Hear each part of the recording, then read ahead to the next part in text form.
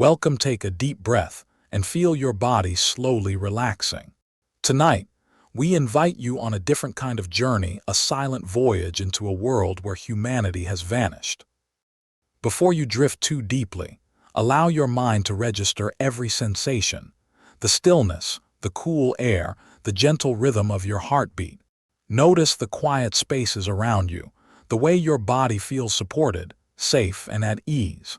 As we move through this journey, imagine empty cities, forests spreading, and rivers flowing without rush. Let each image settle gently in your memory, like a soft whisper guiding your dreams. Before we begin, take a moment to register with our channel.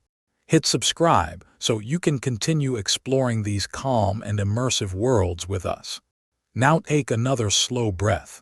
Feel your body sink deeper. Let your thoughts grow light, and allow this voyage to carry you gently into profound sleep.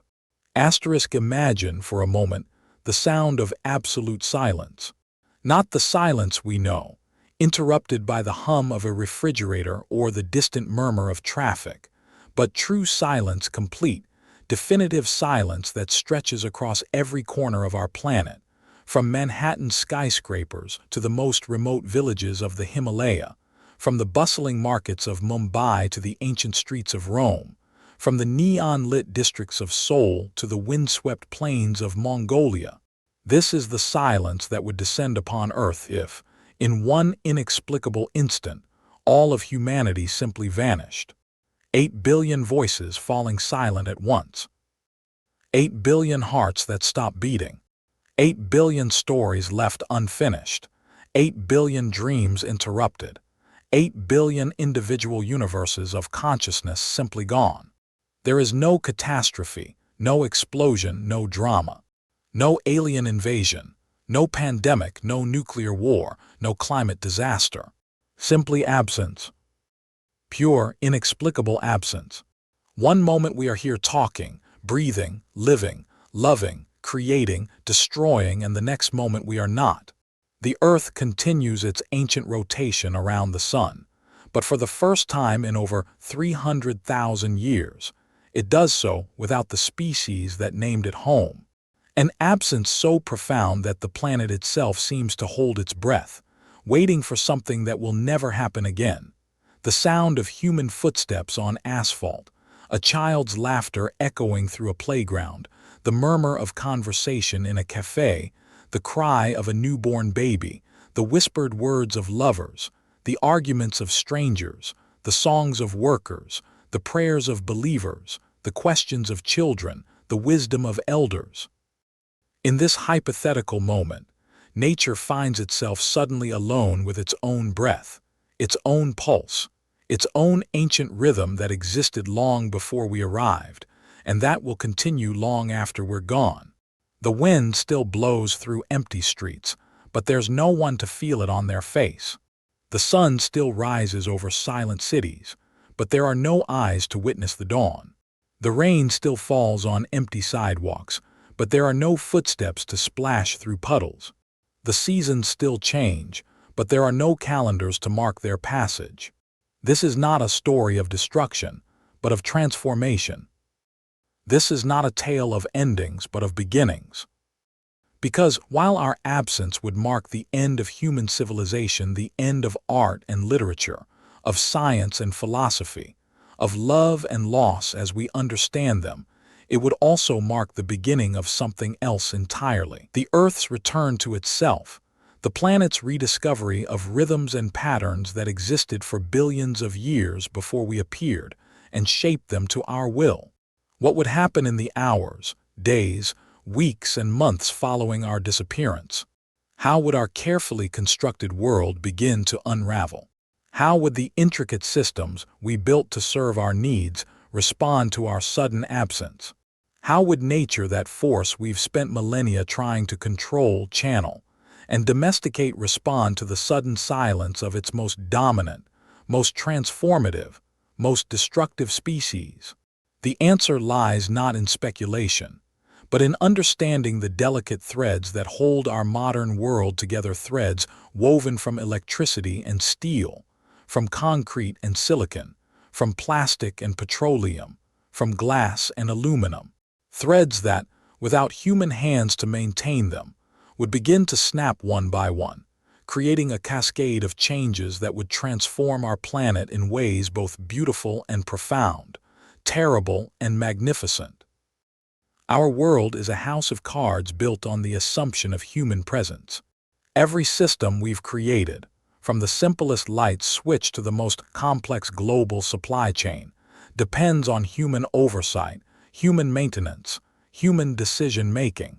Remove humans from the equation, and the carefully balanced systems that define modern civilization begin to wobble, then falter, then collapse in patterns that reveal both the brilliance and the fragility of everything we've built.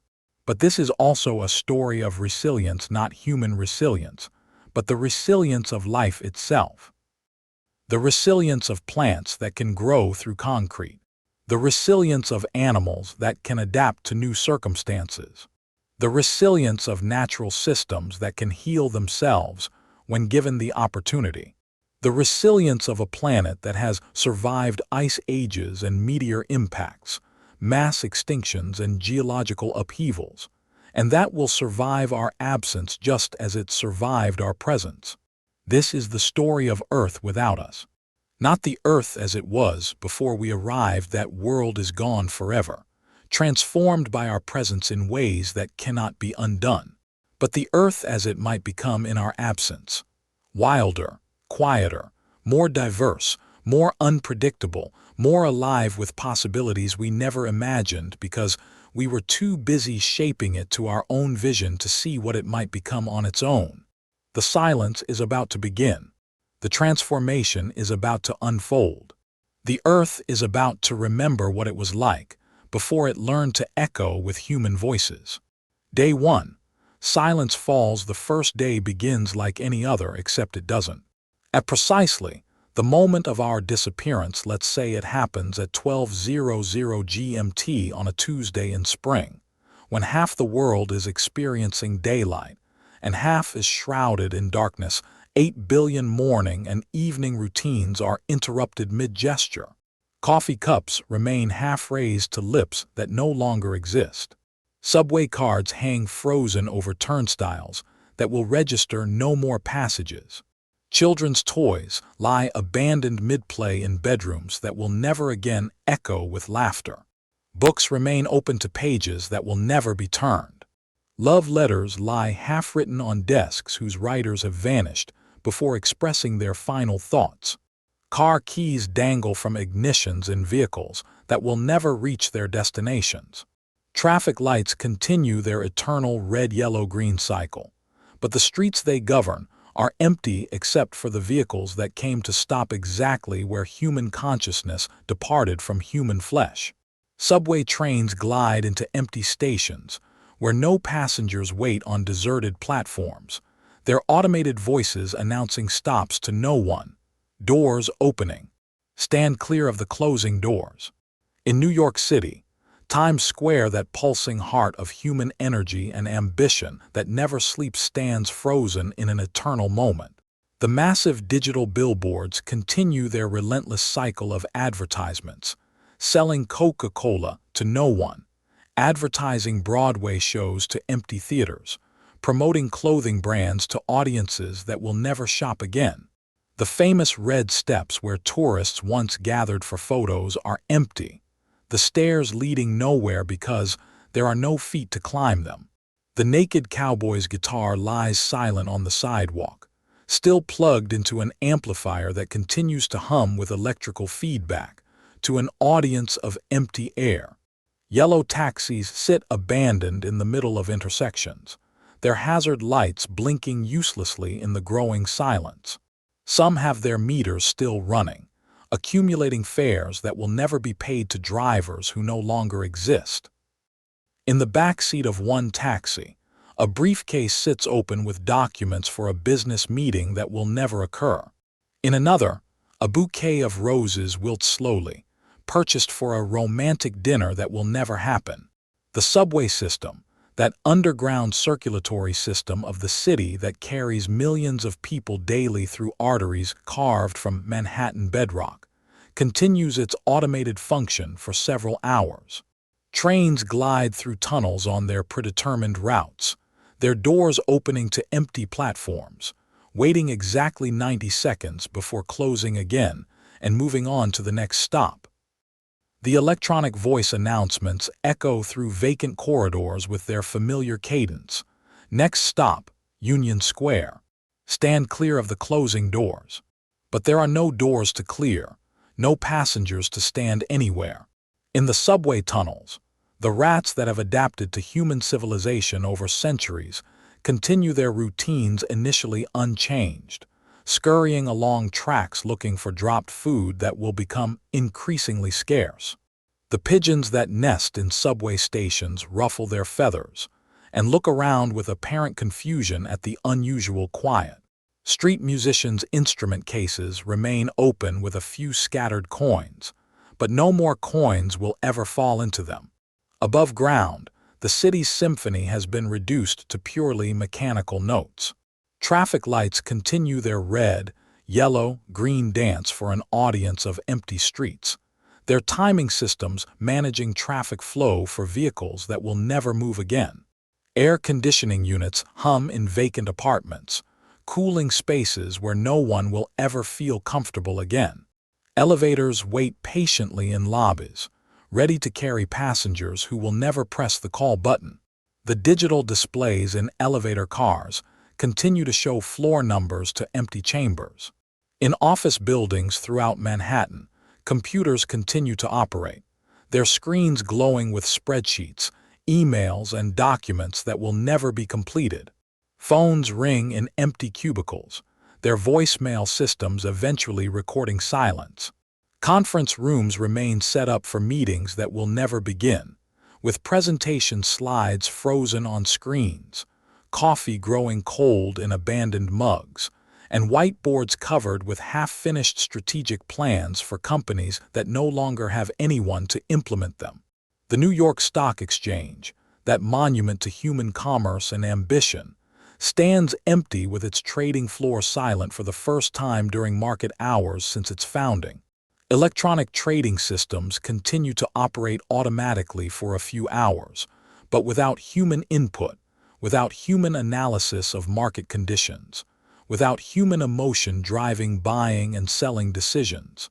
The complex algorithms that govern modern finance begin to encounter scenarios their programming never anticipated. 8,000 miles away, Tokyo awakens to its own version of emptiness. The Shibuya crossing, where millions of pedestrians typically navigate their way through one of the world's busiest intersections during rush hour, lies completely still. The massive video screens continue to flash their neon promises above crosswalks that no feet will ever cross again. Advertisements for consumer electronics, fashion, and entertainment play to an audience that no longer exists to consume, shop, or be entertained. The trains of the JR Yamanote line continue their circular route around the city, arriving precisely on schedule at stations where no one boards, no one exits, no one waits.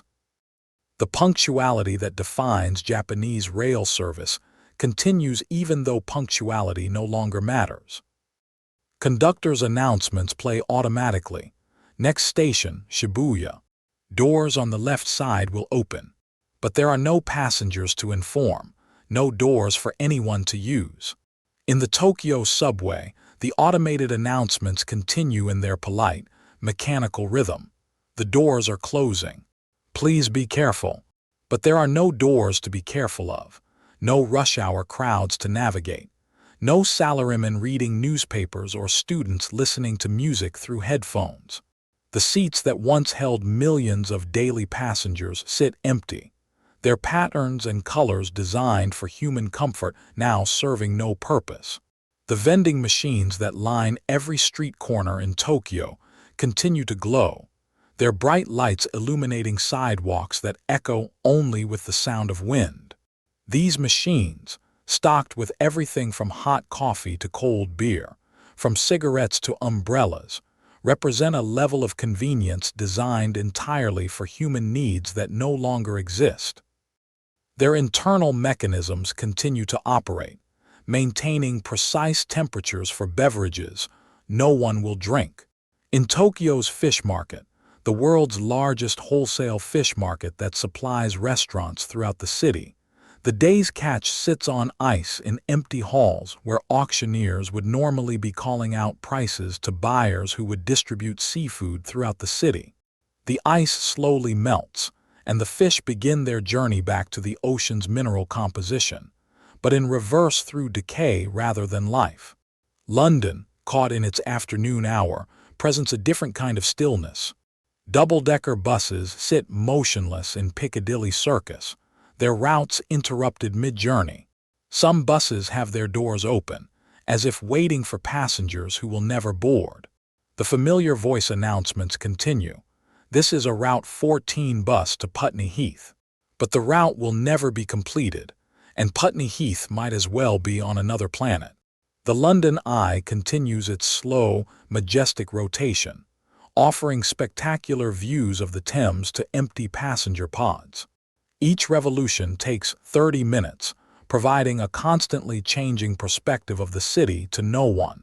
The Thames flows beneath Westminster Bridge exactly as it has for centuries, but there are no tourists taking photos, no commuters hurrying to work, no street performers entertaining non-existent crowds.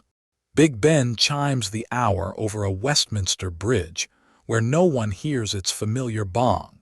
The sound echoes off empty government buildings where parliamentary sessions will never again convene, where prime ministers will never again address the nation, where the machinery of democracy sits idle like clockwork that has lost its purpose. The underground system, that Victorian marvel of engineering that carved tunnels through London clay over a century ago, maintains its schedule with mechanical precision. Tube trains glide through tunnels, their mind-the-gap warnings echoing through empty stations. The escalators continue their endless rotation, carrying no one from the depths of the earth to the surface of an empty world. The distinctive whoosh of air that precedes arriving trains continues, but the trains carry only their own mechanical sounds through the tunnels. In Buckingham Palace, the guards continue their programmed rotations for a short time, but there are no crowds to watch their ceremony, no tourists to photograph their distinctive uniforms, no monarchy to protect. The palace sits empty, its rooms full of history but devoid of the human presence that gave that history meaning. In each of these great cities, and in every city, town, and village around the world, the mechanical systems continue their functions with an almost touching loyalty. They were built to serve humanity, programmed to meet human needs, designed to make human life more comfortable, efficient, and pleasant. And they continue to serve, even though humanity is no longer there to benefit from their service. But it's not just the big cities that fall silent. In rural Kansas, a farmer's tractor sits abandoned mid-furrow, its engine still running, slowly consuming diesel fuel until it sputters to a stop. The furrow remains half-finished, a line across a field that will never be completed, never be planted, never be harvested. Cattle in nearby pastures low with confusion at the absence of their daily feeding routine. In the suburbs of Phoenix, lawn sprinklers continue their programmed cycles, watering grass that no one will ever walk on again.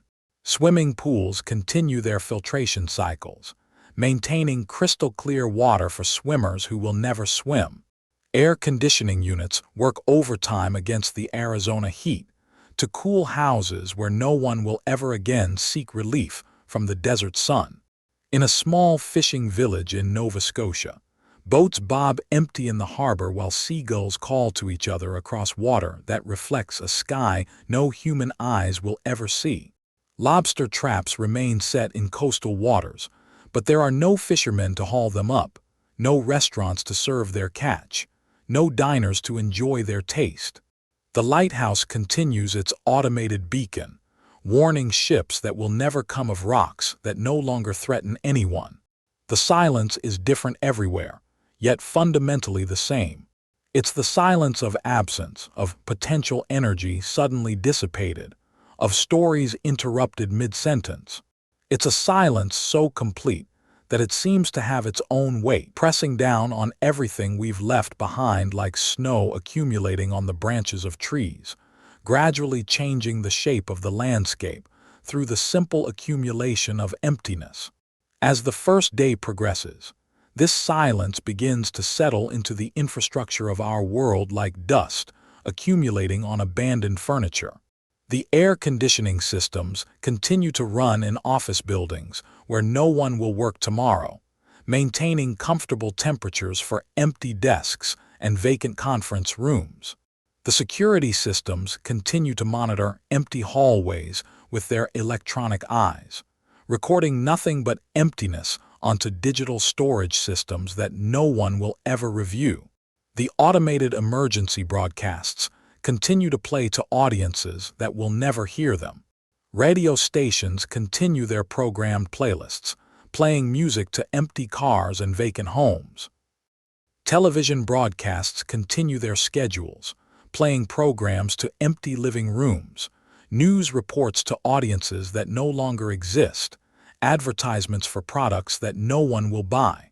In hospitals around the world, life support machines maintain their rhythmic beeping over empty beds. Respirators breathe for no one, their mechanical lungs expanding and contracting in perfect rhythm, while actual lungs have ceased to function anywhere on Earth. Heart monitors trace the flat lines of machines that have nothing to monitor. The irony is profound. In buildings designed to preserve life, machines continue their life-preserving functions in a world suddenly devoid of the life they were meant to protect. Intensive care units continue their constant vigilance over patients who no longer exist. Dialysis machines operate their cycles for kidneys that no longer need filtration. Chemotherapy drips continue their measured doses for cancer patients who are beyond any earthly cure. The complex medical technology that represents humanity's greatest achievements in preserving and extending life continues to function perfectly in a world where life, at least human life, has ended. The day passes with mechanical precision that becomes increasingly surreal as the hours accumulate. Streetlights turn on at their programmed times, illuminating empty roads for travelers who will never travel them. The lights create pools of illumination in the growing darkness, but they illuminate nothing but emptiness, empty sidewalks, empty intersections, empty parking lots, empty driveways leading to empty houses. Television broadcasts continue their schedules, playing programs to empty living rooms. Late-night talk show hosts deliver monologues to empty studio audiences, their jokes met with silence instead of laughter. News anchors read breaking news about events that no longer matter to anyone, weather forecasts for outdoor activities that no one will pursue, traffic reports for roads that no longer carry traffic. Radio waves carry music and news to receivers that no one will ever tune. The internet continues to function, its vast network of servers and fiber optic cables carrying information between computers that no one operates, websites that no one visits, emails that no one will read. Social media platforms continue to exist, but there are no users to post updates, no friends to share memories, no followers to like or comment on content that will never be created. Emergency services, dispatch systems wait for calls that will never come.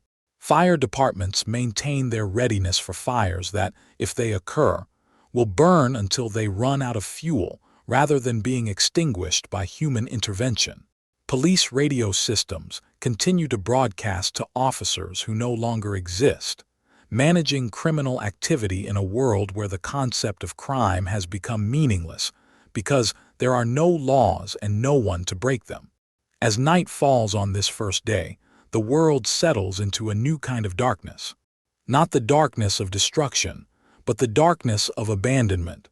a darkness that will deepen with each passing hour as the systems we built to serve us begin to realize, in whatever mechanical consciousness they might possess, that they are now serving no one at all.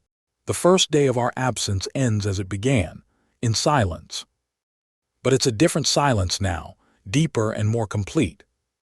It's the silence of a world learning to exist without the species that shaped it, named it, loved it, and left it. It's the beginning of a new chapter in Earth's long story, a chapter that begins not with our presence, but with our absence. The lights of cities create patterns visible from space, but there are no astronauts to see them, no satellites being monitored by human observers, no one to appreciate the beauty of Earth's illuminated surface against the darkness of space. The planet continues its ancient rotation, but for the first time in millennia, it does so without human consciousness to mark the passage of day into night. The first day is ending, but the transformation is just beginning. The first week as the sun rises on the second day of human absence, painting empty cities with golden light that no human eyes will see. The first visible cracks begin to appear in the carefully constructed facade of our technological civilization. The electrical grid, that invisible nervous system that powers our modern world and makes possible everything from the simplest light bulb to the most complex supercomputer, begins to show the strain of operating without the constant human oversight that its designers assumed would always be present. Power plants, designed to run on constant human supervision, start to encounter problems that would normally be resolved within minutes by trained technicians who understood every gauge, every warning light, every subtle vibration that might indicate developing issues. But those technicians no longer exist, and the automated systems that were designed to supplement human oversight, not replace it, begin to encounter scenarios that their programming never anticipated. Nuclear power plants, those monuments to human ingenuity and hubris that harness the fundamental forces of the universe to boil water and spin turbines, are the first to respond to the absence of their operators. Their sophisticated safety systems, designed with paranoid precision by engineers who understood the catastrophic potential of nuclear energy, begin their automated shutdown procedures with mechanical precision that would be reassuring if there were humans left to be reassured. Control rods slide into reactors across the world, from the Palo Verde nuclear generating station in Arizona, the largest nuclear power plant in the United States, to the Kashiwazaki Kariwa nuclear power plant in Japan, the largest in the world by net electrical power rating, effectively preventing nuclear meltdowns, but also eliminating a significant source of the world's electricity. The uranium fuel rods, still intensely radioactive and generating heat, begin their long journey towards safer temperatures in cooling pools that will continue to function automatically for some time. The irony is profound. The technology that many feared would destroy the world in human hands proves to be the most responsible in human absence. While nuclear weapons remain in their silos and submarines, armed but unable to launch without human authorization codes, nuclear power plants quietly and safely shut themselves down, their safety systems proving more reliable than the humans who built them could have hoped. Coal and natural gas plants continue operating for a few more days, their massive turbines spinning dutifully, generating electricity that flows into a grid serving empty homes and vacant offices. These plants, less sophisticated than nuclear facilities but more numerous, were designed with the assumption that human operators would be available to make constant adjustments to optimize efficiency and respond to changing demand patterns.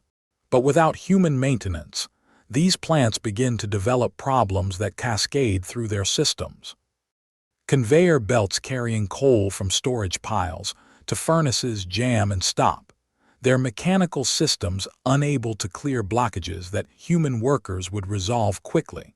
Coal storage piles, exposed to weather and no longer managed by human crews, begin to experience spontaneous combustion in some locations, a natural process that human intervention normally prevents.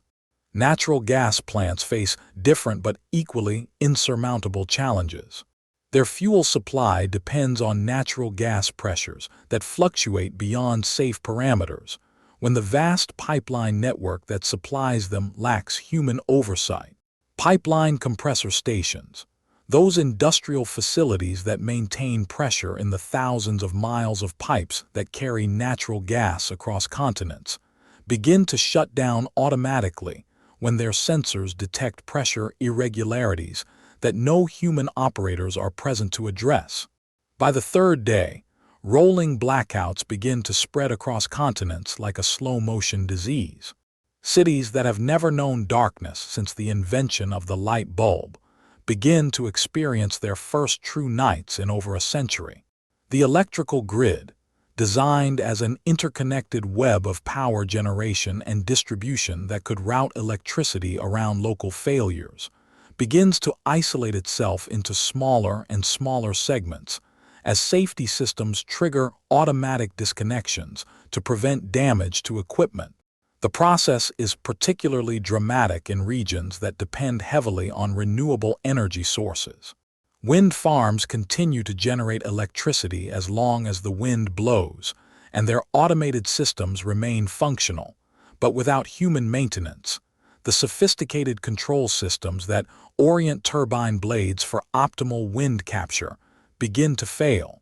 Solar panel installations continue to generate electricity during daylight hours, but the complex systems that convert, store, and distribute that electricity begin to encounter problems that interrupt their function.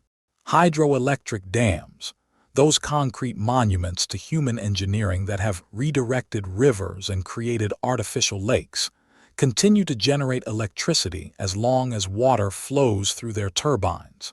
These installations, some of which have operated for decades with minimal human intervention, prove to be among the most resilient sources of electrical power. But even these seemingly autonomous systems require human intervention for optimal operation and long-term maintenance. The Internet, that digital realm we built to connect every human on the planet, begins to experience its first fragmentations as data centers lose electrical power. These massive facilities, housed in windowless buildings and filled with thousands of servers, were designed with backup power systems to maintain operation during brief electrical outages. Emergency generators kick in automatically when main power fails, but these generators require diesel fuel, and fuel requires human logistics systems that no longer exist. One by one, major websites begin to go dark. Social media platforms that once buzzed with billions of messages fall silent, their servers powered down, and their data gradually corrupting as storage systems fail. Search engines that once indexed human knowledge become inaccessible, their vast databases of information remaining intact but unreachable. Email servers stop responding, leaving billions of messages undelivered in a digital postal system that has lost its purpose. The process is not uniform or simultaneous. Some data centers, particularly those with large fuel reserves or located near hydroelectric power sources, continue operating for weeks. Others, dependent on grid electricity and lacking sufficient backup power, fail within days. The result is a fragmentation of the digital world that mirrors the fragmentation of the electrical grid, isolated islands of functionality, in an increasingly dark digital ocean. Cloud computing services, those distributed networks that store and process data across multiple locations, begin to experience cascading failures as individual data centers go offline. Documents stored in the cloud become inaccessible not because they've been destroyed, but because the network infrastructure needed to reach them no longer functions. The promise of cloud computing that data would be accessible from anywhere at any time proves to depend entirely on the human infrastructure that maintained the electrical and network systems that made such access possible. Financial markets, those complex systems that never sleep and span time zones around the globe, experience something unprecedented: total abandonment. Stock exchanges around the world continue their automated trading for a few days, their algorithms buying and selling stocks based on patterns and triggers programmed by humans, who no longer exist to modify or oversee them. But without human input, without human analysis of company performance and economic conditions, without human emotion driving buying and selling decisions based on hope, fear, greed, and wisdom, the markets simply begin to lose coherence. Prices fluctuate wildly as automated systems respond to data inputs in ways their programmers never intended. Eventually, as more and more trading systems lose power or connectivity, the markets don't crash so much as fade away, becoming meaningless numbers floating in digital limbo. The irony is that many of the world's financial assets, stocks, bonds, derivatives, currencies continue to exist as data in computer systems, but they no longer represent anything meaningful. Without human beings to buy products, provide services, or make economic decisions, the entire concept of economic value becomes abstract to the point of meaninglessness. Banking systems continue to operate automatically for a time, processing electronic transactions that no longer have any real-world significance. Automatic bill payments continue to transfer money between accounts, but there are no services being provided to justify the payments. Direct deposits continue to add salary payments to accounts, but there are no employees performing work to earn those salaries. In homes around the world, the absence of electrical power begins to have immediate and visible consequences. Refrigerators, those humble appliances that have revolutionized human nutrition and food storage by creating artificial winter in every kitchen, begin to warm as their compressors lose power or their cooling systems fail without maintenance. The gentle hum that has been the background soundtrack of modern life, the sound of refrigerators maintaining temperature, air conditioners adjusting humidity, water heaters warming water, home computers running cooling fans, begins to fall silent room by room, house by house, neighborhood by neighborhood. The absence of these familiar sounds creates a quiet that feels alien to anyone who has lived in the modern world. Fresh produce in suburban refrigerators begins to wilt and decay. Lettuce becomes soggy, fruits develop brown spots, vegetables lose their crispness and begin to smell of decomposition. Meat and dairy products start their inevitable journey toward spoilage, releasing odors that would normally alert humans to discard them. Ice cream melts into sweet, sticky puddles that attract insects and create environments for bacterial growth. Wine collections that took decades to assemble begin to experience temperature fluctuations that will alter their character forever.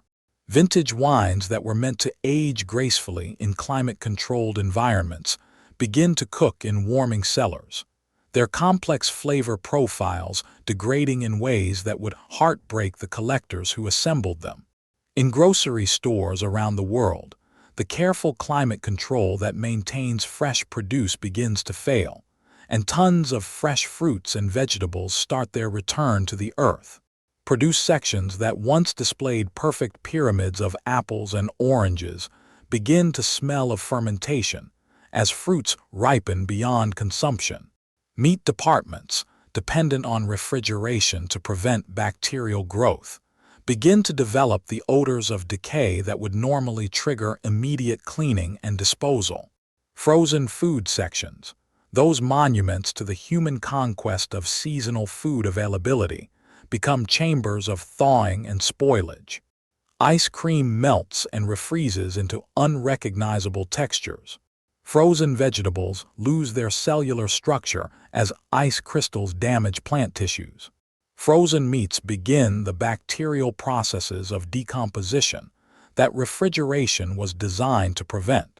But perhaps nowhere is the absence of electrical power more immediately consequential than in the care of animals. Pets, those creatures who have cast their evolutionary lot with humanity and depend entirely on human care for survival, find themselves suddenly abandoned in a world they are unprepared to navigate. Dogs wait by doors that will never open for owners who will never return. Their internal clocks, synchronized to human schedules over thousands of years of domestication, continue to expect meals at regular times, walks at familiar hours, the comfort of human companionship that define their existence. Some dogs, those with access to outdoor areas, begin to adapt quickly to new realities. Others, trapped in apartments or houses with no way to access food or water, face immediate crisis. Cats, with their more independent nature and stronger hunting instincts, begin to demonstrate the survival skills that have never been far from their genetic surface. Indoor cats with access to windows begin to show interest in the birds and small animals they can observe, but have never needed to catch. Those cats with access to the outdoors quickly begin to revert to hunting behaviors that civilization had suppressed, but not eliminated. Fish in aquariums face, perhaps the most immediate crisis. These artificial ecosystems, maintained by electrical filtration systems, pumps and heaters, begin to fail within hours of power loss. Tropical fish accustomed to carefully controlled temperatures find their water cooling or heating beyond their survival range. The oxygen pumps that have kept their water breathable fall silent, and the delicate chemical balance that keeps aquarium water habitable begins to deteriorate rapidly. Within days, millions of aquarium fish around the world begin to die, their artificial worlds collapsing without the human intervention that created and sustained them. The irony is stark. Creatures that survived millions of years of evolution in natural aquatic environments cannot survive even days in the artificial environments that humans created for them. Birds in cages face a different but equally dire challenge. Many pet birds, kept indoors their entire lives, lack the survival skills their wild counterparts possess. Canaries and parakeets that have never experienced natural weather, found their own food, or navigated predator-prey relationships face starvation in cages they cannot escape. Their songs, once a source of joy for human companions, become increasingly desperate calls that no one will answer. Some birds, the fortunate ones whose cages are not properly latched or whose human caretakers left cage doors open, manage to escape into a world that is both alien and ancient to them.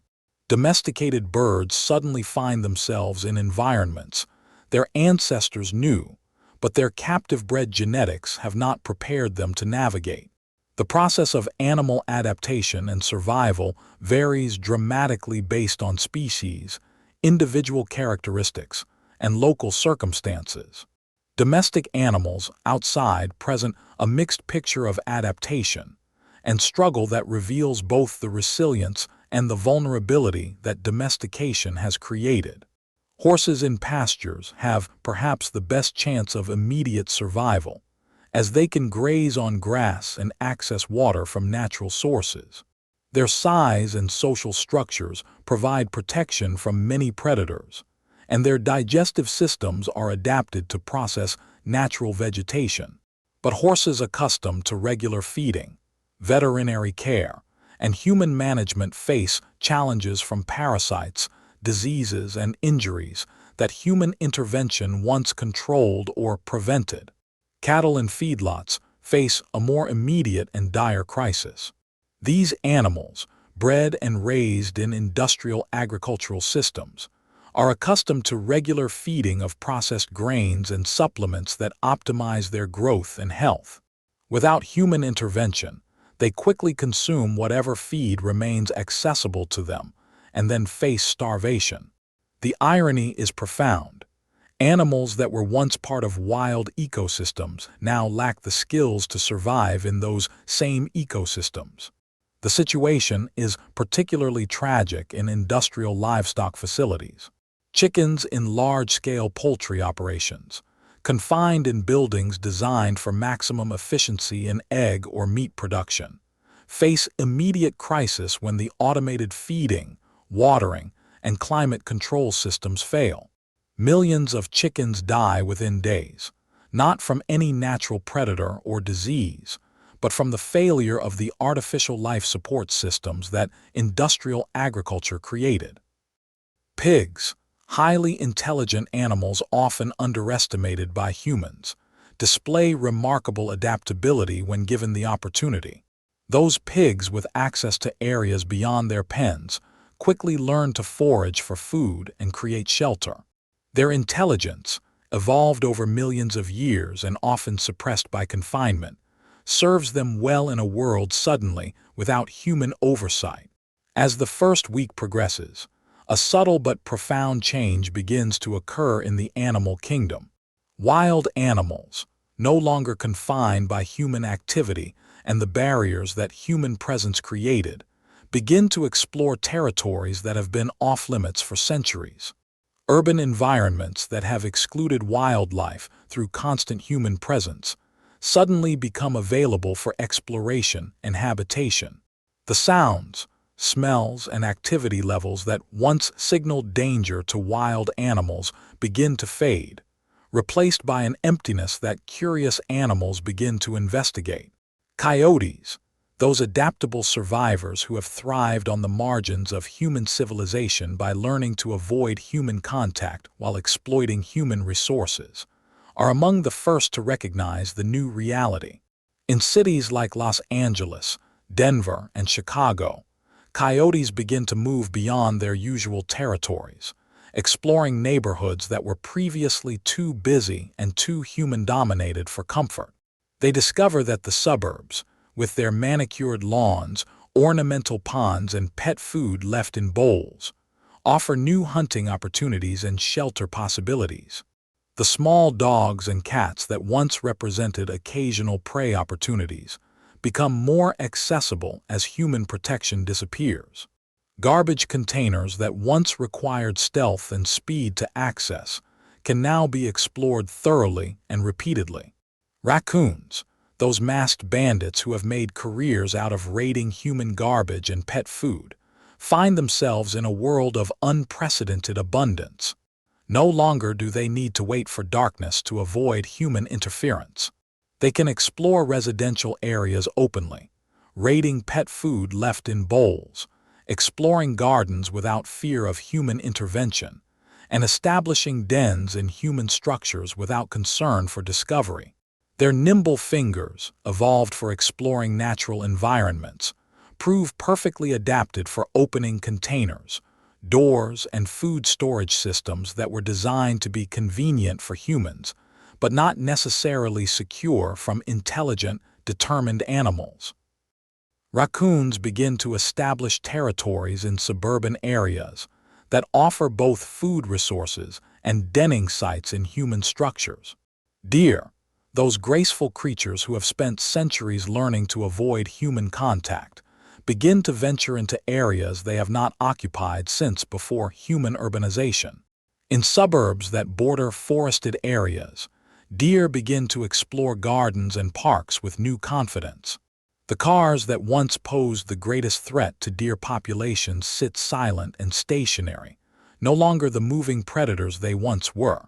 Suburban gardens, planted with ornamental plants and vegetables chosen for human aesthetic and nutritional preferences, often include species that are excellent food sources for deer. Hostas, roses, and other garden favorites become accessible buffet options for deer populations that have been confined to increasingly small habitat fragments by human development.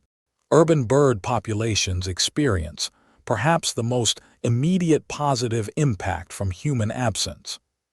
Pigeons, those urban survivors who have adapted their cliff-dwelling instincts to city buildings, find themselves in a world with dramatically reduced noise and air pollution.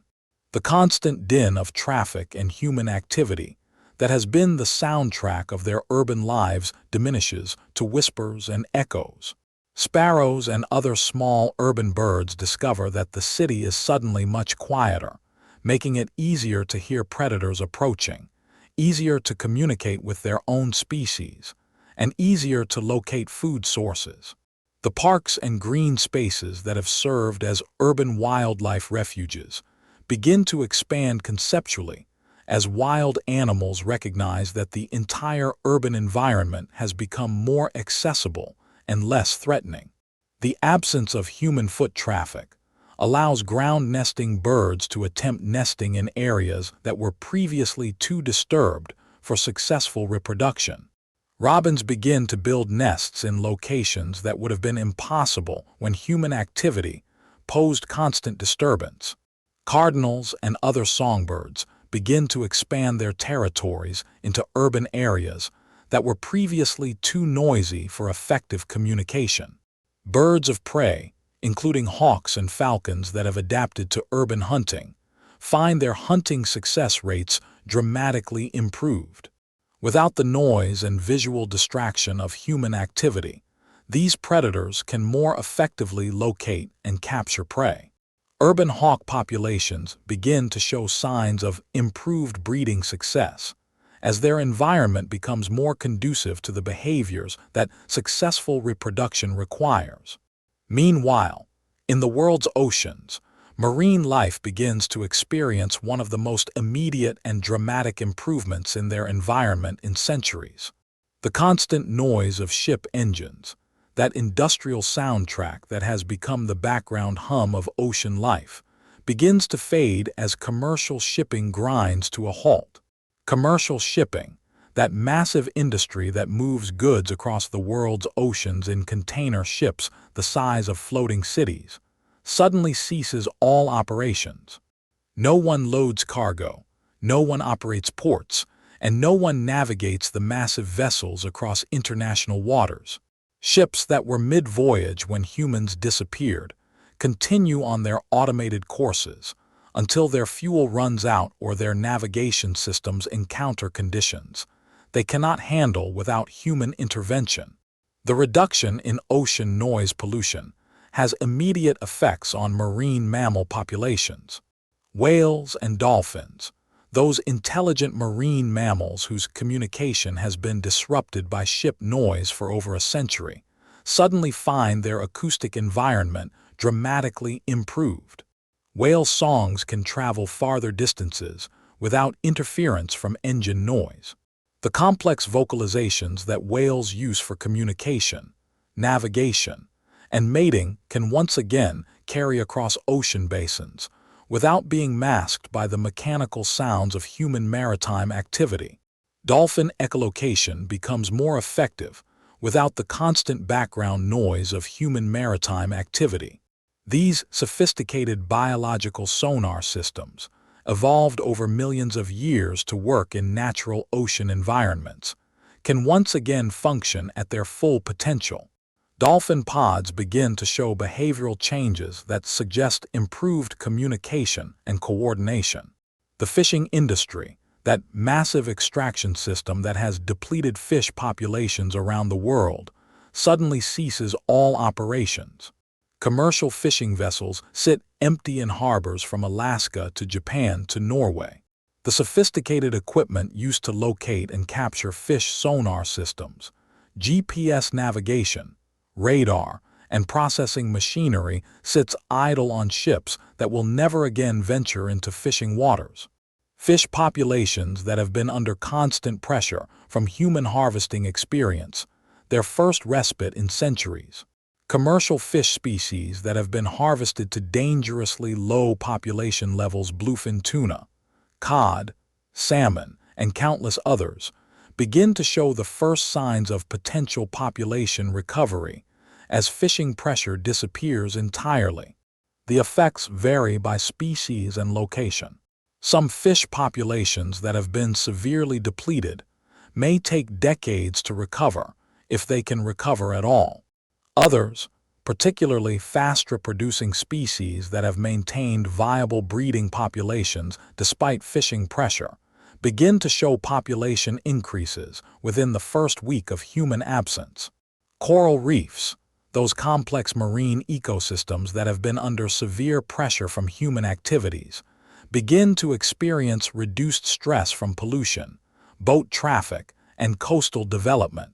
While climate change continues to pose challenges to coral ecosystems, the carbon dioxide already in the atmosphere will continue to affect ocean chemistry for decades. The reduction in direct human impact allows some coral communities to begin recovery processes that were impossible under constant human pressure. The reduction in coastal pollution has immediate effects on marine ecosystems. Sewage treatment plants that once discharged treated wastewater into coastal waters begin to fail, but paradoxically, this reduces the nutrient loading that has caused harmful algae blooms in many coastal areas. Industrial facilities that once discharged chemicals and heated water into coastal environments cease their operations, allowing natural water chemistry and temperature patterns to begin reasserting themselves. As the first week of human absence comes to a close, the foundations of our technological civilization have begun to show significant signs of strain and failure. The electrical grid operates at drastically reduced capacity. The internet exists only in fragments. Food spoils in warming refrigerators. Pets struggle with abandonment, while wild animals begin tentative explorations of human territories. Marine life begins to experience the first improvements in their environment in centuries. But this is only the beginning. The first week represents the immediate consequences of human absence, the sudden cessation of human activity and oversight. The changes that will unfold in the coming weeks and months will be far more dramatic as natural forces, unleashed from human control and maintenance, begin to reclaim the world we built and then abandoned. The silence that descended on the first day has now been joined by new sounds. The sound of automatic systems failing, the sound of animals exploring new territories, the sound of wind blowing through structures that no longer echo with human voices. It's the sound of a world learning to exist without its most recent dominant species, and beginning to return to rhythms and patterns that existed long before humans arrived to shape them.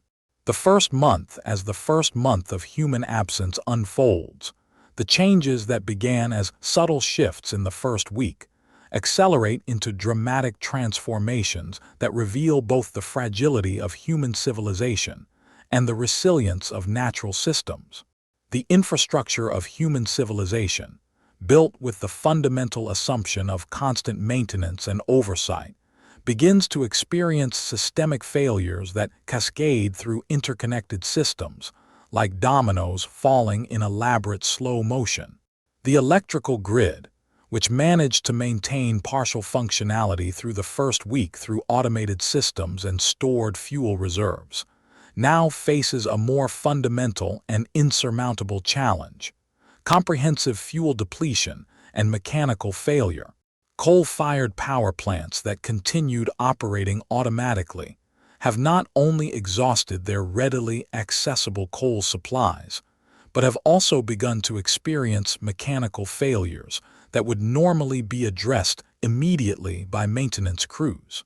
The conveyor systems that once moved coal from storage piles to furnaces with mechanical precision have jammed, broken down, or simply run out of material to transport.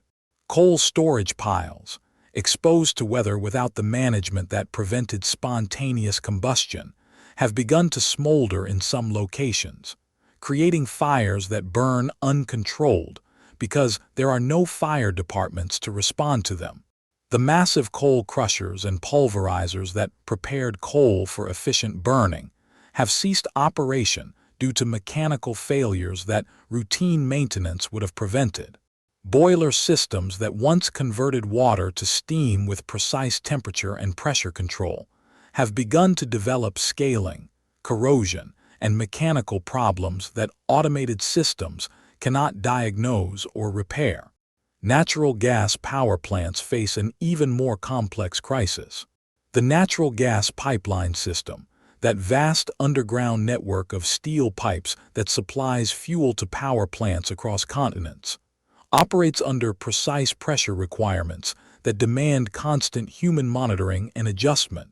Without human operators to manage pressure valves, pipeline compressor stations, and safety systems, the entire network has begun to experience pressure fluctuations that trigger automatic safety shutdowns designed to prevent explosions and environmental disasters. Pipeline compressor stations, those industrial facilities that maintain pressure in the thousands of miles of pipes carrying natural gas, have begun to shut down one by one as their automated systems encounter conditions that require human intervention. The result is a gradual depressurization of the entire pipeline network, cutting off fuel supplies to power plants hundreds or thousands of miles away from the source of the problems.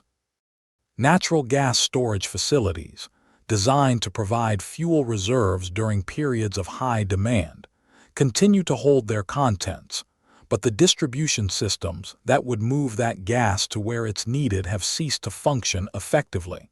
The sophisticated control systems that balanced supply and demand across regional networks have lost the human oversight necessary to respond to changing conditions. By the end of the first month, large sections of the electrical grid have gone completely dark. The lights of Las Vegas, that artificial constellation of neon and LED that has illuminated the Nevada desert for decades and made the city visible from space, flicker and fade until the famous strip sits in darkness for the first time since its creation. The air conditioning systems that made life comfortable in the desert climate cease operation, and the city begins to return to the natural temperature patterns that characterized the region before human intervention. The skyline of Manhattan, that vertical city of glass and steel that has been illuminated against the night sky like a beacon of human achievement, goes dark floor by floor, building by building, until only the emergency lighting powered by backup generators provides any illumination at all. The effect, visible from satellite imagery, shows one of humanity's greatest urban achievements slowly fading into darkness like a dying ember. Los Angeles, that sprawling metropolis that exists only because human engineering brought water across hundreds of miles of desert, begins to experience not only electrical failure, but also water system failures as the pumps that maintain water pressure throughout the vast urban area lose power. The aqueduct systems that bring water from the Colorado River and Northern California continue to flow under gravity and stored pressure, but the distribution systems that carry water to individual neighborhoods begin to fail. The transportation infrastructure, that vast network of roads, railways, airports, and ports that enabled global human mobility and commerce, begins to experience its own accelerated form of entropy and decay. Automobiles, those personal transportation pods that defined much of 20th century civilization and enabled suburban development patterns, sit exactly where they were abandoned on the first day of human absence. But they don't sit unchanged. Car batteries, those electrochemical devices that provide the electrical power to start internal combustion engines, have lost their charge completely. Even if humans were to suddenly reappear, cars that could have been started by turning a key just weeks ago have become as immobile as sculptural installations. The irony is palpable. Machines designed for mobility have become permanent fixtures of the landscape they once traversed. The process varies by climate and conditions.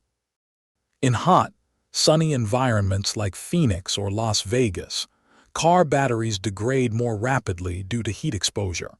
In cold climates like Minneapolis or Montreal, batteries that might have retained charge longer in moderate temperatures fail due to the reduced chemical activity that cold temperatures cause in battery electrolytes. Gasoline and diesel fuel, stored in underground tanks at service stations around the world, have begun to undergo significant chemical changes that render them unusable even in properly functioning vehicles. These hydrocarbon fuels, refined from crude oil and treated with complex additives to maintain stability and performance characteristics, have limited lifespans even under ideal storage conditions. Without the chemical stabilizers that are added during the refining process, and the turnover that characterizes active fuel distribution systems, gasoline begins to form gums and varnishes that would clog fuel systems and damage engines. The volatile components that make gasoline easy to ignite begin to evaporate, leaving behind heavier hydrocarbons that cannot sustain combustion in standard automotive engines. Diesel fuel, while more chemically stable than gasoline, begins to support microbial growth in the presence of water contamination that storage tanks inevitably develop over time. The bacteria and fungi that grow in contaminated diesel fuel produce acids and other byproducts that corrode fuel system components and create blockages that would prevent engine operation. The rubber tires that once connected vehicles to the road surface have begun their inevitable degradation process. Exposed to sunlight, temperature variations, and ozone in the atmosphere, tire rubber starts to crack and harden in patterns that reveal the complex stresses that tire construction was designed to handle. The complex polymer chemistry that makes rubber flexible and durable requires protection from environmental factors that human maintenance and storage practices once provided. UV radiation from sunlight breaks down the polymer chains that give rubber its elasticity. Temperature cycles cause expansion and contraction that create stress fractures in tire sidewalls. Ozone in the atmosphere reacts with rubber compounds to create a hardening process that makes tires brittle and prone to failure. The process is most visible in hot, sunny climates where UV exposure and temperature extremes accelerate rubber degradation. In desert environments like Arizona or Nevada, tires begin to show visible cracking and hardening within weeks. In more moderate climates, the process takes longer but follows the same inevitable pattern of chemical breakdown. Airports around the world present a unique and surreal landscape of abandonment that reveals the complexity and fragility of modern aviation systems. Commercial aircraft, those technological marvels that enabled global human mobility and made the world smaller through rapid long-distance travel, sit on runways and at gates exactly where they were positioned when human air traffic control systems managed their movements for the last time. Jet fuel in their tanks has begun to undergo the same degradation processes as automotive fuel, but with additional complications arising from the higher performance requirements of aviation fuel. Jet fuel must meet much more stringent specifications than automotive gasoline, and even small changes in chemical composition can make it unsuitable for aircraft engines that operate under extreme conditions of temperature, pressure, and vibration. The sophisticated fuel systems in commercial aircraft, designed to deliver fuel at precise pressures and temperatures to engines operating at high altitudes, begin to experience problems as fuel quality degrades and system components lose the maintenance that kept them functioning reliably. Fuel pumps designed to operate continuously begin to fail. Fuel filters become clogged with the byproducts of fuel degradation. The massive infrastructure of modern airports, the terminals, the baggage handling systems, the air traffic control towers, the ground support equipment continues to operate on emergency power where backup generators remain functional. But these systems were never designed for extended operation without human oversight. Baggage carousels rotate endlessly in empty terminals. Their mechanical systems following programming that assumes luggage will eventually be loaded, and passengers will eventually retrieve it. The endless rotation creates a hypnotic rhythm in empty terminals, where only the sound of mechanical systems breaks the silence. Flight information displays continue to show departure times for flights that will never depart, arrival times for flights that will never arrive. The electronic systems that once managed the complex logistics of commercial aviation continue to process schedules for airlines that no longer exist, passengers who will never travel, and destinations that no longer have anyone to receive travelers. Public address systems announce boarding calls for passengers who will never board. The familiar phrases of airport announcements: final boarding call for Flight 247 to Chicago echo through empty terminals, with an increasingly surreal quality as the days pass. The voices, recorded by humans who no longer exist, continue to call for actions that will never be taken. Air traffic control towers, those crucial facilities that manage the complex three-dimensional puzzle of aircraft movements around busy airports, sit empty with their sophisticated radar and communication equipment continuing to operate automatically. The radar systems continue to scan empty skies, tracking nothing but occasional birds and weather patterns. Radio systems continue to broadcast on aviation frequencies, but there are no pilots to receive the transmissions. Railway systems, some of the oldest mechanized transportation infrastructure in the world, face their own unique challenges that reveal both their resilience and their dependence on human maintenance. Electric trains that draw power from the electrical grid have begun to lose power as electrical generation fails across regions. The sophisticated electrical systems that power commuter rails, subways, and high-speed rail networks require not only electrical generation, but also precise voltage regulation and distribution that automated systems cannot maintain indefinitely without human oversight. Diesel locomotives, equipped with their own fuel supplies and independent of electrical grid power, can potentially operate for longer periods than electric trains. However, they too face the inevitable degradation of fuel quality and the absence of maintenance that keeps their complex mechanical and electrical systems functioning reliably. Perhaps more significantly, railway systems require constant maintenance of their infrastructure that goes far beyond the locomotives and cars that travel on them. Railroad tracks, those parallel lines of steel that have guided trains for over a century and enabled the industrial development of continents, require regular inspection and adjustment to maintain the precise alignment necessary for safe high-speed travel. Without human maintenance crews to monitor and adjust track geometry, railroad tracks begin to experience thermal expansion and contraction that gradually moves them out of the precise alignment that safe train operation requires. Steel rails expand in hot weather and contract in cold weather, creating stresses that properly maintained track systems accommodate through expansion joints and flexible mounting systems.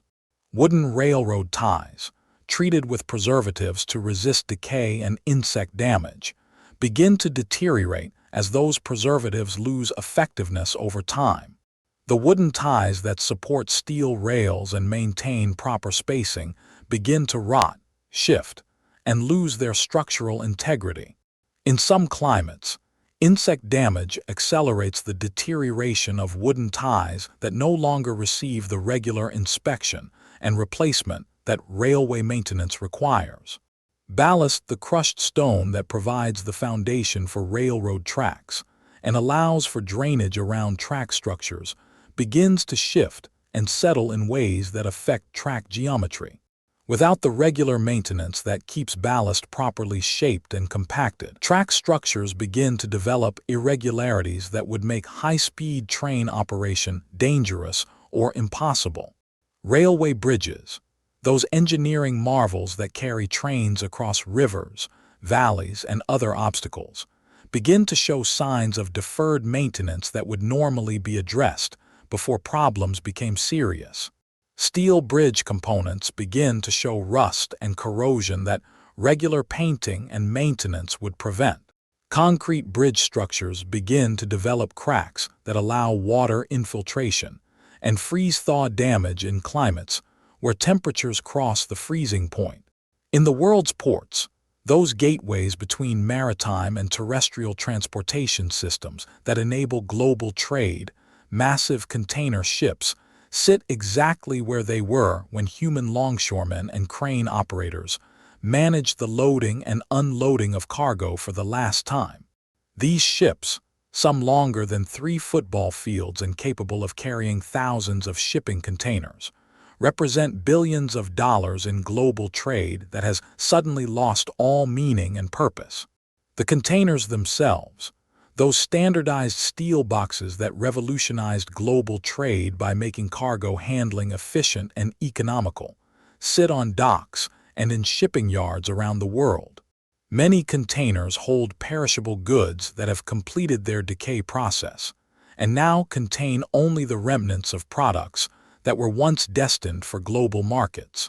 Others contain manufactured goods that will never reach their intended markets and raw materials that will never be processed into finished products. The sophisticated crane systems that load and unload container ships continue to sit in position. They're massive structures designed to lift containers weighing many tons high above ship decks. These cranes, operated by skilled human operators who could position containers with precision in tight spaces, now sit motionless like giant metal sculptures against harbor skylines. Port facilities that once buzzed with the activity of trucks, trains, and ships moving goods between transportation modes now sit in eerie quiet. The truck terminals where long-haul drivers once waited to pick up containers for delivery across continents are empty except for abandoned vehicles. The rail yards where containers were transferred from ships to trains for inland distribution show only empty tracks and idle rail cars. The global supply chain, that incredibly complex network of production, transportation, and distribution that enabled modern consumer culture and just-in-time manufacturing, has effectively ceased to exist. The supply chain was perhaps humanity's most complex creation, more complex than any individual machine, building, or even city, and its collapse reveals both the interconnectedness and the fragility of modern economic systems. Factories around the world sit with partially completed products on assembly lines that will never be completed. Automotive assembly plants have cars in various stages of completion, missing only the final steps that would have made them functional vehicles. Electronics manufacturing facilities have circuit boards and components that will never be assembled into the smartphones, computers, and appliances that once defined consumer culture. Warehouses that once held the inventory that supplied retail stores around the world sit full of products that will never be distributed. Amazon fulfillment centers, those massive automated facilities that enabled rapid delivery of consumer goods, hold millions of items that will never be shipped. The robotic systems that once moved products through these warehouses with impressive efficiency sit motionless, their tasks completed but meaningless. Retail stores hold merchandise that will never be sold, creating a strange museum of human consumer culture. Shopping malls, those climate-controlled environments designed entirely for commercial activity, sit empty with store displays still arranged to attract customers who will never shop again. The mannequins in store windows continue to model fashions for an audience that no longer exists. But as human infrastructure begins to show accelerating signs of decay and abandonment, natural systems begin to display remarkable resilience and adaptive responses that reveal the power of ecological processes when freed from human control and interference.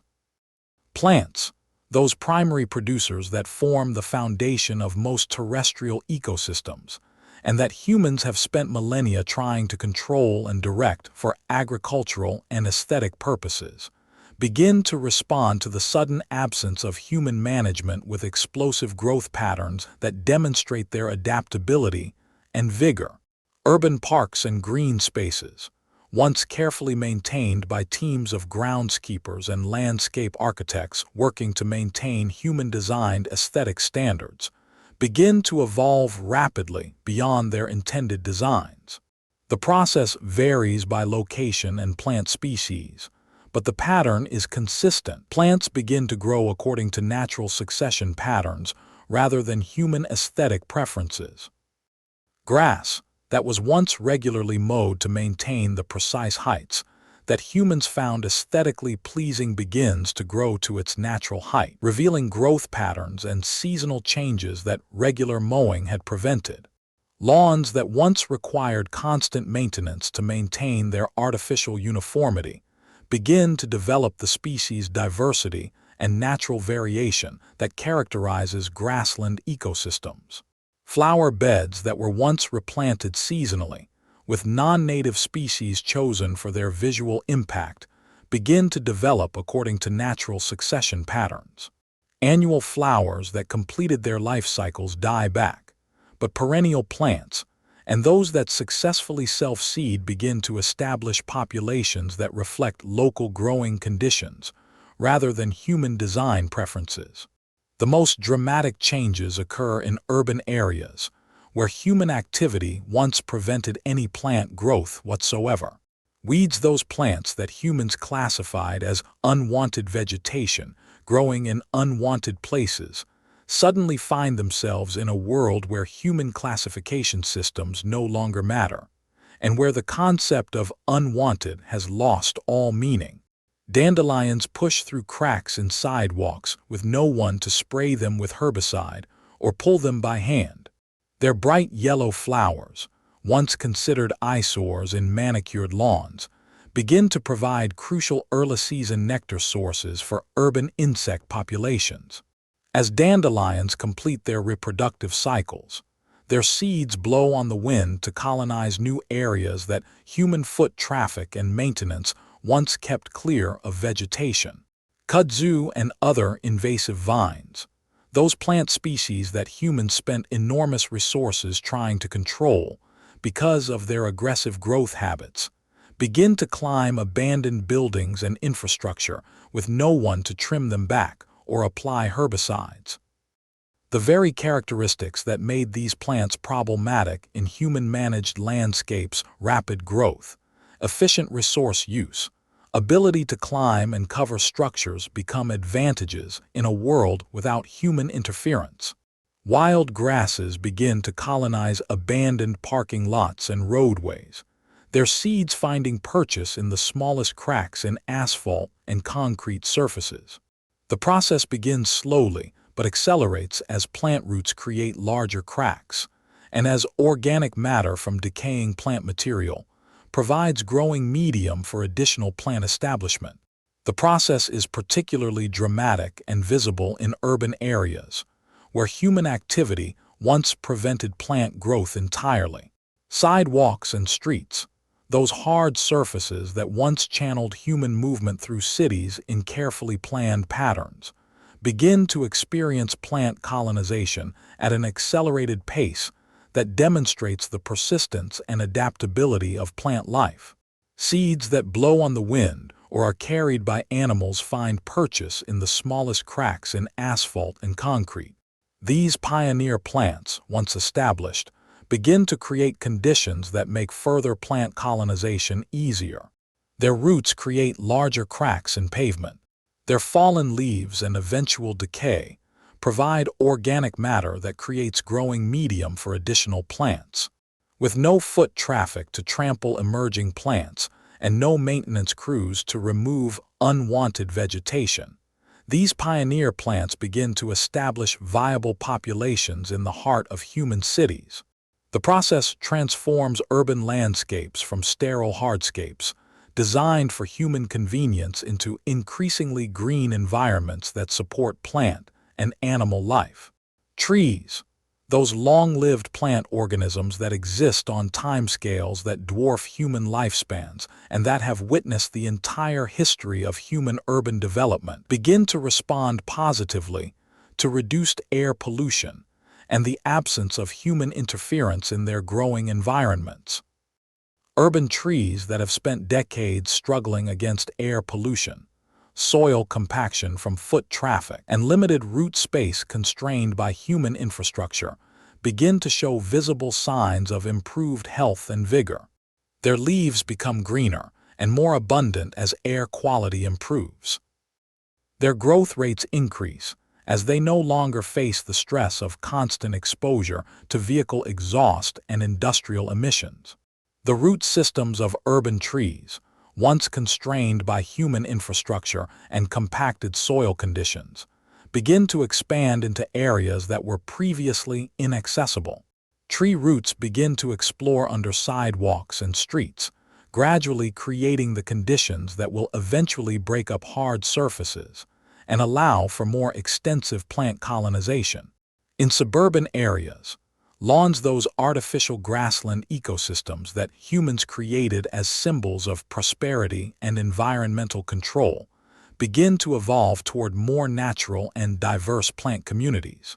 Without regular mowing, fertilizing, and pest control applications, suburban lawns begin to develop the species diversity and natural characteristics that characterize native grassland ecosystems. The transformation process varies significantly by region and local growing conditions. In areas with sufficient rainfall, lawns quickly develop taller grass species and begin to support wildflowers and other native plants that grass monocultures once suppressed. In arid regions, lawn areas that depended on irrigation begin to revert to the drought-adapted plant communities that characterized those areas before human intervention. Native plants that were once suppressed by human lawn management practices, regular mowing, herbicide applications, fertilizer treatments designed to favor grass species begin to re-establish themselves in suburban landscapes. These plants, adapted to local soil and climate conditions over thousands of years, often prove more successful than the non-native grass species that lawns required. Garden plants that were once carefully maintained through human horticultural practices begin to either die or naturalize, depending on their adaptability to local environmental conditions. Vegetable gardens, deprived of regular watering, fertilizing, and pest control, largely fail except for the most hardy and drought-resistant crops, and those that happen to be well adapted to local growing conditions. Some vegetables that originated in regions with similar climates to their new growing locations begin to establish wild populations. Tomatoes in Mediterranean climates, beans in temperate regions with appropriate rainfall, and other crops that happen to match their growing environments begin to survive and reproduce without human care. Ornamental plants present a more complex picture of survival and naturalization. Many ornamental species, bred for characteristics that humans found aesthetically pleasing rather than for survival in natural conditions, begin to die when deprived of the careful care that maintained them. However, ornamental plants that happen to be well suited to their local environment begin to spread beyond their intended garden boundaries and establish wild populations. The most dramatic plant colonization occurs around water sources, revealing the fundamental importance of water availability in plant establishment and growth. Rivers, lakes, streams, and even artificial water features like fountains and decorative ponds become focal points for accelerated plant growth and ecosystem development. Wetland plants that were once confined to designated natural areas or carefully managed constructed wetlands begin to expand into new territories around any available water source. Cattails, rushes, and sedges begin to colonize storm water management systems that were designed to control water flow, but inadvertently created new wetland habitats. These storm water management systems, designed by human engineers to prevent flooding and manage runoff from urban development, begin to function as artificial wetlands that support plant and animal life. The retention ponds and drainage channels that once served purely utilitarian functions begin to develop the characteristics of natural wetland ecosystems. Meanwhile, animal populations begin to show remarkable adaptive responses to the new landscape of human absence that demonstrate both the resilience of wildlife and the degree to which human presence had constrained animal behavior and population distribution. Domestic animals that survived the first week of abandonment have begun to establish new behavioral patterns and social structures that reflect their changing circumstances and their genetic heritage. The process varies dramatically by species, individual characteristics, and local environmental conditions. Cats, those partially domesticated predators who never fully abandoned their hunting instincts during their association with humans, have begun to thrive in the human-free environment. Urban cat populations, no longer supplemented by human-provided food, but also no longer constrained by human control measures, have begun to stabilize at population levels determined by available prey, rather than human feeding patterns. Cats have begun to hunt rats, mice, birds, and other small urban wildlife with increased intensity and success. The hunting skills that house cats maintained even when provided with regular meals have become essential survival skills. Cats that were once primarily indoor pets have begun to adapt to outdoor living conditions, learning to find shelter, avoid predators, and hunt effectively. The impact on urban bird populations has been immediate and significant. Songbirds that once nested in urban parks and green spaces face increased predation pressure from cats that are now hunting full-time, rather than supplementing human-provided food with occasional hunting. However, simultaneously, urban bird populations benefit from reduced noise pollution, reduced air pollution, and increased insect populations that result from the absence of human pest control activities. The net effect on urban bird populations varies by species and location. Ground-nesting birds face increased challenges from cat predation, while tree-nesting species benefit from improved environmental conditions. Overall bird species diversity begins to increase as natural predator-prey relationships replace the artificial conditions that human presence created. Dogs present a more complex and varied picture of adaptation that reflects both the diversity of dog breeds and the wide range of environments where domestic dogs find themselves. Large dog breeds with genetic traits closer to their wolf ancestors have begun to form packs and establish territories that mirror the social structures of their wild relatives. These dog packs have begun to hunt cooperatively, targeting prey that ranges from small urban wildlife to larger animals like deer that are beginning to explore urban areas. The social structures these dog packs develop include pack hierarchies, territorial behaviors, and cooperative hunting strategies that reflect behaviors that domestication suppressed, but did not eliminate. The pack formation process varies by location and the mix of dog breeds available. In suburban areas with large dog populations, multiple packs have formed with territories that overlap with human neighborhood boundaries. In urban areas with fewer large dogs, pack formation has been less successful, but individual large dogs have begun to establish territories and hunting patterns. Smaller dog breeds, bred specifically for human companionship, and lacking many of the survival skills that larger breeds retained, face more challenging circumstances in the post-human world. Some small dogs have managed to survive by scavenging human food sources that remain accessible, particularly in areas where pet food was stored in accessible locations. However, many small dogs lack the hunting skills, weather resistance, and social structures necessary for long-term survival in natural conditions. The breeds most affected are those that were bred for extreme characteristics, very small size, flat faces that create breathing difficulties, long coats that require grooming that made them appealing to humans but poorly adapted for survival without human care. Wild animal populations have begun to expand into territories that were previously dominated by human activity, demonstrating both the extent to which human presence constrained wildlife distribution and the remarkable adaptability of wild species when given new opportunities.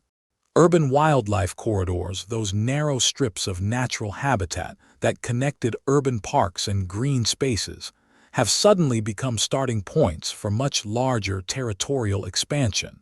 Animals that once used these corridors for limited movement between habitat fragments have begun to recognize that the entire urban environment has become available for exploration and potential habitation.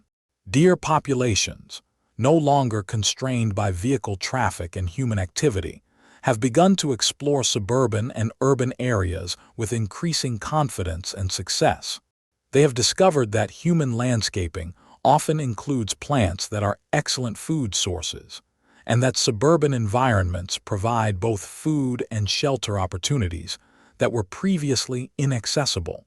Suburban gardens, parks, and even the landscaping around office buildings and shopping centers provide abundant food sources without the human interference that once made such areas too dangerous for regular use.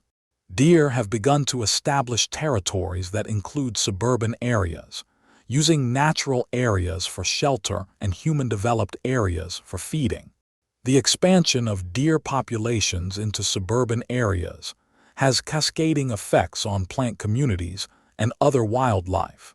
Deer browsing pressure begins to affect the plant colonization process in suburban areas, favoring plants that are less palatable to deer and creating browse lines on trees and shrubs that reflect deer feeding habits. Predator populations have begun to follow prey populations into previously human-dominated areas, demonstrating the predator-prey relationships that structure natural ecosystems. Coyotes, those adaptable canids who have thrived on the margins of human civilization by learning to avoid human contact while exploiting human-created resources, have recognized that urban and suburban areas now offer expanded hunting opportunities. Coyotes have begun to establish territories in areas that were once too dense with human activity for comfort. They have discovered that suburban areas now provide abundant prey in the form of small mammals, birds, pets that have gone feral, and even small deer. The absence of human activity has removed the primary factor that once limited coyote expansion into urban areas. In some regions, larger predators have begun to explore areas that have been off-limits for decades or centuries. Mountain lions in areas adjacent to cities like Los Angeles, Denver, and Phoenix have begun to expand their territorial ranges into suburban areas. These large cats, once confined to wild areas by human activity and development, have begun to recognize that suburban areas now offer hunting opportunities and travel corridors that were previously too dangerous to use. Bears, both black bears and grizzly bears in appropriate regions, have begun to explore human settlements that no longer present the noise, activity, and danger that once kept them away. Bears have discovered that human-developed areas contain food sources, fruit trees, garbage, pet food, and that these resources are now accessible without the risk of human conflict. The absence of human hunting pressure has allowed wildlife populations to begin recovering toward their natural carrying capacities. Deer, elk, wild boar, and other large mammals that have been managed through human hunting programs have begun to experience population growth rates limited only by available resources and natural predation, rather than human intervention. The process varies significantly by species and region. Some wildlife populations that were severely depleted by human activities may take many years to recover, if they can recover at all. Others, particularly species with high reproductive rates and flexible habitat requirements, have begun to show population increases within the first month of human absence. Marine ecosystems have begun to show some of the most dramatic improvements of any natural system. The absence of commercial fishing has allowed fish populations to begin recovery from decades or centuries of overfishing pressure.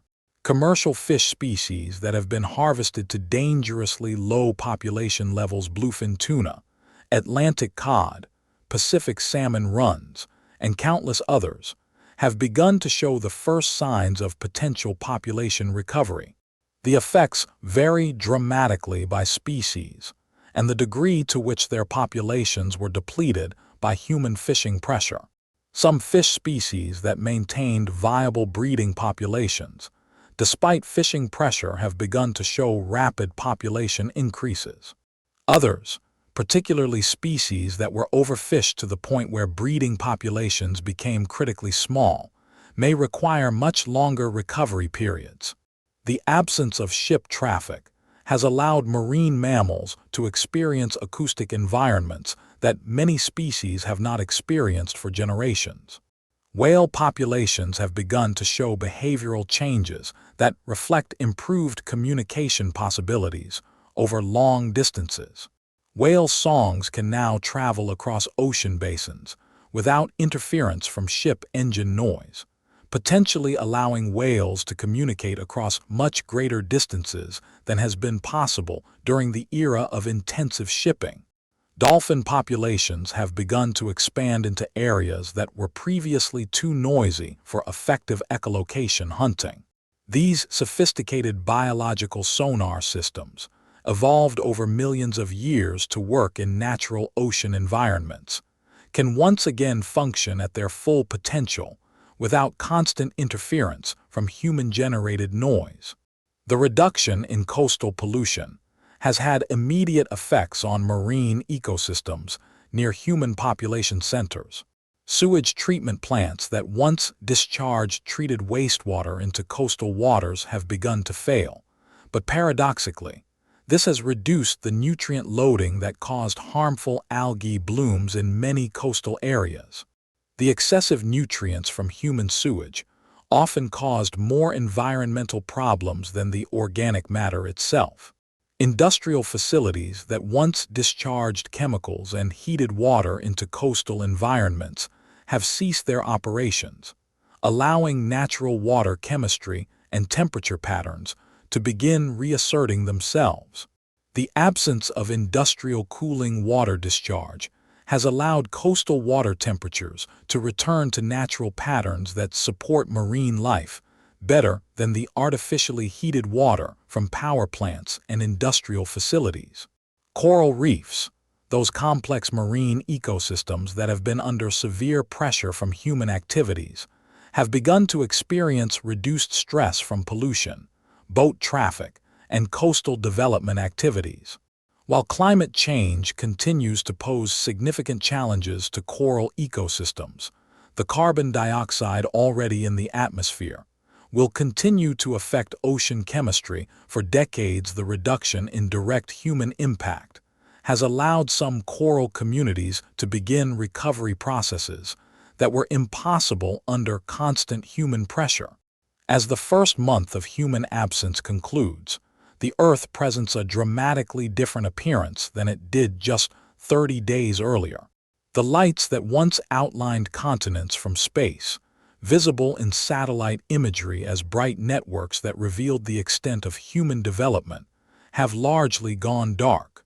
The constant movement of vehicles, ships, and aircraft that once characterized human transportation and created a constant flow of activity across the planet has ceased entirely.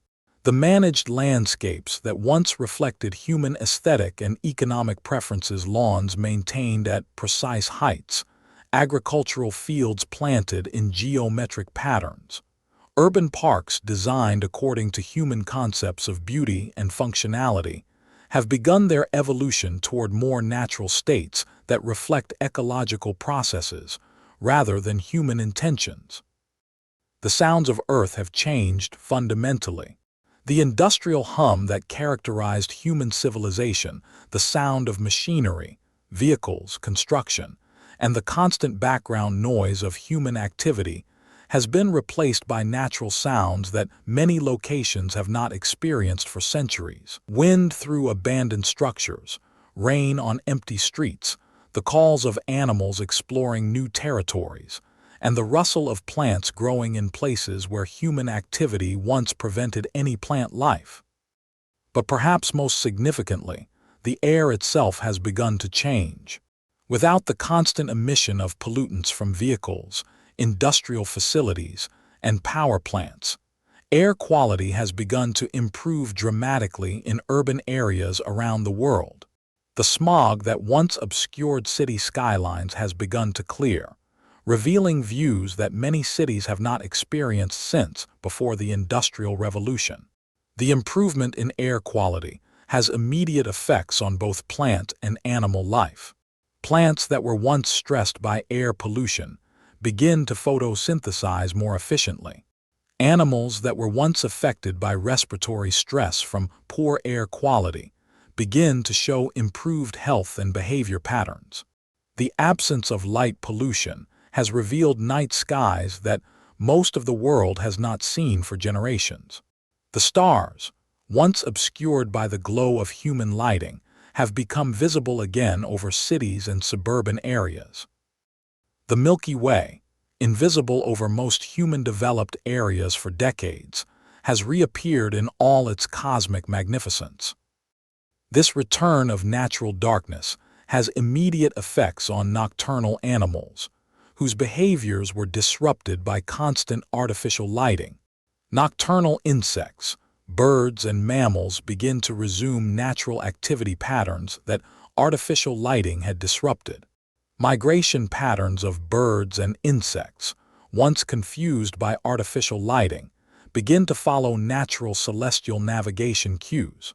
The water cycle itself has begun to change as human water management systems fail and natural patterns reassert themselves. Urban storm water management systems, once carefully controlled to prevent flooding and direct runoff, begin to fail as pumps lose power and maintenance ceases. The result is often a return to more natural drainage patterns that existed before human development. Rivers that were once channelized and controlled by human engineering begin to resume more natural flow patterns as control structures fail or become less effective without maintenance. Wetlands that were once drained for human development begin to re-establish themselves as drainage patterns change and water tables rise. The absence of agricultural irrigation has begun to affect large areas of farmland around the world. Crops that depended on human-managed irrigation systems have begun to fail, but this failure has allowed natural plant communities to begin re-establishing themselves in areas that have been under agricultural cultivation for centuries or millennia. The process reveals the artificial nature of much modern agriculture, which often involves growing crops in locations and conditions where they cannot survive without constant human intervention. As irrigation systems fail and fertilizer applications cease, farmland begins to revert to the plant communities that characterized those areas before human agricultural development. The silence that began this transformation has evolved into something far more complex and meaningful than the simple absence of human noise. It has become the sound of a planet rediscovering its own voice, its own rhythm, its own magnificent and terrible beauty that exists entirely independent of human presence, human approval, or human understanding. This is not yet the Earth returning to a pre-human state. That world is gone forever, transformed by human presence in ways that cannot be undone. The species we drove to extinction will not return. The landscapes we permanently altered will not be restored to their original conditions. The climate we changed will continue to change according to the momentum of systems we set in motion. But it is the Earth beginning to heal from the acute impacts of human activity and starting to express the natural processes and systems that exist independently of human presence. It is the Earth beginning to demonstrate what it might become in our absence. Not what it once was, but what it might yet become. The first month has shown us not a return to the past, but a glimpse of potential futures that exist beyond human imagination or control. It has shown us a world wilder, quieter, more diverse, and more resilient than the managed world we created and then abandoned. The changes of the first month represent only the beginning of a transformation that will continue for decades, centuries, and millennia. The immediate effects of human absence, the failure of our technology, the death of our domestic animals, the colonization of our cities by wild plants and animals, will be followed by changes so profound and long-term that they will reshape the very face of the planet. But already, in just 30 days, the Earth has begun to remember what it was like before it learned to echo with human voices. It has begun to breathe differently, to sound different, to move according to rhythms that are older than our species, and that will outlast our absence just as they outlasted our presence. The silence that descended on that first day has become something much more complex. The sound of a world returning to itself, the sound of natural processes reasserting themselves, the sound of life itself expressing its fundamental resilience and creativity in ways that human presence had suppressed but could never eliminate. The first month is ending, but the Earth's rediscovery of itself is only beginning. What comes next will reveal not the world we left behind, but the world that was always waiting beneath the surface of our civilization, ready to emerge whenever we stepped aside and allowed it to express its own ancient wisdom and wild beauty.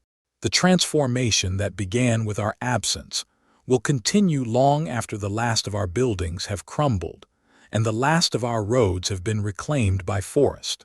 But it has already begun, and in its beginning we can see the outline of a future that is both beautiful and terrible, both familiar and utterly alien, both an ending and a beginning. The Earth without us has begun to find its voice again, and it is magnificent. The first year, nature's first steps forward. Spring awakening, the season of silent cities. The first spring without human maintenance brings subtle but profound changes to urban landscapes worldwide. In New York City, Central Park experiences its most dramatic bloom in decades as park maintenance ceases entirely. Without regular mowing, pruning, and landscaping, native species begin to assert themselves with unprecedented vigor. Wild grasses grow tall and thick, while native wildflowers that have been suppressed for generations suddenly find space to flourish. The seasonal rains of this first spring prove particularly significant. Storm drains, no longer cleared of debris, begin to clog with fallen leaves and urban detritus. Water finds new paths through city streets, creating temporary wetlands in subway underpasses and low-lying areas. These impromptu water features become immediate magnets for wildlife, with birds and small mammals discovering new drinking sources in the heart of concrete jungles. In London, the famous Hyde Park transforms into something unrecognizable. The carefully manicured lawns give way to a riot of indigenous plants. English bluebells, freed from human intervention, spread beyond their designated areas, creating carpets of blue that stretch between the park's iconic trees.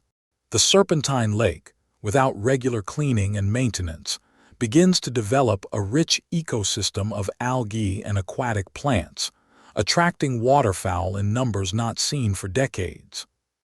Paris experiences perhaps the most poetic transformation during this first spring. The Tuileries Garden, once a masterpiece of formal French landscaping, begins its journey back to wildness. Box hedges grow untrimmed and irregular, while the geometric flower beds become havens for volunteer plants. Seeds carried by wind and birds find purchase in the rich soil, and by late spring, the garden resembles a beautiful, chaotic tapestry rather than the structured masterpiece it once was.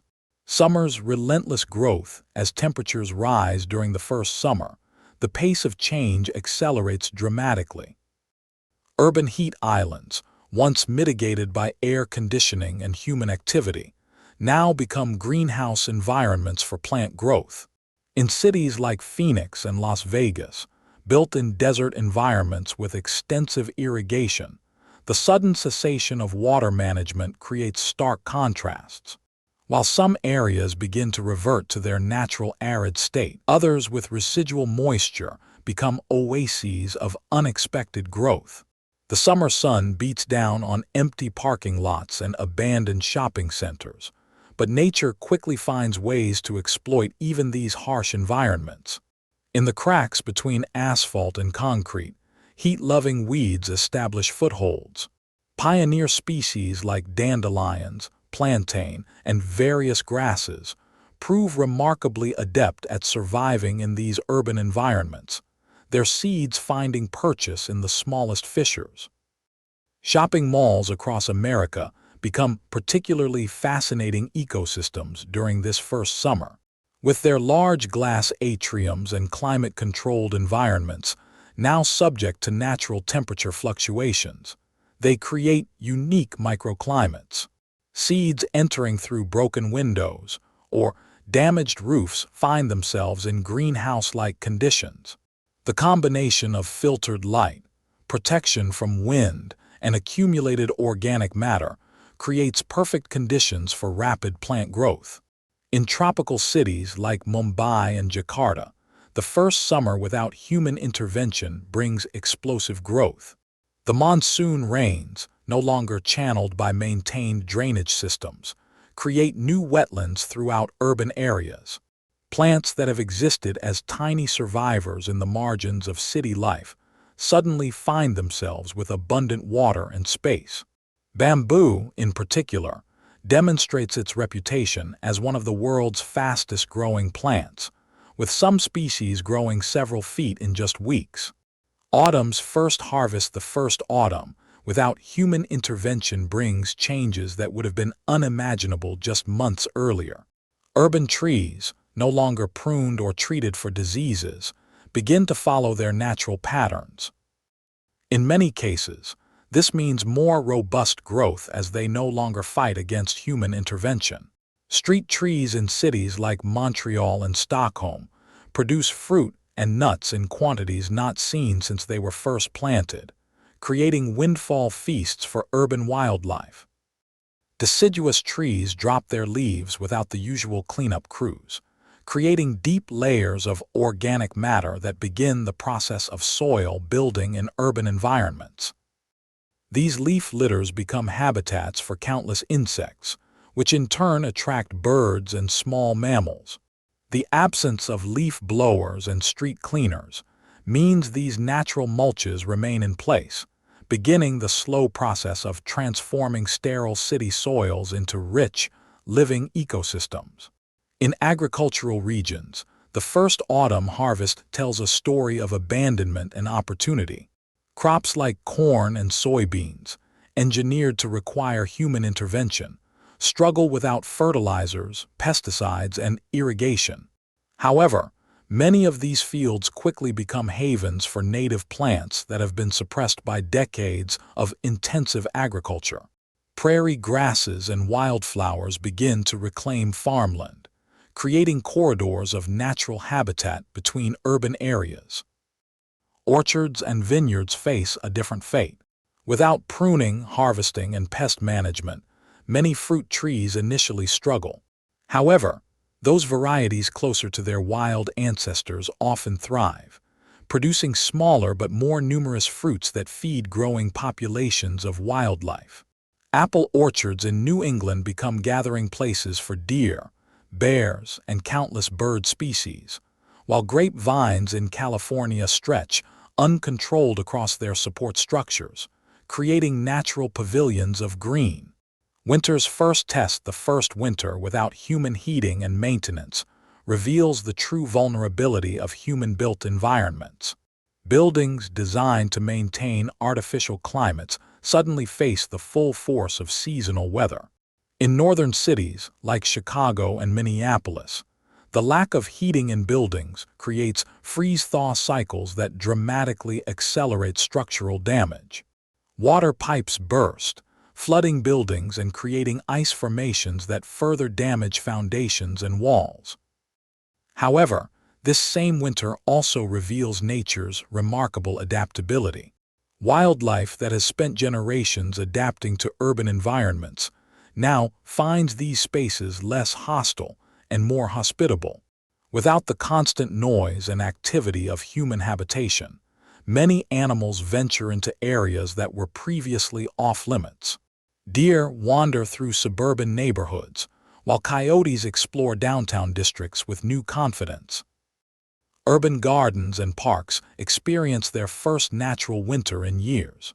Without snow removal and salting, they maintain natural snow cover that protects plant roots and provides insulation. This natural protection allows many plants to survive winter conditions that might have been fatal under human management. Native plants, in particular, benefit from this return to natural winter conditions. The cracks begin to show perhaps the most visible and symbolically powerful changes during the first year occur in the road systems that once connected the human world. Without regular maintenance, the network of roads, highways, and sidewalks that took decades to build begins to show signs of nature's reclamation. The process starts small, tiny cracks that appear in asphalt due to freeze-thaw cycles, settling, and the simple passage of time without repair. These hairline fractures become beachheads for plant invasion. Seeds, carried by wind, water, and animals, lodge in these cracks where they find protection from harsh surface conditions. The crack provides a microclimate with slightly more moisture retention and protection from temperature extremes. As roots establish themselves, they begin the slow but inexorable process of widening these cracks, creating space for larger plants and accelerating the breakdown of artificial surfaces. Major highways experience this transformation most dramatically. The interstate highway system, once humanity's proudest achievement in connectivity, begins to fragment. In areas with harsh winters, the absence of snow plowing and salt application allows natural ice formation to create extensive damage. Spring rains find their way into these damaged areas, carrying seeds and organic matter that establish the first plant colonies on these vast artificial plains. Urban sidewalks tell a more intimate story of reclamation. Without regular cleaning and maintenance, leaves and organic debris accumulate in corners and against buildings. This organic matter decomposes, creating rich soil deposits that support increasingly complex plant communities. Moss, often the first colonizer, begins to carpet once pristine concrete surfaces, creating green corridors through urban environments. In warmer climates, the transformation is even more rapid. Cities like Miami and New Orleans, built in environments that are naturally hostile to permanent structures, show immediate signs of nature's return. Spanish moss drapes abandoned buildings, while vines begin their conquest of vertical surfaces. The high humidity and year-round growing season mean that plants can establish themselves and spread with remarkable speed. Plants take the stage. The great urban invasion, the plant kingdom's response to humanity's absence during the first year, reveals the incredible diversity and adaptability of flora that has been waiting in the wings of human civilization. In cities around the world, three distinct categories of plants begin their conquest: the survivors, the invaders, and the returners. The survivors are those hardy species that have managed to persist in urban environments throughout human habitation. These include the familiar weeds that most humans know well: dandelions, plantain, clover, and various grasses. However, without human intervention to suppress them, these species explode in abundance. What were once tiny patches of green in sidewalk cracks become sprawling meadows. Parking lots develop their own grassland ecosystems, as these pioneer species establish themselves and create conditions for other plants to follow. The invaders are the more aggressive plant species that human activity has kept in check. Kudzu in the American South begins its legendary growth, climbing abandoned buildings and covering entire city blocks in green. In the Pacific Northwest, blackberry vines start their march through urban areas, creating impenetrable thickets that transform neighborhoods into green fortresses. These aggressive species, no longer controlled by human management, begin to reshape entire urban landscapes. The returners are perhaps the most fascinating group native plants that have been absent from urban areas for decades or even centuries. These species begin to reappear as seeds, dormant for years in the soil, finally find conditions suitable for germination. Urban soil, enriched by the first year's accumulation of organic matter, begins to support plant communities that echo what existed before human development. In New York City, native plants that once covered Manhattan begin to reappear in unexpected places. Wild ginger emerges in the shadows of skyscrapers, while native ferns colonize the humid microenvironments created by abandoned buildings. Central Park becomes a laboratory for this return, as ornamental plants face competition from returning natives that are better adapted to local conditions. Iconic landmarks begin their transformation. The world's most recognizable landmarks experience their first year of natural reclamation, with varying degrees of drama and poetic justice. The Eiffel Tower, that iron lattice tribute to human engineering, becomes a vertical garden as the first vines begin their climb.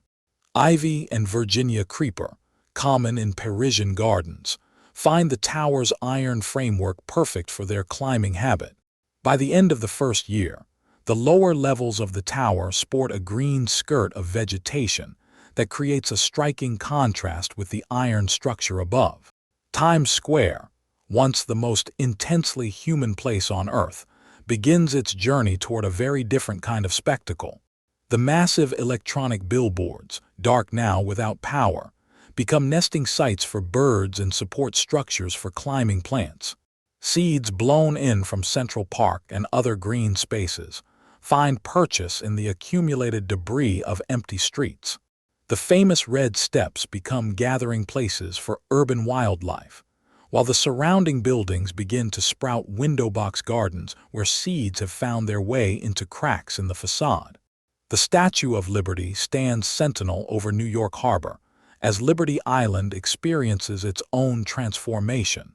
Without landscape maintenance, the island begins to revert to its natural state as a small piece of New York harbor ecology. Native grasses and wildflowers, suppressed for over a century, begin to reclaim the land around the statue. Migrating birds, no longer deterred by human activity, use the statue itself as a perching point, leaving deposits that fertilize small plants growing in the copper oxidation of Lady Liberty's robes. In London, Big Ben and the Houses of Parliament experience the particular challenges of the British climate. The first winter brings freezing rain that finds its way into the ornate stonework, while spring brings an explosion of plant growth in the nutrient-rich Thames Valley soil. English ivy, freed from garden boundaries, begins its famous climb up the Gothic Revival architecture. By autumn of the first year, portions of the Palace of Westminster sport green facades that soften the hard edges of Victorian grandeur. The Tower Bridge faces the dual challenge of mechanical abandonment and botanical invasion. Without regular painting and maintenance, the steel framework begins to show the first signs of rust, while the stone towers provide perfect niches for plants. Seeds carried by Thames River breezes lodge in the mortar joints, where they find moisture from London's frequent rains and protection from wind. Small cascades of greenery begin to drape from the bridge's ornate stonework. The Great Wall of China presents a unique case study in nature's reclamation of human achievement. Stretching across diverse ecosystems from desert to mountain forest, different sections of the wall experience vastly different plant invasions. In the mountainous sections, where the wall winds through deciduous forests, trees that have grown alongside the structure for centuries finally have the opportunity to overgrow it without human intervention. Roots that have been carefully managed to prevent structural damage now begin their work of slowly dismantling this monument to human persistence. In the desert sections, the story is different but no less dramatic. Hardy desert plants that have survived in the wall's shadow begin to spread across the structure itself. Succulents and desert grasses find footholds in the mortar joints, while wind-blown seeds from distant oases occasionally establish surprising pockets of greenery in the most unlikely places. Wildlife discovers new opportunities. The first year of human absence creates unprecedented opportunities for wildlife to expand into territories that have been off-limits for generations. Urban environments, suddenly free from the constant presence of humans, become frontier territories for animals that have lived on the margins of civilization. In major cities, the transformation begins with the boldest species, those that have already adapted to urban living, but have been constrained by human activity. Urban hawks, no longer competing with noise pollution, become more effective hunters in the concrete canyons of city centers.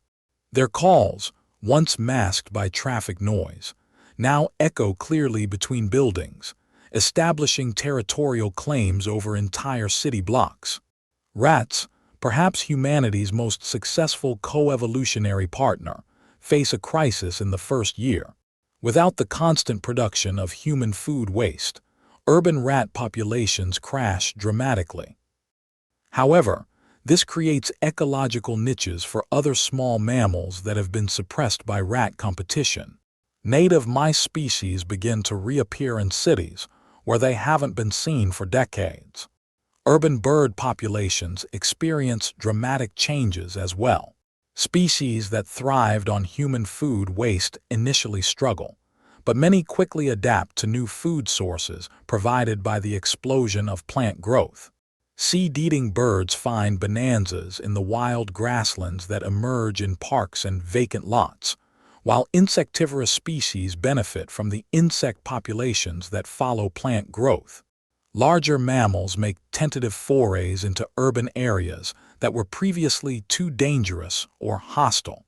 Deer, already common in suburban areas, begin to venture into city centers where the abundance of new plant growth creates attractive feeding opportunities.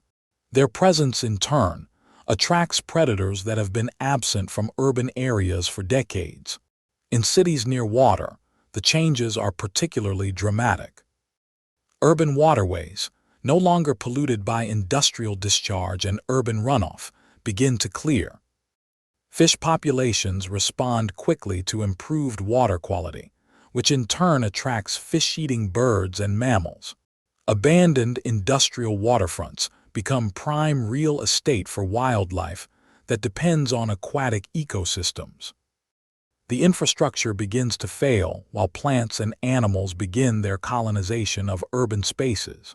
The human-built infrastructure that defines modern civilization starts to show the first signs of systemic failure. This breakdown creates both opportunities and challenges for the natural world, attempting to reclaim these spaces. The electrical grid, perhaps humanity's most complex technological achievement, begins to fail in cascading patterns during the first year. Without constant maintenance and fuel supply, power plants shut down, creating widespread blackouts that eliminate one of the major barriers to wildlife expansion.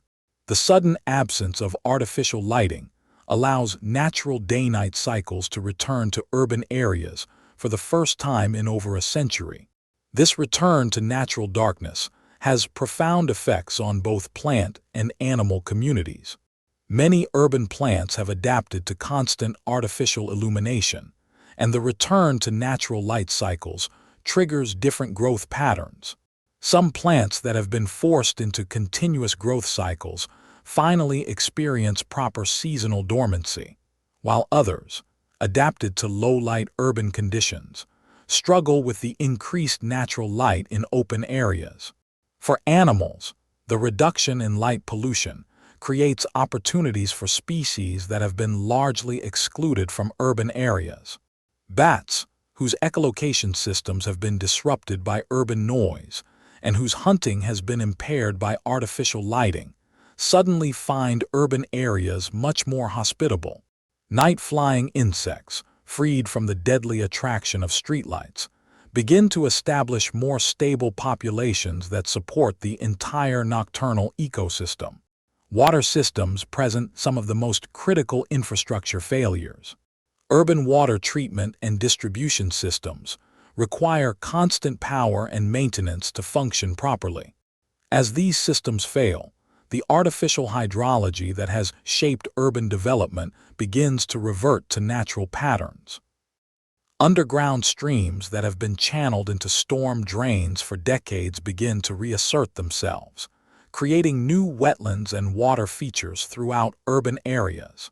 The failure of urban drainage systems creates particularly dramatic changes.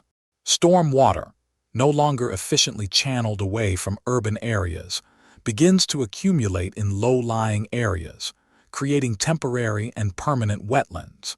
These new water features become magnets for wildlife and dramatically accelerate plant growth in their immediate vicinity.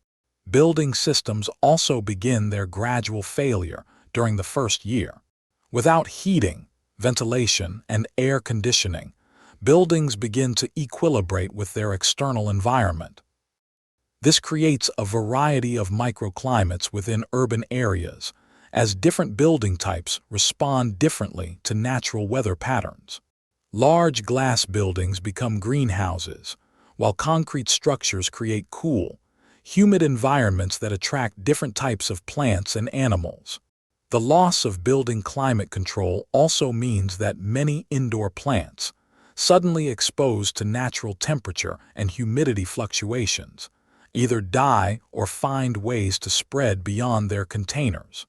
Office buildings with elaborate indoor landscaping become laboratories for plant adaptation, as species either adapt to new conditions or perish, leaving space for hardier colonizers.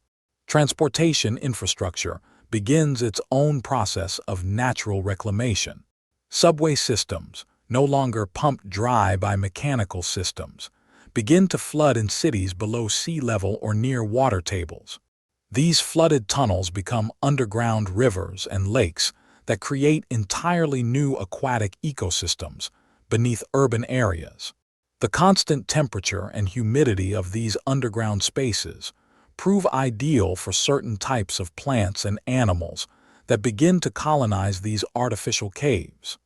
Airports, with their vast expanses of flat, paved surfaces, become particularly interesting laboratories for plant succession. The fuel spills and de-icing chemicals that have made airport grounds hostile to most plant life begin to break down without constant renewal.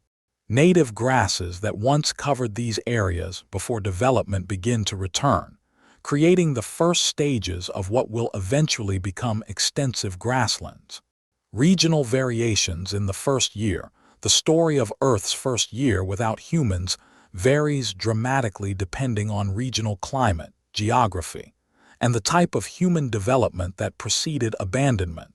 Each major climate zone experiences unique patterns of ecological recovery that reflect both local environmental conditions and the particular ways humans have modified these landscapes. In tropical regions, the pace of change is breathtaking. Cities like Rio de Janeiro, Singapore, and Bangkok experience explosive plant growth as the year-round growing season allows continuous colonization and expansion. The high rainfall and warm temperatures that made these areas attractive to human development now serve the same function for the plant communities attempting to reclaim them. Tropical urban areas face particular challenges from aggressive plant species that can quickly overwhelm human structures. In Southeast Asian cities, bamboo demonstrates its legendary growth rates, with some species adding several feet to their height each week during optimal growing conditions. Entire neighborhoods can disappear under bamboo groves in just a few months, creating vertical forests where houses once stood. The constant warmth and moisture of tropical cities also accelerate the decomposition of organic materials, which rapidly enriches urban soils and creates ideal conditions for plant growth. Streets lined with ornamental tropical plants see these species escape their planned boundaries and begin to hybridize and spread throughout urban areas. The results are often spectacular displays of flowering trees and shrubs that transform city blocks into botanical gardens. Desert cities tell a very different story. Places like Las Vegas, Phoenix, and Dubai face the immediate challenge of water scarcity as irrigation systems fail. Many of the ornamental plants that define these urban oases quickly die without constant watering, creating a different kind of transformation as landscapes revert to their natural arid state. However, desert reclamation creates its own beauty. Native plants that have survived in the margins of these cities suddenly have opportunities to expand into areas where irrigation once favored non-native species. Desert wildflowers, blooming in response to seasonal rains that are no longer diverted by urban infrastructure, create spectacular displays of color against the backdrop of abandoned buildings. The architectural challenges in desert cities are also unique. Buildings designed to rely on air conditioning face extreme temperature fluctuations as cooling systems fail. The expansion and contraction caused by these temperature swings accelerate structural damage, while the dry climate prevents the lush plant growth that characterizes abandoned buildings in more humid climates. Temperate regions experience perhaps the most balanced transformation during the first year. Cities in areas with moderate rainfall and seasonal temperature variations see steady, manageable plant growth that gradually transforms urban landscapes without the explosive overgrowth of tropical areas or the dramatic plant mortality of desert regions. In these temperate zones, the seasonal cycles become particularly important in shaping the pattern of reclamation. Spring brings rapid growth of early colonizing species. Summer allows for expansion and establishment. Autumn provides seed dispersal and preparation for winter dormancy. And winter creates the pause that allows ecosystems to consolidate their gains before the next growing season. European cities, with their long history of human habitation, experience reclamation that often echoes ancient patterns. Plants that were native to these areas before urban development begin to reappear, sometimes from seeds that have been dormant in the soil for decades. Medieval city centers, built on sites that have been continuously inhabited for centuries, often see the return of plant communities that reflect the original forest or grassland ecosystems that existed before human settlement. Arctic and subarctic cities face unique challenges and opportunities during their first year without human intervention. Places like Anchorage, Yellowknife, and Murmansk experience the failure of heating systems as perhaps their most critical infrastructure loss. Buildings designed to maintain habitable temperatures in extreme cold suffer catastrophic damage as freeze-thaw cycles destroy pipes, foundations, and structural elements. However, the short but intense growing seasons of these northern cities create dramatic bursts of plant growth during the brief summer months. Native plants adapted to these conditions can quickly colonize areas that were previously maintained as artificial environments.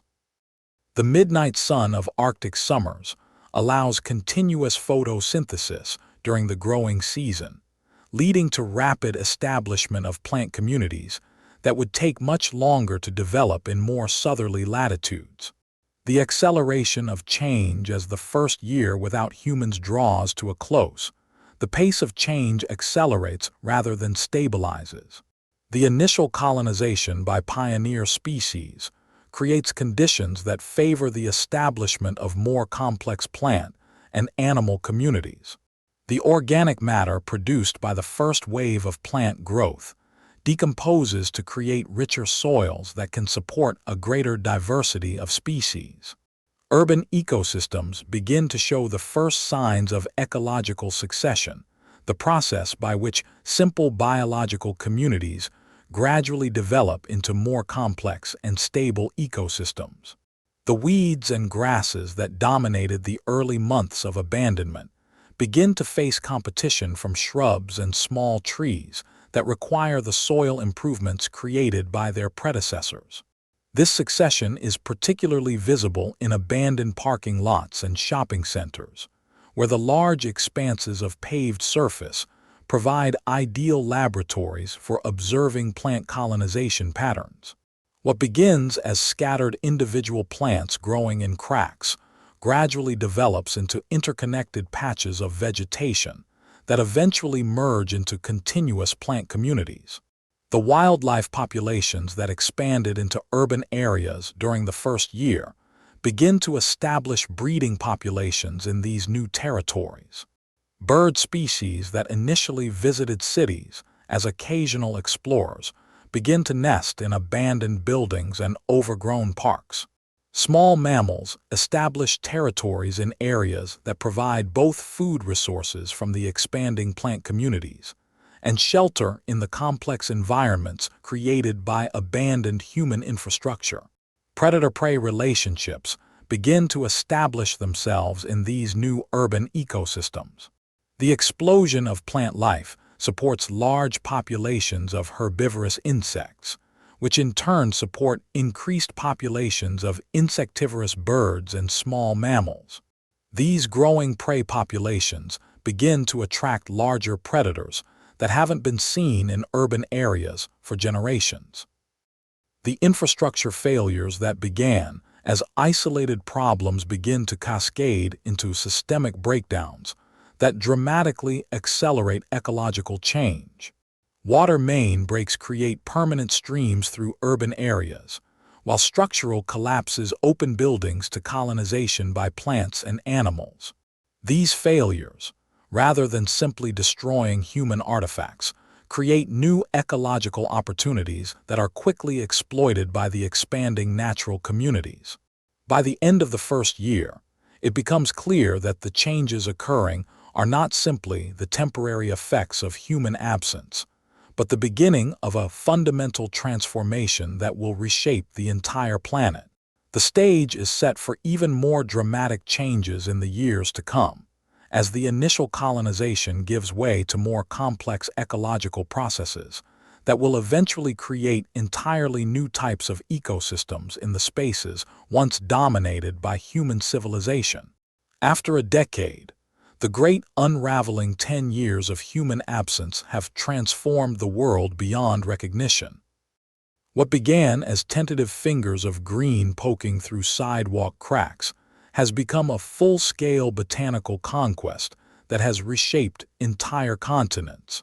The decade mark represents a crucial threshold in ecological succession, where the pioneer species that dominated the early years of abandonment now face competition from more complex plant communities that require the soil improvements and habitat modifications created by their predecessors. The skyscraper slow dance with gravity, the iconic skylines that once defined human achievement, now tell a story of gradual surrender to the inexorable forces of physics and nature. Without the constant maintenance that kept these vertical cities functional, the world's tallest buildings have become studies in slow-motion collapse, each telling a unique story of how different architectural approaches respond to abandonment. The steel-frame skyscrapers of New York City demonstrate remarkable resilience even after a decade of neglect. The Chrysler Building, with its distinctive Art Deco spire, has become a vertical garden as climbing vines have worked their way up the building's facade, using the ornate metalwork as a living trellis. The building's steel structure remains sound, but the absence of heating and cooling systems has created a stack effect that draws moisture throughout the building, creating perfect conditions for plant growth in the upper floors. However, the real drama occurs in the building's mechanical systems. Without maintenance, the elevators have long since ceased functioning, their shafts becoming vertical forests as plants grow up from the lobby level toward the distant speck of sky visible at the top. These elevator shafts create unique ecosystems, with different plant communities establishing themselves at different heights depending on light availability, moisture levels, and temperature gradients. The Empire State Building faces different challenges due to its limestone and granite facade. While more resistant to plant invasion than steel and glass structures, the building suffers from the freeze-thaw cycles that characterize New York winters without artificial heating. Water penetrates the building through broken windows and failed roofing materials, then expands when it freezes, creating cracks that widen each year. These cracks become entry points for seeds, and eventually support cascade gardens that drape down the building's facade like green waterfalls. On the West Coast, the glass towers of Los Angeles present a different spectacle. The combination of seismic activity and temperature fluctuations has caused many glass panels to crack or fall, creating openings that allow plant colonization of the building's interiors.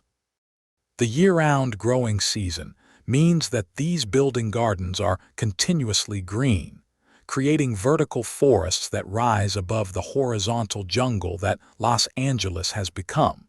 The unique challenge for glass buildings is the greenhouse effect created by their transparent walls.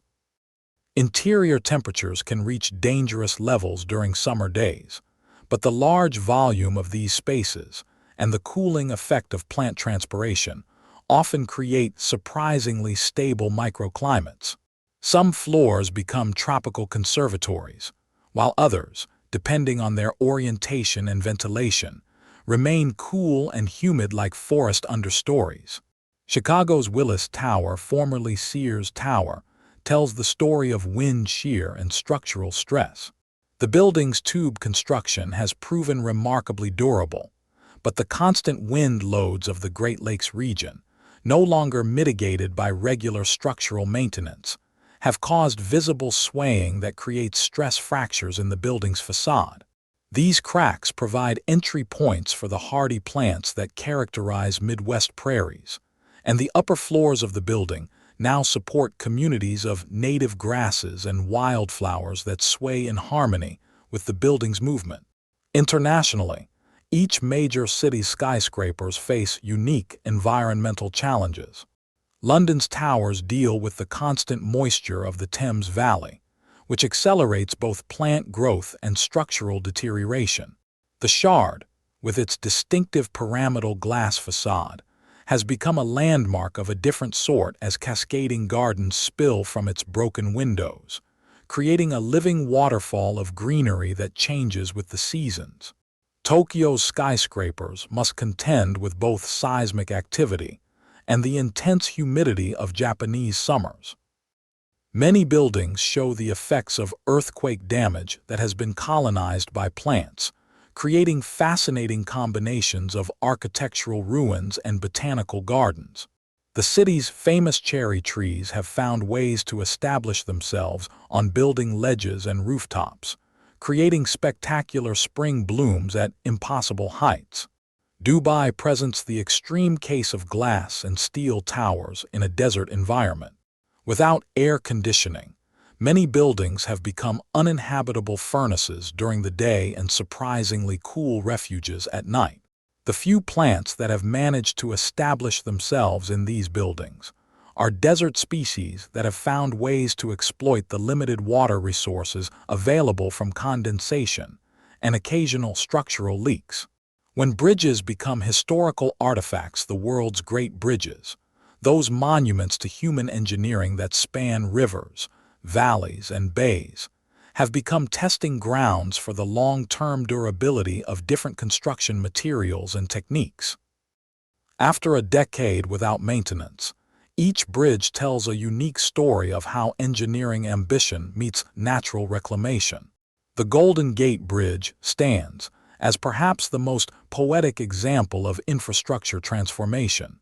The bridge's Art Deco towers have become nesting sites for seabirds that were once deterred by human activity and maintenance work. The constant moisture of San Francisco Bay fog, no longer countered by regular painting and rust prevention, has begun its slow work of oxidation. However, the bridge's massive steel cables and towers prove remarkably durable, and the structure continues to span the Golden Gate even as nature begins its long process of reclamation. The most dramatic changes occur on the bridge deck itself. Without regular cleaning and de-icing, organic matter accumulates in the joints between roadway sections.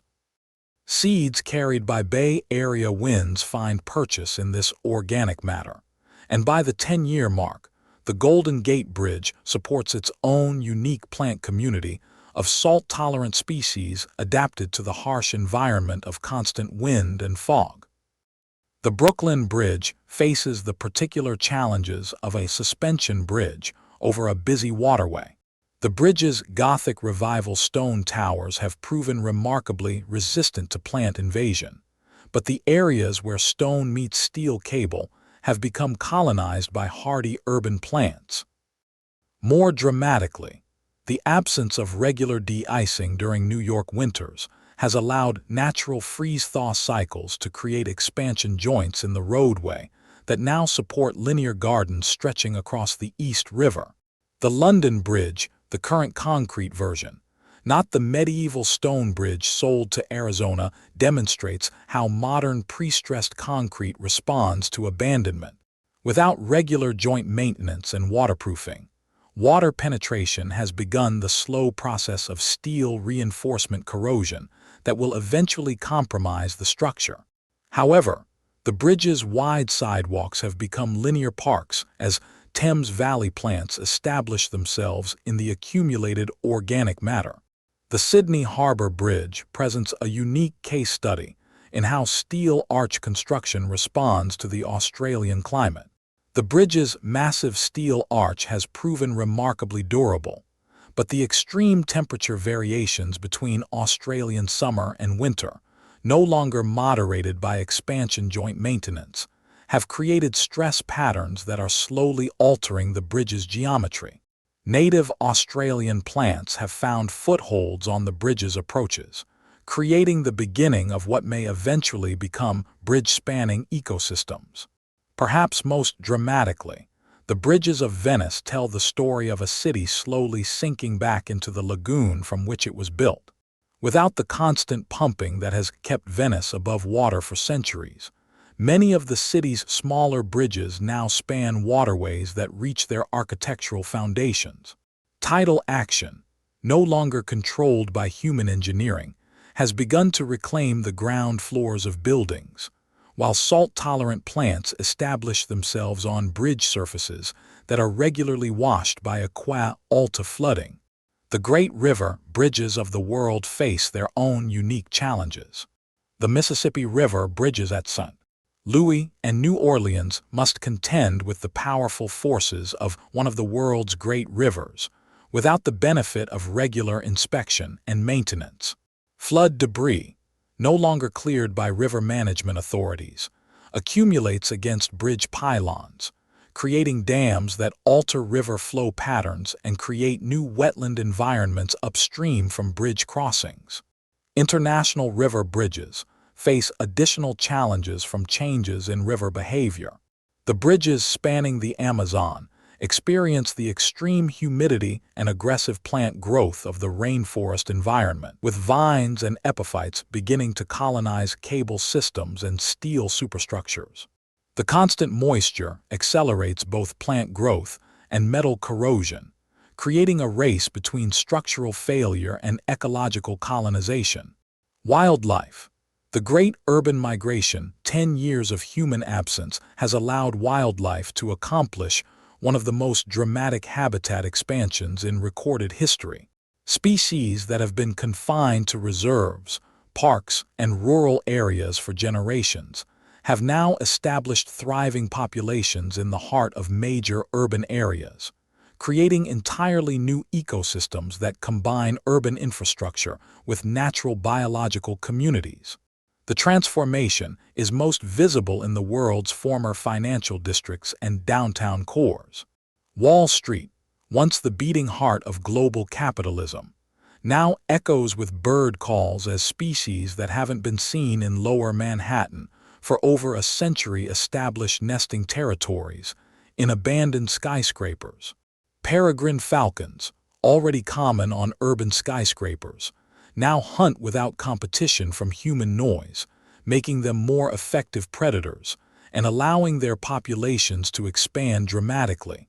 The real surprise, however, comes from ground-dwelling species that have ventured into urban cores for the first time in generations. White-tailed deer, already common in suburban areas, now graze in Times Square where they feed on the grasslands that have replaced the famous commercial district. Their presence creates a cascading effect throughout the urban ecosystem, as their grazing patterns shape plant communities, and their presence attracts predators that follow prey populations into new territories. Urban coyote populations have exploded throughout North American cities, with packs now denning in abandoned subway stations and office building basements. These adaptable predators have found urban environments remarkably hospitable, once freed from human persecution. Their diet has expanded to include not just traditional prey like rodents and birds, but also the abundant fruit that now grows wild throughout urban areas. Perhaps most dramatically, large predators have begun to reappear in urban areas where they haven't been seen for centuries. Mountain lions track deer populations into the suburbs of Los Angeles and Denver, while black bears establish territories in abandoned shopping centers where they feed on the wild berries that grow in former parking lots. These predators bring with them a level of wildness that transforms urban areas from human-dominated landscapes into genuine wilderness. The bird life of cities has undergone equally dramatic changes. Without the constant noise of traffic and construction, urban soundscapes now carry the calls and songs of hundreds of bird species. Dawn choruses in formerly busy city centers rival those of natural forests, with layer upon layer of bird songs creating complex acoustic environments. Migratory birds have benefited enormously from the urban transformation. Cities that once represented obstacles to migration now provide rest and feeding stops that support much larger migratory populations. Urban lakes and rivers, no longer polluted by industrial discharge, attract waterfowl in unprecedented numbers. Central Park's lakes now support populations of waterfowl that rival those of major wilderness areas. The most remarkable transformation has occurred in urban waterways.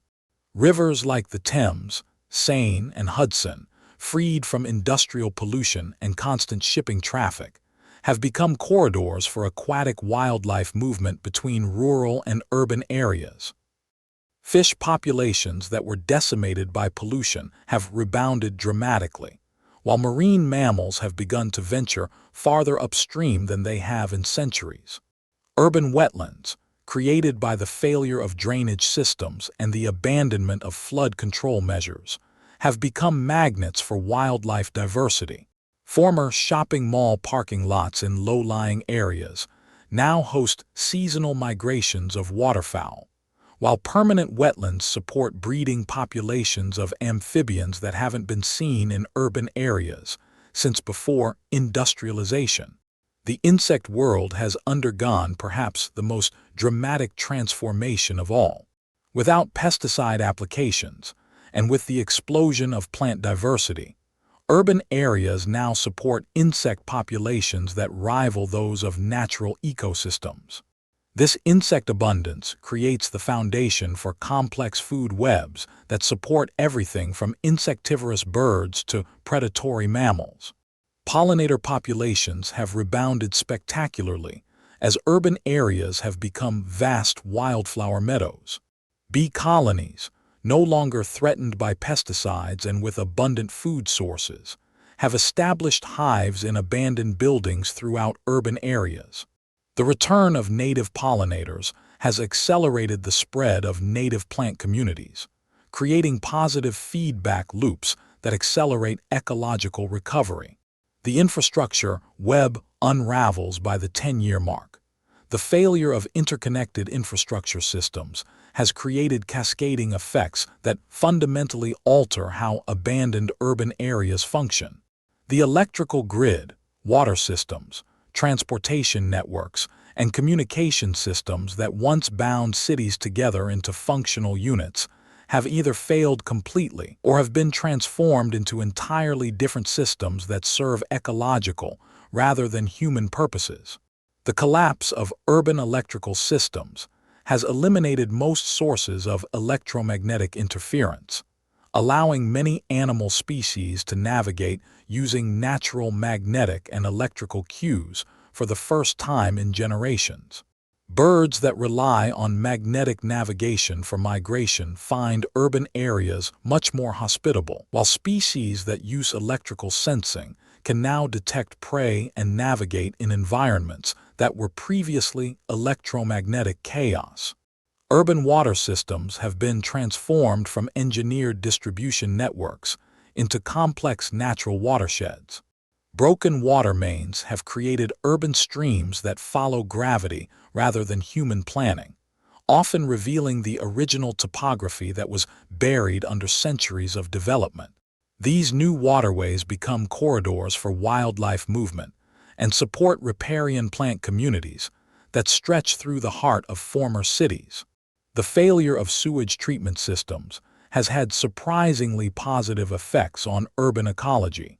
Without chemical treatment and artificial channeling, urban wastewater now undergoes natural processing through constructed wetlands created by infrastructure failure. These systems prove remarkably effective at water purification, while creating diverse aquatic habitats. Transportation networks have been transformed into wildlife corridors that connect previously isolated habitat patches. Abandoned highways become linear prairies that allow genetic exchange between plant and animal populations separated by urban development. Airport runways, with their wide expanses of relatively flat terrain, become grasslands that support large herbivore populations and the predators that follow them. Communication infrastructure failure has eliminated one of the major sources of environmental noise pollution, allowing natural acoustic environments to reassert themselves. The absence of radio, cell phone, and electronic noise allows animals to communicate over much greater distances and with much greater subtlety, supporting more complex social behaviors and territorial arrangements. Regional ecosystem emergence after 10 years. Different climate zones have developed distinctly different types of urban ecosystems that reflect both local environmental conditions and the particular types of human development that preceded abandonment. These emerging ecosystems represent entirely new types of biological communities that combine elements of natural ecosystems with the unique environmental conditions created by abandoned human infrastructure.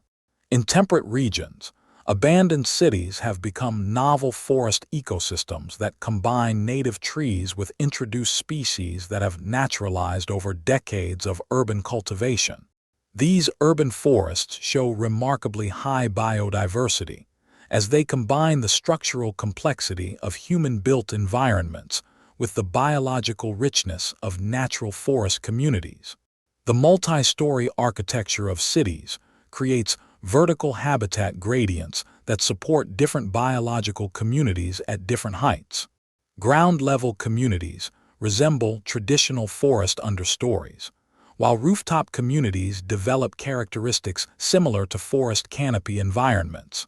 The middle floors of buildings create unique habitat types that have no natural analog, supporting species assemblages that are entirely novel.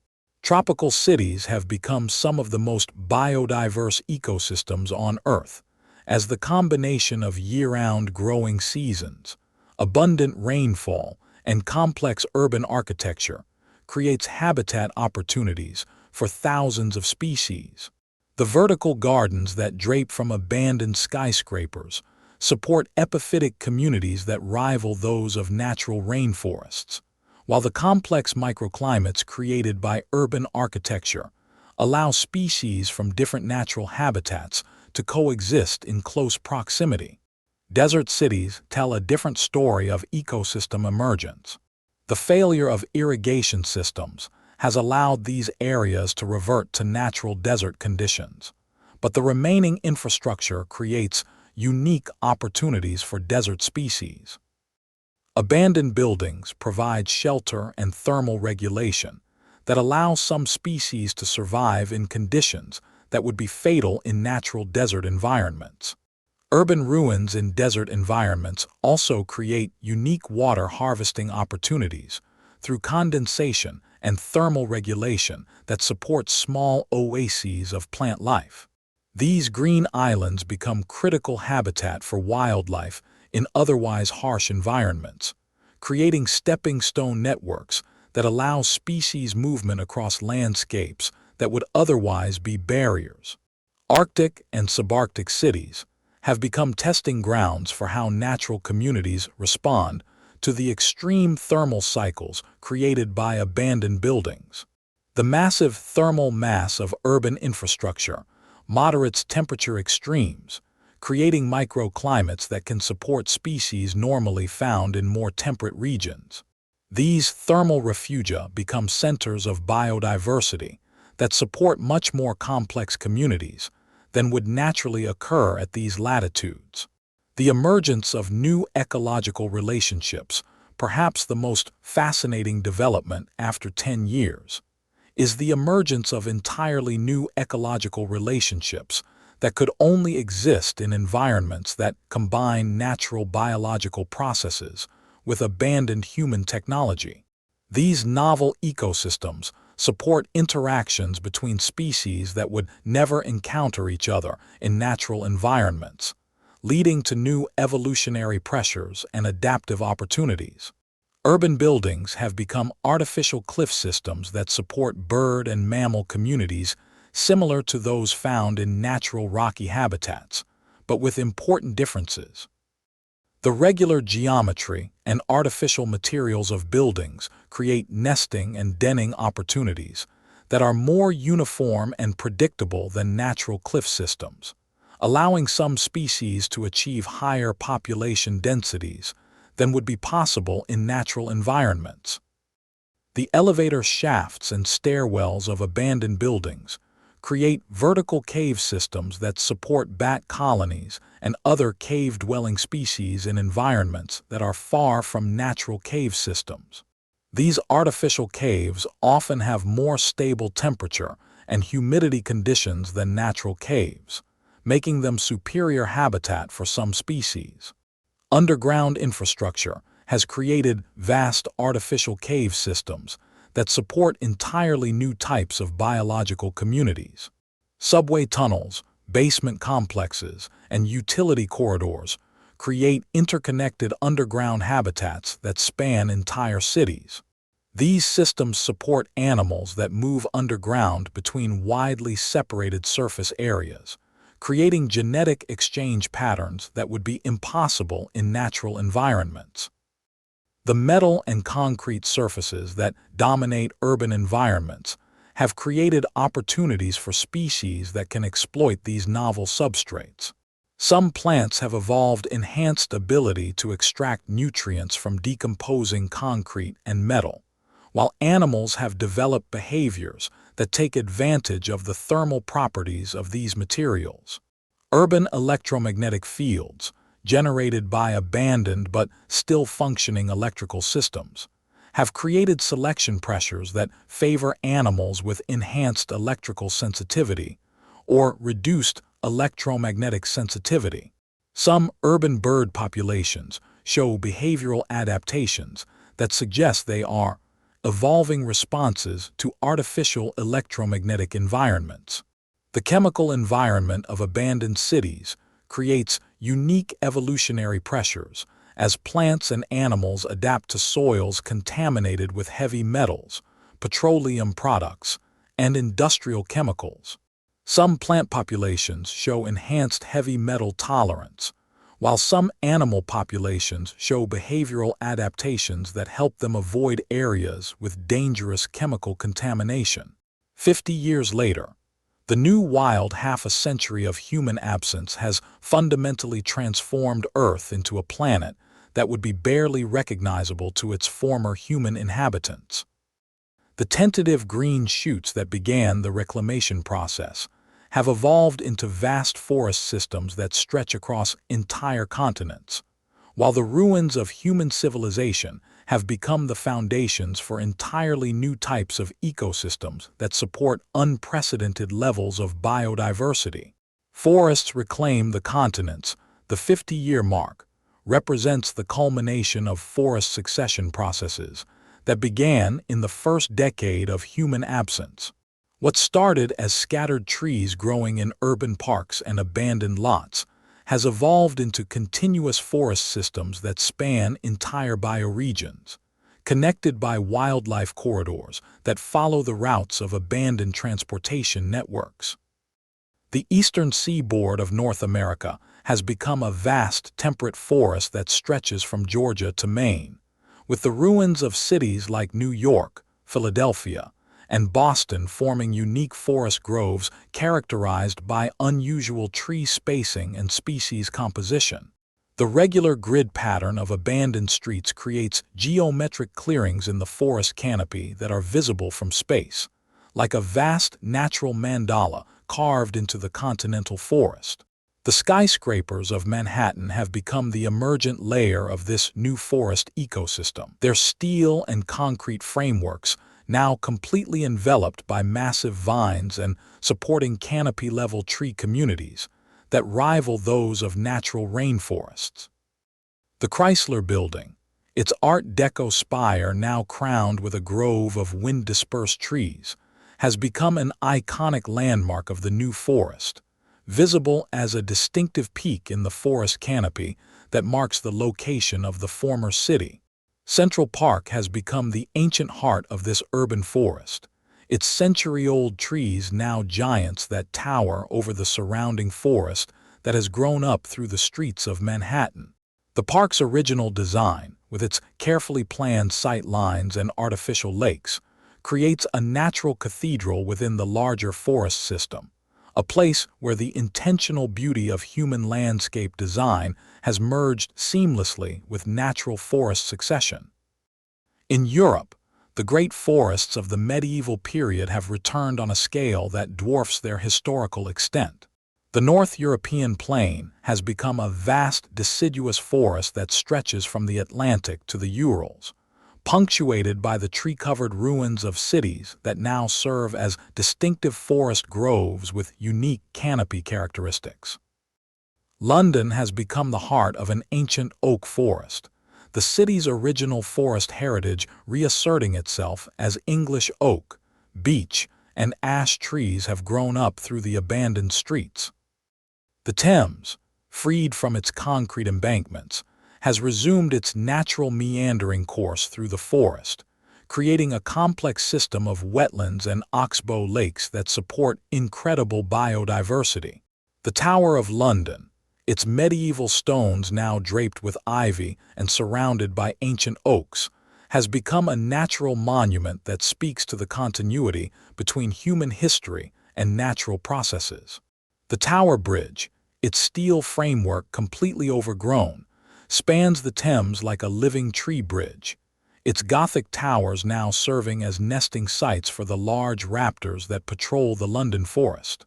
Paris tells a similar story of urban forest succession, but with the distinctive character of temperate European forests. The Eiffel Tower, now completely enveloped in climbing plants and supporting several mature trees that have grown in the accumulated soil of its upper levels, has become a distinctive landmark in the Parisian forest canopy. The tower's iron framework, gradually weakening under the pressure of root systems and the corrosive effects of plant biochemistry, may not survive another 50 years, but its current form as a vertical garden visible from kilometers away makes it one of the most beautiful monuments to the marriage of human engineering and natural processes.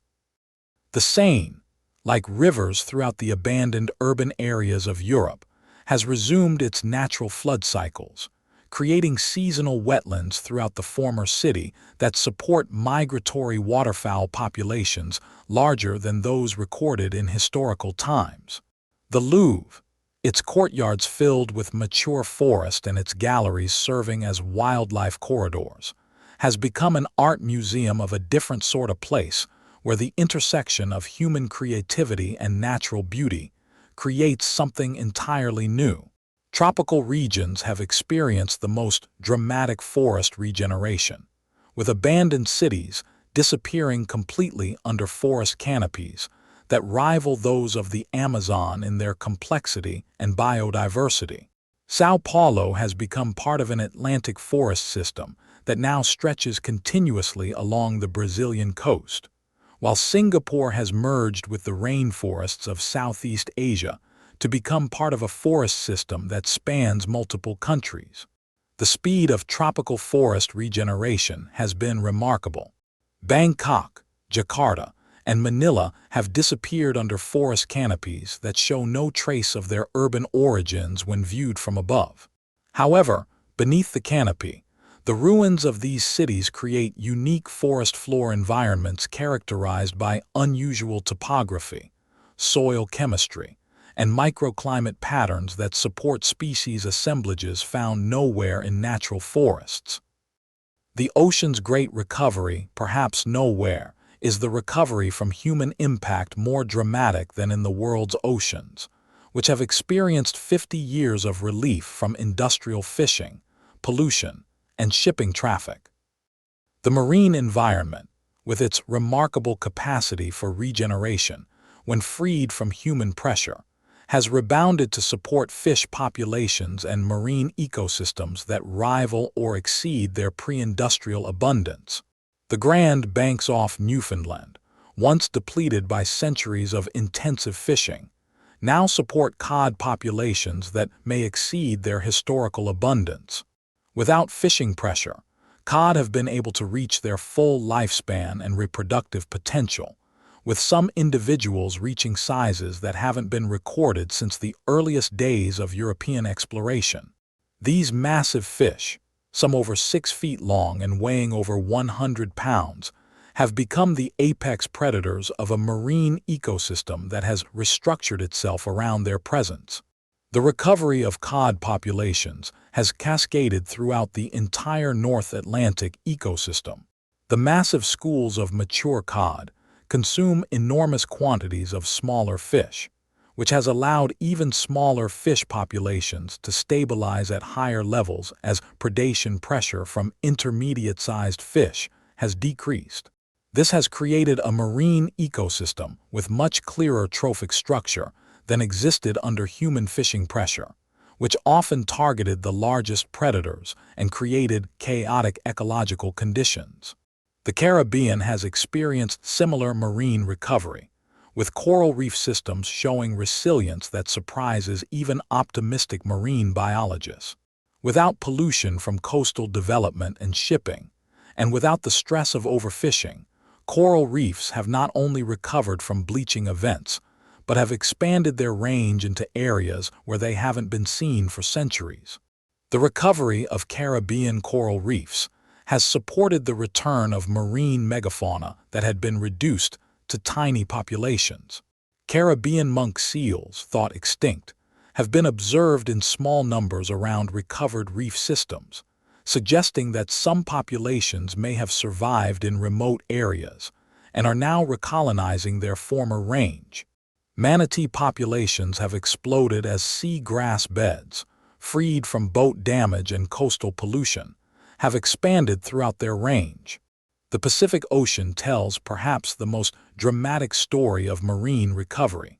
The Great Pacific Garbage Patch, that swirling accumulation of plastic debris that symbolized human impact on marine environments, has been gradually broken down by marine organisms that have evolved enhanced abilities to digest plastic polymers.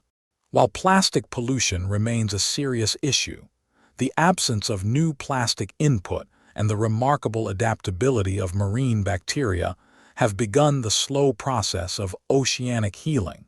Pacific salmon runs have recovered to levels that exceed even the most optimistic historical estimates. Without dam construction, and with the failure of existing dams due to lack of maintenance, rivers throughout the Pacific Northwest have resumed their natural flow patterns. The Elwha River, freed from its dams even before human abandonment, has become a model for the recovery now occurring throughout the region. The return of massive salmon runs has had cascading effects throughout Pacific Northwest ecosystems. The billions of salmon that now return to spawn bring marine nutrients deep into continental ecosystems, fertilizing forests that have grown up through abandoned cities.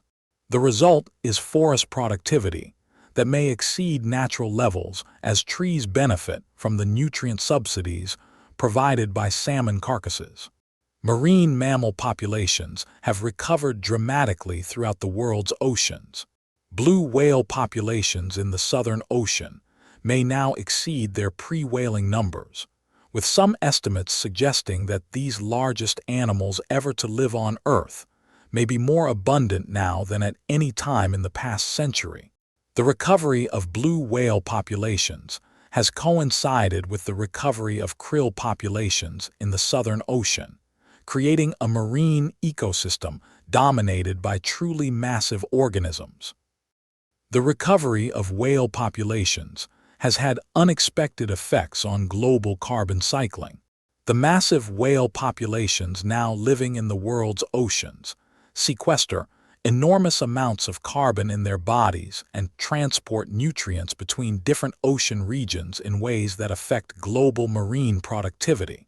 Some climate scientists suggest that whale recovery may be contributing to global climate stabilization through enhanced marine carbon sequestration.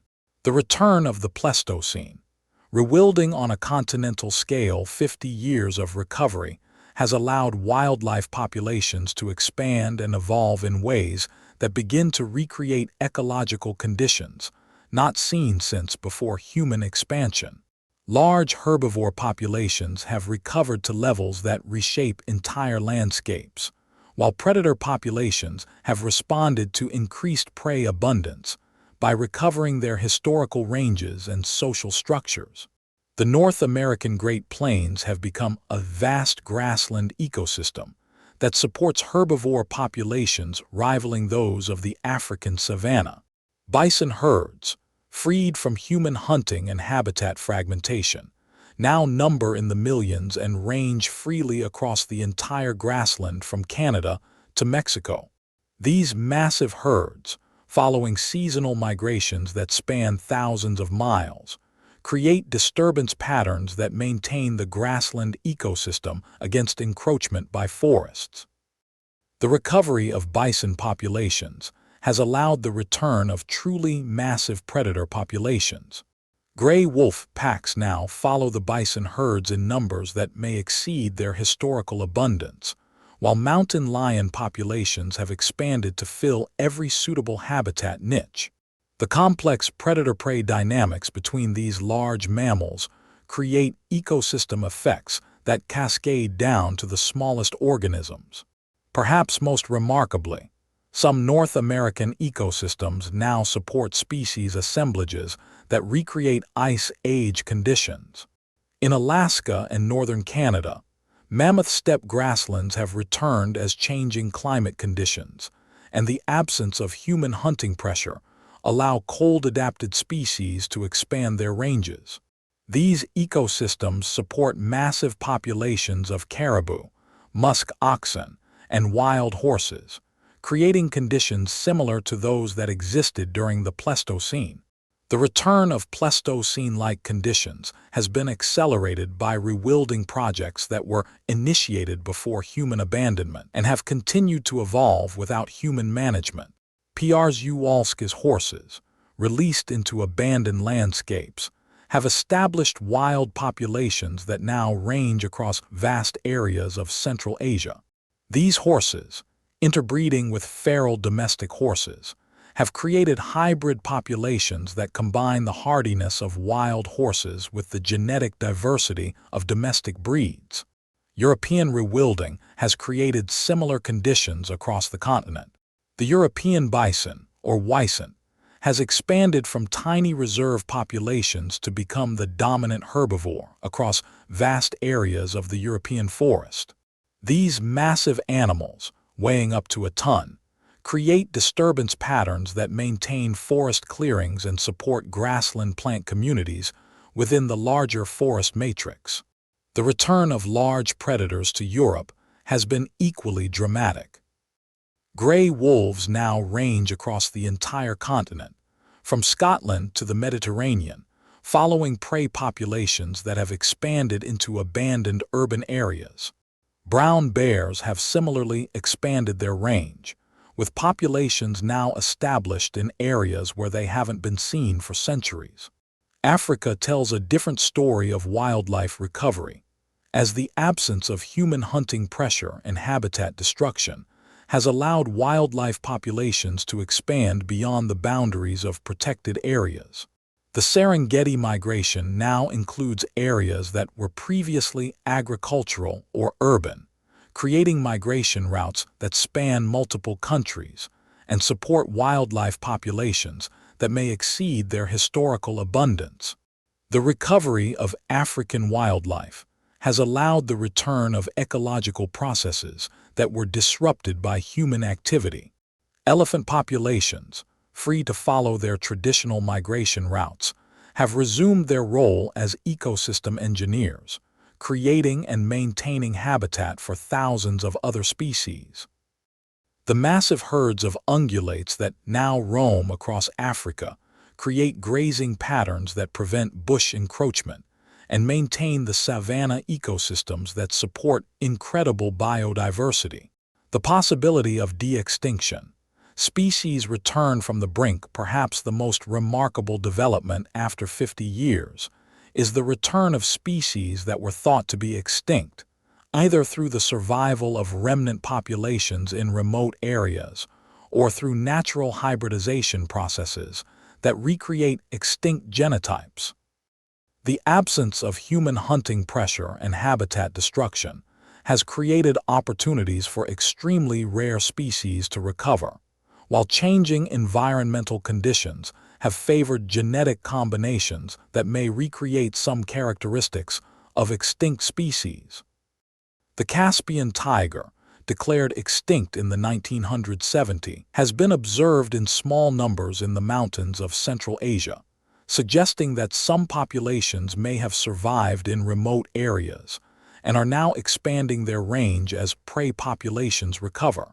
These sightings remain unconfirmed by genetic analysis, but the behavioral and morphological characteristics of the observed animals match historical descriptions of Caspian tigers. In North America, Some wildlife biologists believe they have observed individuals that show characteristics of extinct subspecies of gray wolves and grizzly bears. The expansion of wolf and bear populations into their historical ranges has allowed genetic mixing between previously isolated populations, potentially recreating some of the genetic characteristics of extinct subspecies. The most dramatic potential de-extinction involves marine species that may have survived in extremely small numbers and are now recovering as marine ecosystems heal. The Caribbean monk seal, declared extinct in 2008, has been reportedly observed by automated monitoring systems around recovered coral reefs. While these sightings remain unconfirmed, the possibility that some individuals survived in remote areas and are now recolonizing recovered habitats offers hope for one of the most remarkable conservation stories in history. Bird species show some of the most promising signs of potential de-extinction through hybridization processes.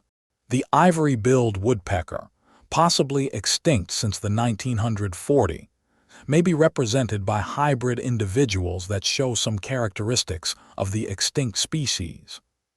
These birds appear to be hybrids between pileated woodpeckers and other large woodpecker species, but their size, behavior, and vocalizations suggest that some ivory-billed genes may persist in the hybrid population. The most scientifically significant potential de-extinction involves plant species that may be returning through seeds that remained dormant in the soil for decades. Urban soils, disturbed by construction and then abandoned for 50 years, have become laboratories for plant germination from ancient seed banks. Some plants emerging from these soils show characteristics that suggest they may represent genetic lineages that were thought to be extinct. The recovery of pollinator populations has been critical to the potential return of extinct plant species. Many plants that disappeared due to habitat loss may have suffered primarily from the absence of their specialized pollinators rather than from direct habitat destruction. The recovery of native bee and butterfly populations has created opportunities for rare plants to reproduce successfully for the first time in decades. New evolutionary pressures. 50 years of rapid change. 50 years represents a significant period in evolutionary terms for species with short generation times, and the unique environments created by abandoned human infrastructure have created novel selection pressures that are driving rapid evolutionary change in many species. Urban environments, with their unique combinations of artificial substrates, novel chemical environments, and altered ecological relationships, are becoming laboratories for accelerated evolution. Bird populations in abandoned cities show some of the most dramatic evolutionary changes. Urban birds that once adapted to the noise and visual environment of human cities are now adapting to the acoustic and visual environment of urban forests. Some species show changes in song structure and vocal behavior that reflect adaptation to the altered acoustic environment of abandoned cities, where forest sounds replace traffic noise. The most remarkable avian evolution involves species that have adapted to nesting and foraging in abandoned buildings. Some populations of cavity-nesting birds show morphological changes that appear to be adaptations to the regular geometry and artificial materials of urban nesting sites. These birds have developed enhanced ability to excavate nesting cavities in materials like concrete and metal, while their eggs show increased thickness that may protect against chemical contamination from building materials. Plant evolution in abandoned urban areas shows equally dramatic patterns. Many plant species show enhanced heavy metal tolerance that allows them to thrive in soils contaminated by industrial activity. Some populations have developed enhanced ability to extract nutrients from decomposing concrete and asphalt, while others show increased tolerance for the extreme pH conditions that characterize many urban soils. The most significant plant evolution involves species that have developed novel pollination relationships with urban-adapted insects. The unique insect communities that have evolved in abandoned cities include species assemblages that don't exist in natural environments, creating opportunities for plants to develop new pollination strategies. Some urban plant populations show floral modifications that appear to be adaptations to these novel pollinator communities. Mammal evolution in abandoned urban areas focuses primarily on behavioral rather than morphological changes, but some populations show intriguing morphological trends. Urban rodent populations, freed from the selection pressures imposed by human pest control, show changes in body size and social behavior that reflect adaptation to the unique resource distribution patterns of abandoned cities. The most remarkable mammalian evolution involves predator species that have adapted to hunting in the three-dimensional environment of abandoned buildings. Some urban cat populations show enhanced climbing ability and modified hunting behaviors that appear to be adaptations to vertical hunting environments. These cats have developed hunting strategies that exploit the unique acoustics and sight lines of urban ruins. Perhaps most significantly, many species show evidence of enhanced cooperative behavior and reduced fear responses that may reflect adaptation to environments with reduced predation pressure and abundant resources. This behavioral evolution toward increased sociability and reduced wariness may represent one of the most important long-term evolutionary consequences of human abandonment. Climate impacts. A world without industrial emissions, 50 years without industrial carbon emissions, has begun to stabilize global climate systems, though the lag time in climate response means that the full effects of human carbon emissions are still working their way through the global system. However, the cessation of new emissions, combined with enhanced carbon sequestration by recovering forests and marine ecosystems, has begun to slow and in some cases reverse some aspects of climate change. Global atmospheric carbon dioxide concentrations have stabilized and begun to decline slightly as the massive forest systems that have grown up through abandoned human settlements sequester carbon at unprecedented rates. The urban forests that now cover much of the developed world represent a vast carbon sink that is actively removing carbon dioxide from the atmosphere while creating habitat for billions of organisms. The recovery of ocean ecosystems has enhanced marine carbon sequestration through multiple mechanisms. Recovered whale populations transport nutrients between ocean regions and sequester carbon in their massive bodies, while recovered fish populations support marine food webs that are more effective at transporting carbon to deep ocean sediments.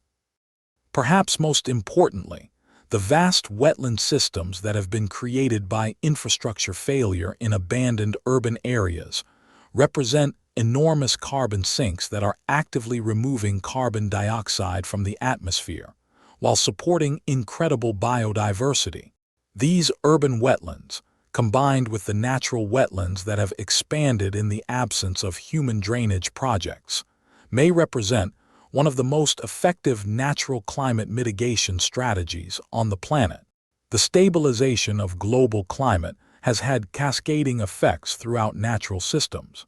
Arctic ice systems, while still responding to past warming, have begun to show signs of stabilization as reduced greenhouse gas emissions slow the pace of warming. Some Arctic ecosystems are beginning to show recovery from climate-related stress, while Arctic wildlife populations are stabilizing in response to more predictable environmental conditions. The most remarkable climate impact may be the development of more stable regional weather patterns as vast forest systems moderate local climate conditions. The urban forests that have grown up through abandoned cities create their own weather patterns through evapotranspiration and thermal regulation, creating more stable and moderate local climates that support incredibly diverse biological communities. The global story of Earth 50 years after human disappearance is ultimately one of resilience, recovery, and renewal. The planet that emerges from this half-century of healing is not the same world that humans left behind, but rather a new Earth that combines the best aspects of natural ecosystem function with the unique habitats created by abandoned human infrastructure.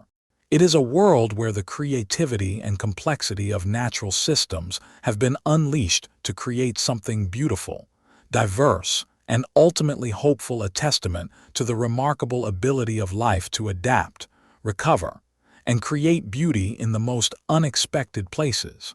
This new Earth stands as a monument to both human achievement and natural resilience. The ruins of human civilization, rather than standing as monuments to failure, have become the foundations for ecosystems of unprecedented diversity and beauty. In learning to thrive in the unique environments created by abandoned human infrastructure, life has created something entirely new: ecosystems that could never have existed without the initial input of human creativity, but which ultimately transcend human intention to become something greater than the sum of their parts. The story of this transformed Earth offers profound lessons about the relationship between human activity and natural systems. It demonstrates that while human impact on natural systems can be devastating, it can also create opportunities for life to evolve in new and unexpected directions. The key insight may be that the most destructive aspect of human activity is not necessarily the infrastructure we build, but rather our failure to allow natural systems the time and space they need to adapt to and ultimately benefit from the changes we create. In the end, the Earth that emerges from 50 years without humans is neither a return to some pristine pre-human condition, nor a sterile monument to human failure, but rather a new synthesis that combines human creativity with natural resilience to create something unprecedented in the history of our planet. It is a world that speaks to the remarkable potential for partnership between human ingenuity and natural systems, and offers hope that our species might yet learn to create a civilization that enhances rather than degrades the natural world that sustains all life on Earth. Hundreds of years later, the morning sun rises over what was once New York City, but the skyline you might remember exists now only in fragments. Where glass towers once pierced the clouds, green curtains cascade down weathered concrete faces.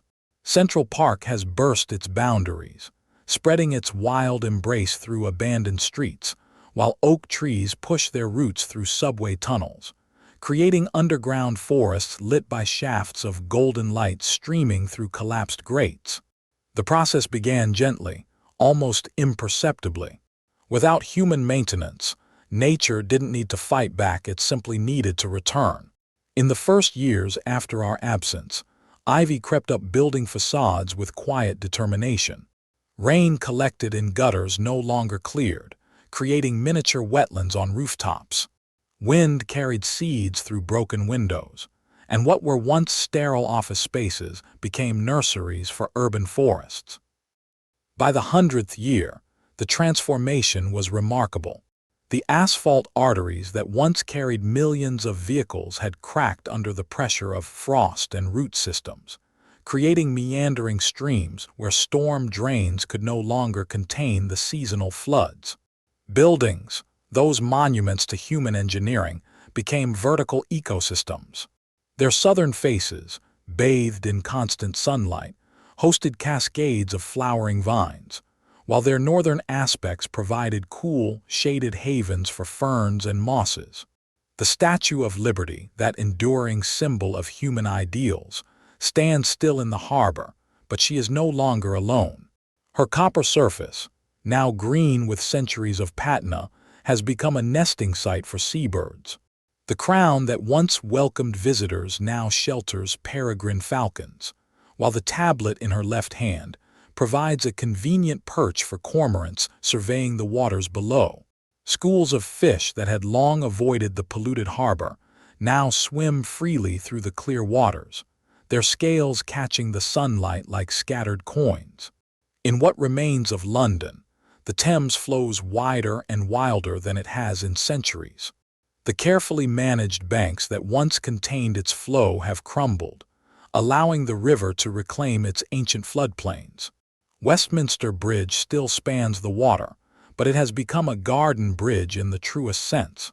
Willows drape their branches through its stone arches, and beneath its span, beavers have returned to British waters, their dams creating a series of peaceful pools where once there was only controlled flow. The skeletal remains of the London Eye stand as a peculiar monument to human ingenuity, now serving as an enormous trellis for climbing roses that bloom in spectacular profusion each summer. The pods that once carried tourists have become nest boxes for various bird species, creating an apartment complex in the sky that would have amazed its original architects. Tokyo presents perhaps the most striking transformation. The city's incredible density of concrete and steel has created unique challenges for nature's reconquest. But life, as it always does, has found a way. The famous Shibuya crossing, once a symbol of organized chaos, is now a wetland. The underground shopping centers, their waterproofing finally breached, have become subterranean lakes fed by natural springs. Above ground, the iconic neon signs have long since failed, but their metal frames have become climbing structures for wisteria vines that bloom in purple clouds each spring. Cherry trees, those beloved symbols of Japanese culture, have escaped their carefully tended parks and spread throughout the city. In April, what was once an urban landscape becomes a sea of pink and white blossoms, a sight more beautiful than any human festival could ever achieve. The old train lines, their tracks now buckled and broken, have become elevated gardens where wild grasses sway in the breeze, creating waves of green and gold that ripple across the abandoned city. Not everything has vanished, of course. The enduring materials of human civilization persist, creating an archaeological layer that speaks to our presence. Concrete structures, though weathered and cracked, still define the basic shapes of our cities. Parking garages have become multi-story forests, their regular columns creating cathedral-like spaces filled with filtered green light. Highway overpasses serve as bridges for migrating wildlife, their broad surfaces covered in meadow grasses and wildflowers. Plastics, those ubiquitous products of human chemistry, remain scattered throughout the landscape like colorful confetti. A child's forgotten toy truck might lie half-buried beneath a century of fallen leaves, its bright red paint faded but still recognizable. Shopping bags, caught in the branches of ancient trees, flutter like prayer flags in the wind, their synthetic materials outlasting the civilizations that created them. Stainless steel appliances and fixtures gleam through the vegetation like metallic flowers. A restaurant's kitchen equipment, exposed to the elements when the building's roof finally collapsed, has become a reef for terrestrial life. Refrigerators serve as planters for small trees, their insulated chambers protecting root systems through harsh winters. Stainless steel sinks collect rainwater, creating tiny oases for birds and small mammals. The subway systems of the world's great cities have become underground rivers and lakes. Without constant pumping to remove groundwater, these tunnels have flooded, creating vast aquatic caves. Blind fish species, evolved from ornamental goldfish released into the systems decades ago, navigate these dark waters. Stalactites and stalagmites begin to form in the abandoned stations, as mineral-rich water drips slowly from the ceilings, marking time in stone. But perhaps the most beautiful transformation is in the spaces between buildings. The rigid grid patterns of streets have softened into organic curves, as water finds new paths to flow. Former parking lots have become meadows where native grasses grow tall enough to whisper secrets to the wind. Children's playgrounds, their bright equipment now rust-stained and twisted, have become gardens where rabbits play among the metal structures, creating new forms of playground entirely. The great libraries of the world present a poignant scene. Paper, despite our reverence for it, proves remarkably fragile against time and moisture. Centuries of rain through broken roofs have reduced most books to compost, feeding the oak trees that now grow through the reading rooms. Yet occasionally, in the driest spots, fragments of text remain, a line of poetry on weather-resistant paper, a technical manual printed on synthetic material, a child's picture book with waterproof ink. These fragments become messages in bottles, waiting perhaps for some future intelligence to decode their meaning. Museums and monuments tell their own stories of transformation. Bronze statues, resistant to most forms of weathering, remain as mysterious sentinels in the new wilderness. A statue of a long-forgotten politician might stand knee-deep in marsh grass, visited now only by herons and egrets that perch on its outstretched hand. Museum buildings, designed to preserve human culture for eternity, now preserve nature instead. Display cases, their glass long since shattered, have become terrariums where rare plants flourish in controlled microclimates. The great dams and engineering works of humanity present fascinating studies in the tension between human ambition and natural force. Some, built with such massive over-engineering that they could theoretically last millennia, continue to hold back their waters, creating permanent alterations to river systems. Others, dependent on constant maintenance and electronic controls, fail within the first few decades, releasing tremendous floods that reshape entire valleys in single seasons. Hoover Dam, that monument to Depression-era determination, might still stand after 3 centuries, its concrete core as solid as the day it was poured. But the electrical systems that once made it a marvel of modern technology have long since failed. The powerhouse below the dam has filled with sediment and groundwater, becoming an accidental aquarium where evolved fish species swim among the rusted remains of generators that once lit cities. The reservoir behind the dam tells its own story of change. Without constant management, it has become a true lake ecosystem. Native fish species, no longer competing with introduced game fish or facing the pressure of recreational fishing, have exploded in population. The clear water, no longer clouded by motorboat exhaust and human activity, allows sunlight to penetrate to depths previously dark, enabling plant life to flourish throughout the water column. Nuclear power plants, those controversial monuments to human ingenuity, present unique challenges for the post-human world. Their containment structures, built to last for centuries even under normal operation, become inadvertent nature preserves. The exclusion zones around them, areas too dangerous for human habitation but perfectly safe for wildlife that doesn't understand radiation, become some of the most pristine wilderness areas on the continent. Wolves might den in the cooling towers, while eagles nest on the reactor buildings themselves, their populations thriving in the absence of human disturbance. The transformation is not uniform across all climates and regions. In the Amazon, human settlements disappear with startling rapidity. The jungle, held back for so long by constant human effort, reclaims cleared areas within a single growing season. Cities like Manaus become green hills within decades, distinguishable from the surrounding forest only by the occasional glimpse of metal roofing through the canopy or the geometric pattern of buried streets visible from high above.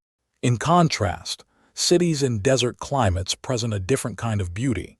Las Vegas, that oasis of human excess in the Nevada desert, becomes a fascinating study in selective preservation.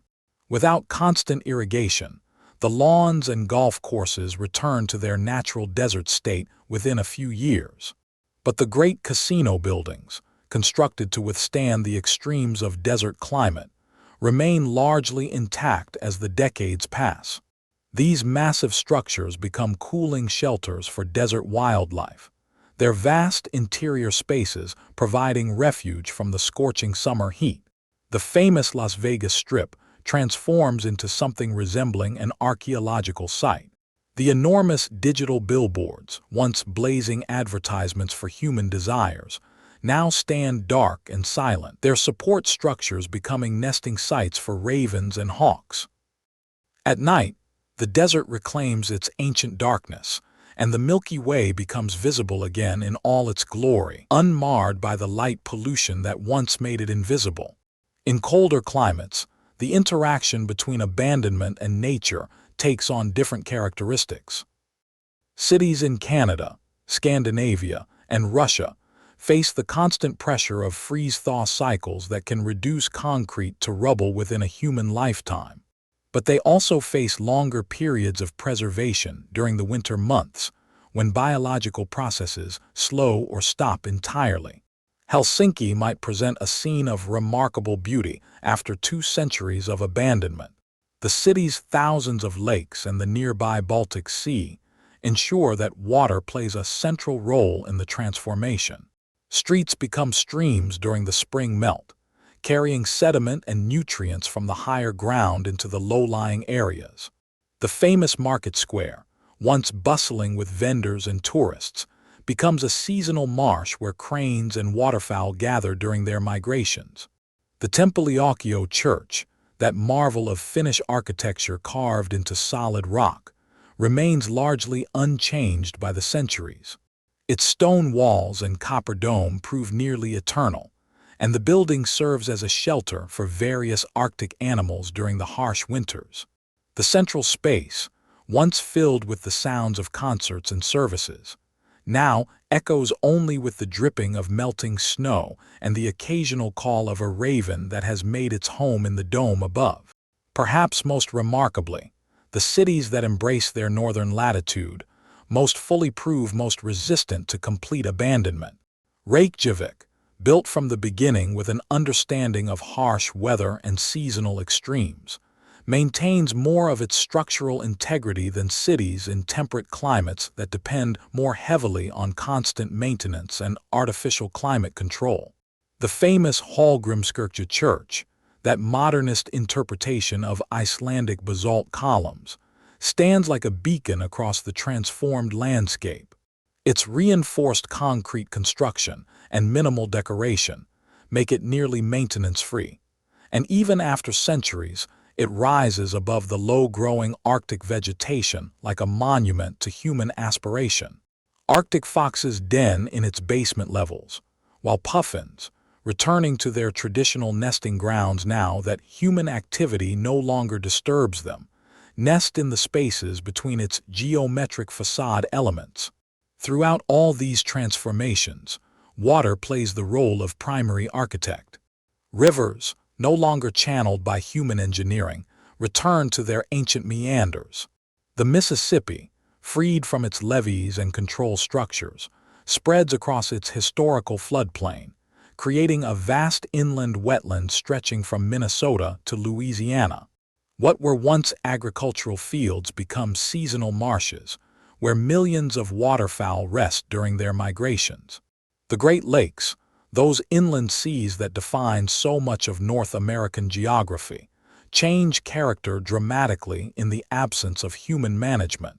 Without the constant shipping traffic, their waters clear to an unprecedented degree. Lake Superior, deepest and coldest of the lakes, becomes so transparent that the wrecks of ships sunk a century earlier become visible from the surface on calm days, ghostly reminders of human activity resting in their underwater museums. Coastal cities face, perhaps the most dramatic transformations of all. Without sea walls and constant dredging, The natural processes of erosion and sedimentation reassert themselves with striking force. Venice, that impossible city built on the marriage of human will and tidal forces, slowly returns to the sea that gave it birth. The famous St. Mark's Square, once the drawing room of Europe, floods more frequently as the ancient wooden pilings that support the city finally succumb to centuries of saltwater exposure. But the flooding brings life as well as decay. Sea grasses grow in the shallow water that covers the square during high tides, while small fish dart between the columns of the basilica. The building itself, its Byzantine domes now green with algae and its walls cracked by salt crystallization, has become a rookery for seabirds. The gondola channels, no longer dredged and maintained, fill with sediment and become shallow marshes where herons hunt for fish among the remains of water taxis and tourist boats. The famous bridges of Venice still span these waterways, but they now bridge wetlands rather than canals, and their stone steps disappear into stands of salt-tolerant reeds. As the centuries progress, even the most durable human artifacts begin to show the inexorable effects of time.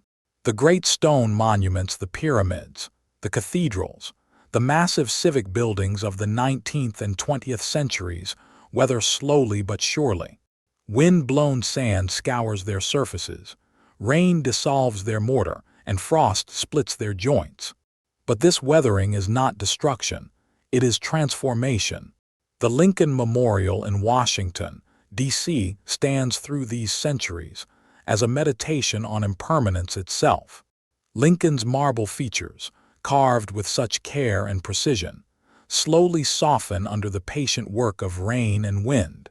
The great president's face becomes less distinct with each passing decade, but somehow more universal, as if the weathering is revealing some deeper truth about the nature of leadership, mortality, and time itself. The reflecting pool below the memorial fills with sediment and becomes a natural pond where turtles sun themselves on the steps where civil rights leaders once stood. Cattails and water lilies grow where tourists once walked, and great blue herons stand motionless in the shallow water, perhaps contemplating the same eternal questions that once occupied the minds of the humans who built this place. By the end of these first few centuries, a new equilibrium has emerged. The sharp edges of human civilization have been softened by time and weather into something more organic, more integrated with the natural systems that surround them. Cities have become hybrid entities, part artificial, part natural, that support forms of life unimaginable during their original construction. These urban ecosystems develop their own unique characteristics. The tall buildings that remain create vertical microclimates, with different communities of plants and animals adapted to different heights. Ground level might support temperate forest species, while the exposed upper floors host communities more typical of alpine environments. Birds that normally would never share territory find themselves nesting in the same building, separated by elevation rather than geography. The transportation networks of the human era, highways, railways, shipping lanes, have become corridors for wildlife movement. The interstate highway system, designed to connect human cities efficiently, now serves as a migration route for animals moving between the new wilderness areas that were once urban centers. Wolves follow the path of former Interstate 90 from the Pacific Northwest to the Great Lakes, while elk use the route of the old Santa Fe Railroad to move between summer and winter ranges. But it's not just the large, charismatic animals that benefit from human abandonment.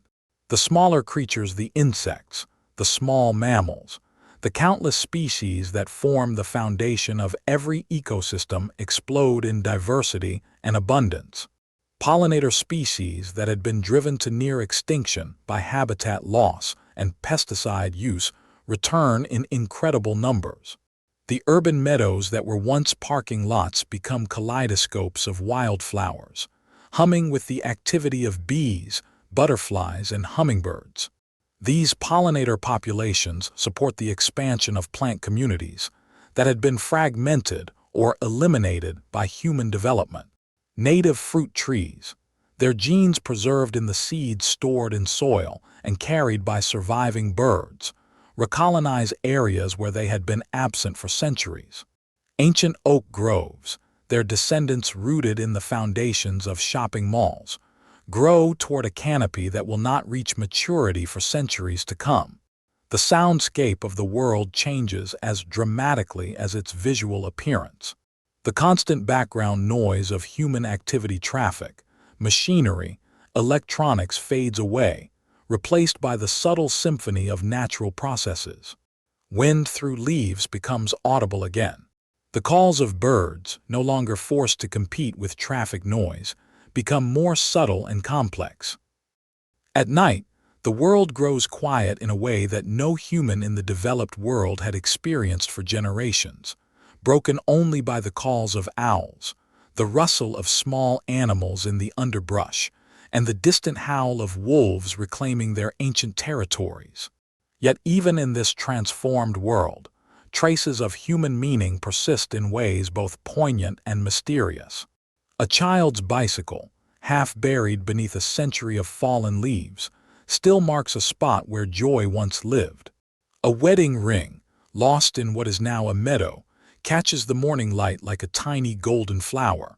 Street signs, their letters faded but still readable, point toward destinations that exist now only in the realm of memory and dreams.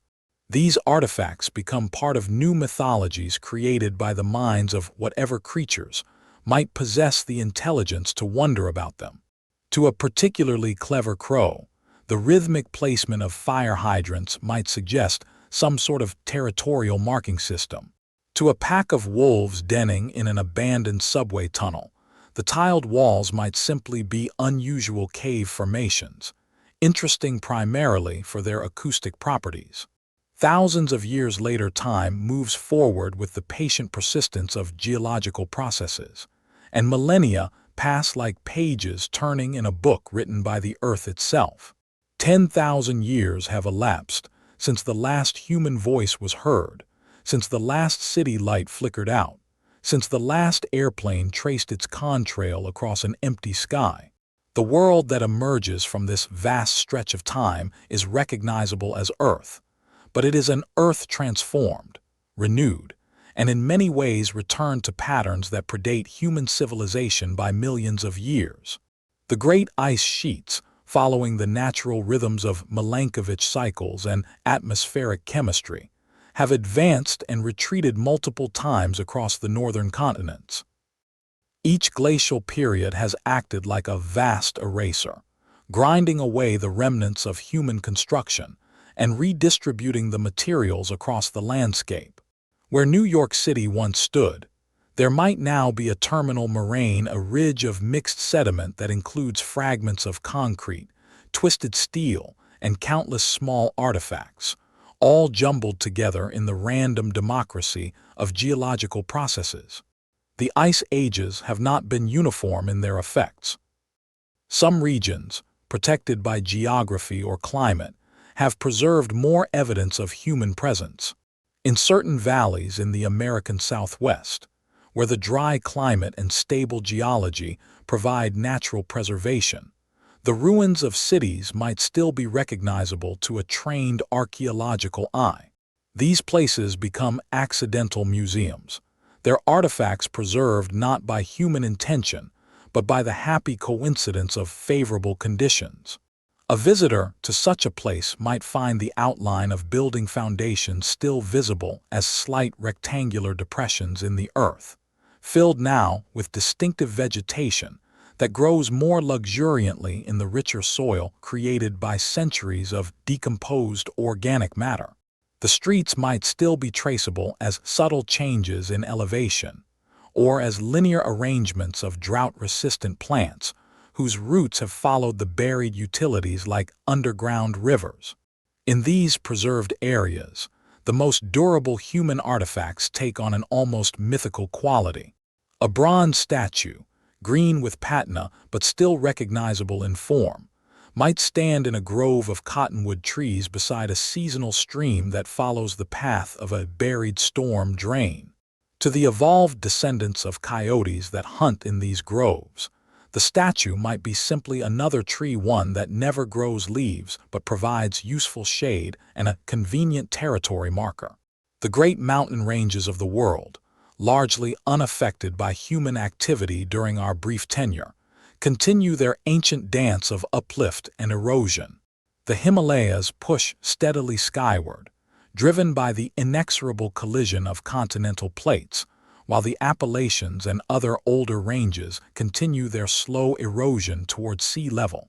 Mount Everest, no longer climbed by ambitious humans leaving behind their flags and oxygen bottles, accumulates a deep snowpack undisturbed except by the wind and the occasional avalanche. These mountains serve as refugia for species that might have been driven to extinction during the human era. Snow leopards, no longer pressured by habitat loss and human conflict, expand their range and diversify into new subspecies adapted to different elevations and conditions.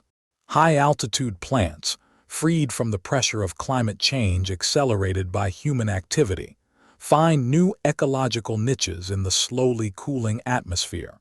The oceans, perhaps more than any other environment, show the effects of humanity's absence. Without the constant input of pollutants, agricultural runoff, and plastic waste, the marine ecosystems have undergone a remarkable recovery and transformation. The great garbage patches that once swirled in the oceanic gyres have largely been broken down by centuries of UV radiation and wave action, their component molecules distributed throughout the water column, and eventually incorporated into marine food webs in ways that would have horrified the humans who created them. Coral reefs, those rainforests of the sea, have proven remarkably resilient in the face of environmental change.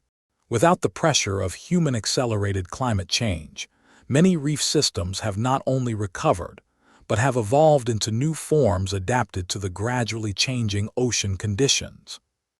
The Great Barrier Reef might span an even greater area than it did during human times, its calcium carbonate structures providing the foundation for ecosystems of incredible diversity and beauty. Whales, no longer threatened by ship strikes, sonar pollution, and plastic ingestion, have returned to population levels not seen since before the era of industrial whaling.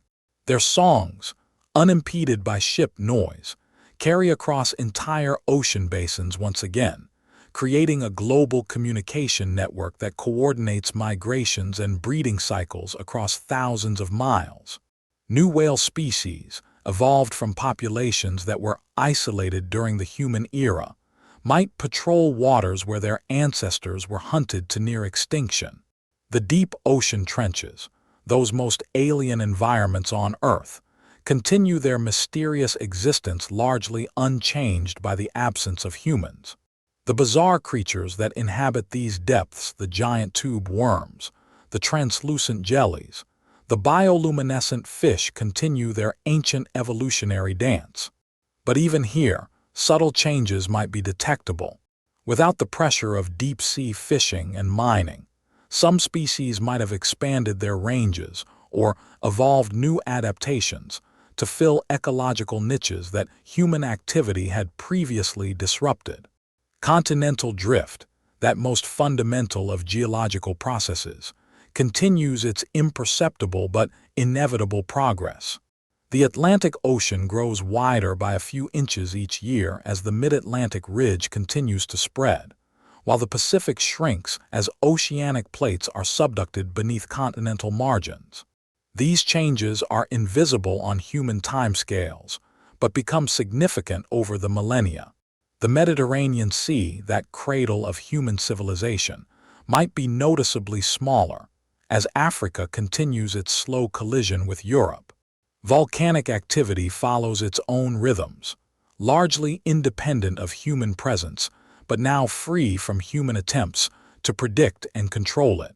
The ring of fire around the Pacific continues its restless activity, building new islands and destroying old ones in the endless cycle of creation and destruction that has shaped the Earth for billions of years.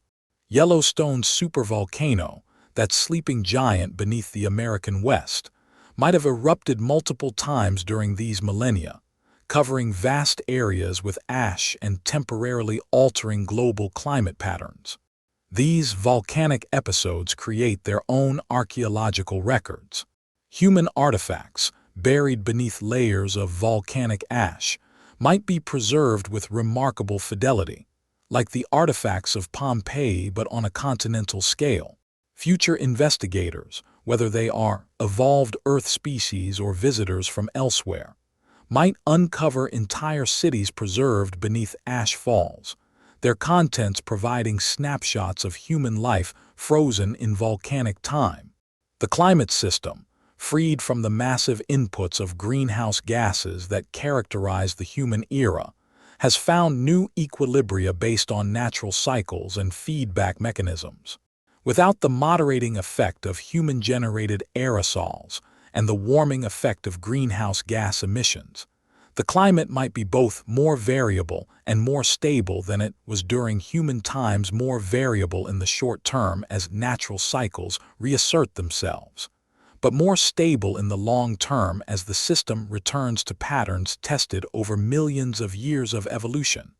Ice ages come and go with the regularity of a cosmic clock, driven by the orbital cycles discovered by Milankovitch. During glacial maxima, ice sheets extend far into what were once temperate regions, scouring the landscape and preserving some human artifacts while destroying others. During interglacials, forests and grasslands extend much further north than they could during human times, as species track the changing climate zones without the barriers created by human development. These climate cycles drive evolution in ways that would have been impossible during the relatively stable Holocene period, when humans dominated the planet. Species adapt to regular cycles of advance and retreat, developing migration patterns, hibernation strategies, and reproductive cycles tuned to the 10,000-year rhythms of glaciation. Some species might exist in multiple forms adapted to glacial and interglacial conditions, switching between them as environmental conditions change. Plant communities, freed from the constraints of human land management, develop complex relationships that take millennia to reach maturity. Forests that began growing in the ruins of cities have now gone through dozens of generations of succession, developing into climax communities of extraordinary diversity and stability. These forests might be unlike any that existed during human times, as they incorporate genetic material from ornamental plants, agricultural crops, and species from around the world that were mixed together during the era of global human trade. The great river systems of the world have returned to patterns not seen for millennia. Without levees, dams, and channelization, rivers meander freely across their floodplains, creating oxbow lakes, wetlands, and seasonal floods that support incredible biodiversity. The Amazon, Mississippi, Nile, and Yangtze have all expanded their floodplains dramatically, creating vast seasonal wetlands that serve as nurseries for countless species. These river systems serve as highways for evolution, allowing genetic material to flow between populations and enabling species to track changing environmental conditions. Fish species that were isolated in tributaries during human times have reconnected with their parent populations, leading to bursts of evolutionary diversification. Freshwater ecosystems, no longer fragmented by dams and diversions, support levels of biodiversity that exceed even their pre-human states.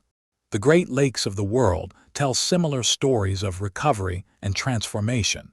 The African Rift Lakes, the Great Lakes of North America, and Lake Baikal in Siberia have all returned to natural water levels and chemistry, supporting endemic species that had been driven to near extinction during human times. These lakes serve as evolutionary laboratories Their isolated environments fostering the development of new species adapted to specific conditions. Soil systems, those most fundamental of terrestrial ecosystems, have undergone perhaps the most dramatic transformations of all. Without the pressure of intensive agriculture, compaction from heavy machinery, and application of synthetic chemicals, soils have returned to the complex, living communities they were before human interference. Deep, rich soils have developed in areas that were eroded to bare rock during human times, built up slowly through the patient work of countless organisms. These soils support plant communities of extraordinary complexity and productivity. Root systems extend dozens of feet into the earth, creating underground networks that share nutrients and information across vast areas. Mycorrhizal fungi, those mysterious partners of plant roots, have created networks spanning continents, connecting forest communities in ways that enable them to respond to environmental changes as unified organisms. The atmosphere itself has returned to compositions not seen for hundreds of thousands of years. Carbon dioxide levels, no longer elevated by human fossil fuel burning, have stabilized at levels determined by the balance between volcanic outgassing, weathering of rocks, and biological processes. Oxygen levels might be slightly higher than during human times, as the expanded forest and wetland areas produce more oxygen than they consume. This atmospheric change has subtle but profound effects on life. Higher oxygen levels might support larger body sizes in some species, as they did during the Carboniferous period when giant insects ruled the Earth.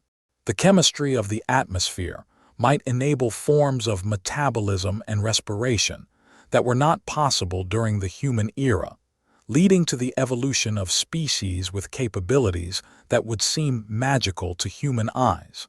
Magnetic field reversals, those mysterious events that occur on timescales of hundreds of thousands of years, might have happened several times during these millennia. Each reversal creates conditions that affect navigation in migrating animals, potentially leading to new migration patterns, and the isolation of populations that eventually evolve into new species. Some species might have evolved magnetic sensing abilities more sophisticated than any that existed during human times, using the Earth's magnetic field for purposes we can barely imagine. The fossil record being created during these millennia would tell a story of dramatic recovery and innovation. Paleontologists of the far future would see a clear boundary marking the end of the human era, followed by an explosion of biological diversity as ecosystems recovered from human impact. This biological renaissance would be preserved in rock layers, telling a story of resilience and renewal that might inspire whatever intelligence discovers it. In certain locations, under very specific conditions, traces of human presence might still be detectable to sophisticated analysis. The isotopic signatures of nuclear weapons testing might still be readable in ice cores and sediment layers. Unusual concentrations of rare earth elements might mark the locations of former electronic device recycling centers. Geometric patterns in magnetic surveys might reveal the locations of buried cities whose steel reinforcement still affects compass readings. But these traces would be subtle, requiring advanced technology and sophisticated understanding to detect and interpret. To casual observation, the Earth would appear to have returned to a purely natural state, with no obvious signs that it was ever home to a technological civilization. The question of whether any human artifacts would remain recognizable after these millennia is fascinating to contemplate. Perhaps in the most favorable preservation conditions in dry caves, in permanently frozen ground, in the absence of oxygen underwater, some items might survive. A ceramic pot, fired at high temperatures and buried in just the right conditions, might emerge from a riverbank erosion event, its form still recognizable, but its cultural context completely mysterious. Gold artifacts, essentially immune to corrosion, might survive almost indefinitely. A wedding ring, a decorative ornament, a coin, these items might persist, but their meaning would be lost. To whatever intelligence might discover them, they would be simply curious objects, perhaps beautiful but without historical context. The most durable human creations might be our inadvertent ones. The synthetic isotopes created in nuclear reactors would continue their radioactive decay with half-lives measured in geological time. The plutonium from nuclear weapons might still be detectable millions of years in the future, a permanent signature of human technology written into the very atoms of the Earth. But perhaps the most lasting human legacy would be biological rather than technological. The species that humans transported around the globe during our era of global trade would continue to evolve in their new environments, eventually giving rise to entirely new forms of life. House cats, released into wild environments, might evolve into apex predators unlike anything seen during human times. Domestic plants, free to hybridize and adapt without human selection pressure, might develop into species that would colonize new environments and ecological niches. These biological legacies would be recognizable only to very sophisticated analysis. DNA sequencing might reveal the signatures of artificial selection in the genomes of some species, but these signatures would become increasingly diluted over time as natural selection reasserted its primacy. The great question that emerges from contemplating these millennia is whether the Earth would be better or worse off without human presence. From the perspective of biological diversity, the answer seems clear. The planet would support far more species, more complex ecosystems, and more stable environmental conditions without human influence. But this comparison misses something important about the nature of evolution and change. Humans were part of Earth's evolutionary story, as natural a product of the planet's processes as any other species. Our brief tenure as a dominant force was simply one chapter in a story that began billions of years ago and will continue for billions more. The changes we caused, dramatic as they were not fundamentally different from other mass extinction events in Earth's history, each of which was followed by periods of rapid diversification and evolutionary innovation. From this long-term perspective, human civilization becomes just another environmental pressure that shaped the course of evolution. The species that survive and thrive in the post-human world would be those that were shaped by their interaction with human-dominated environments. In this sense, our legacy would be written not in stone or metal, but in the genetic code of the species we influenced during our time on the stage.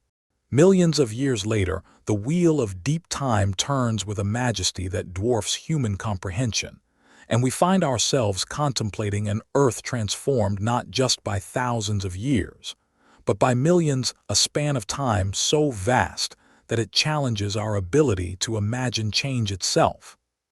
At this temporal scale, the very processes that shape our planet operate as visible forces, and the Earth becomes a dynamic, living entity whose face changes as regularly as weather patterns change during a human lifetime. Continental drift, that most fundamental expression of our planet's internal energy, has redrawn the map of the world. North America and Europe, separated by the ever-widening Atlantic Ocean, are now thousands of miles further apart than they were during human times. The Mediterranean Sea, caught in the slow collision between Africa and Europe, has become a much smaller body of water, perhaps resembling a series of large lakes rather than the sea that once cradled human civilization. New mountain ranges have risen where continents have collided, while others have been worn down to gentle hills by the patient work of erosion. The Himalayas, those young and vigorous peaks that were the tallest mountains of the human era, might have been worn down by wind and weather, while new ranges, pushed up by the restless motion of tectonic plates, reach toward the sky in regions that were once flat plains or shallow seas. The climate system, freed from human influence for millions of years, has followed its own complex rhythms of change. Ice ages have come and gone dozens of times, each cycle lasting roughly 100,000 years, driven by the orbital cycles that Milankovitch first calculated during humanity's scientific era. But these ice ages might be different from those experienced during human times, as the configuration of continents has changed, altering ocean currents and atmospheric circulation patterns in fundamental ways.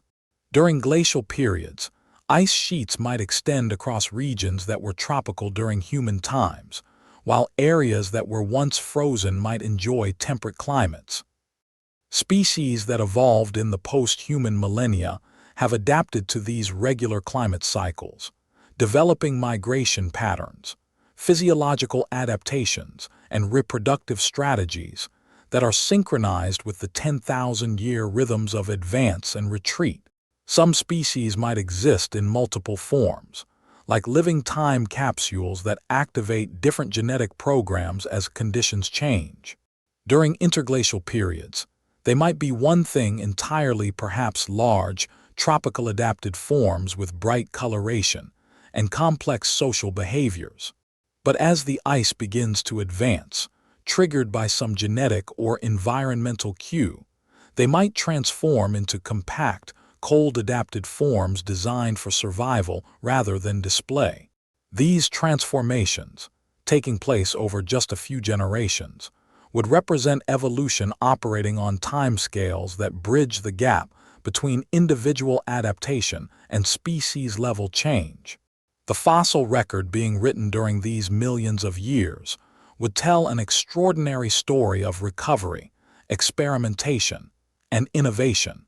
Paleontologists of some far future would identify this period as one of the great radiations in Earth's history, comparable to the Cambrian explosion or the recovery after the Permian extinction. The boundary marking the end of the human era would be followed by layer after layer of increasingly diverse and complex life forms, each adapting to fill the ecological niches left empty by human-caused extinctions. Ocean ecosystems would have undergone perhaps the most dramatic transformations. With millions of years for recovery and evolution, marine life would have developed forms and relationships unimaginable during human times. Coral reefs might cover vast areas of the ocean floor, creating underwater cities of biological architecture that dwarf anything humans ever built. These reef systems might be so large and complex that they create their own weather patterns, influencing local rainfall and ocean currents.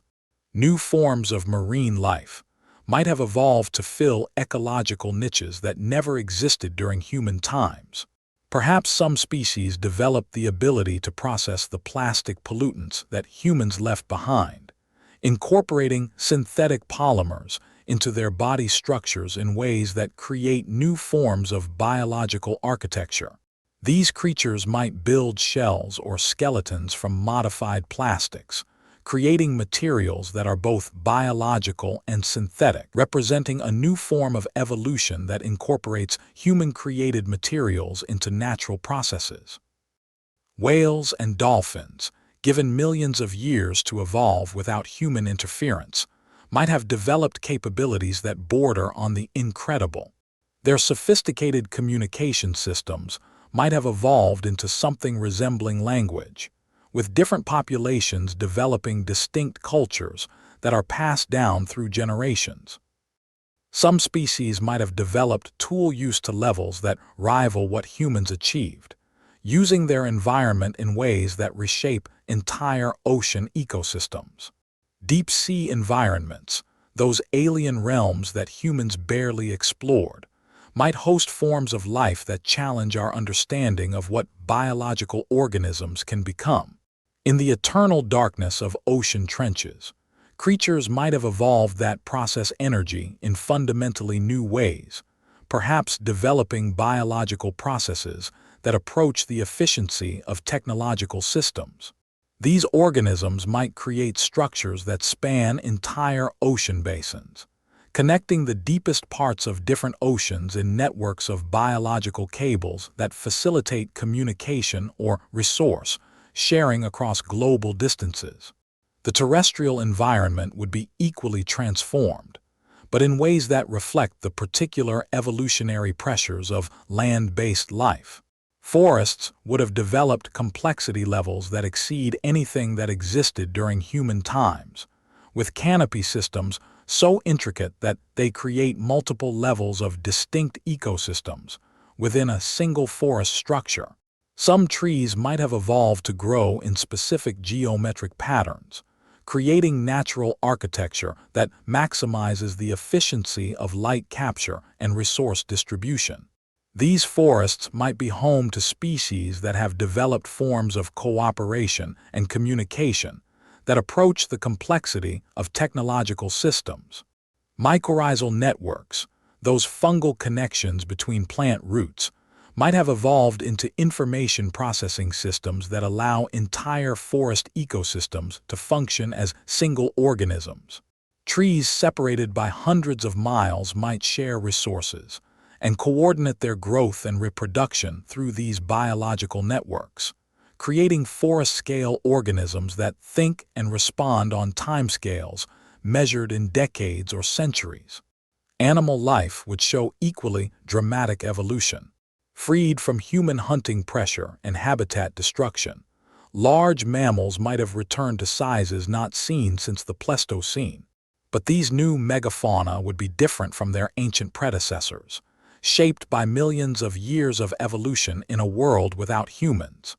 Some might have developed intelligence levels that approach what humans achieved, but expressed in ways that are fundamentally different from human cognition.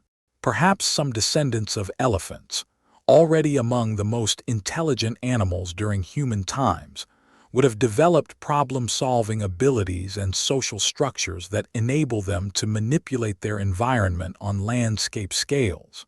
These creatures might undertake engineering projects that span continents, creating water management systems or migration corridors that reshape entire bioregions. Their intelligence might be expressed not through technology, but through biological manipulation, breeding other species and shaping ecosystems to serve their needs. Birds, those masters of three-dimensional space, might have evolved into forms that challenge our understanding of what flight can achieve. Some species might have developed the ability to remain aloft for years at a time, becoming essentially aerial organisms that never touch the ground except to reproduce. These creatures might migrate not just across continents, but across ocean basins, following wind patterns and seasonal changes in ways that make them truly global organisms. Other bird species might have evolved in the opposite direction, becoming flightless but developing other capabilities that make them ecosystem engineers on the scale of what humans once achieved. Perhaps some descendants of crows, already tool users during human times, would have developed the ability to cultivate plants and manage animal populations, becoming the agricultural species of their ecosystems. Insects, those most successful of terrestrial animals, would have had millions of years to diversify into forms that occupy every conceivable ecological niche. Some might have evolved to sizes that rival small mammals, enabled by atmospheric changes or other environmental factors. These giant insects might fill predator roles in ecosystems, or they might have developed social structures that enable them to undertake construction projects that reshape landscapes. Other insect species might have evolved in microscopic directions, becoming so small that they live and reproduce entirely within other organisms, forming symbiotic relationships that are more intimate than anything seen during human times. These microinsects might serve as living biological computers, processing information and making decisions for their host organisms in exchange for nutrients and protection.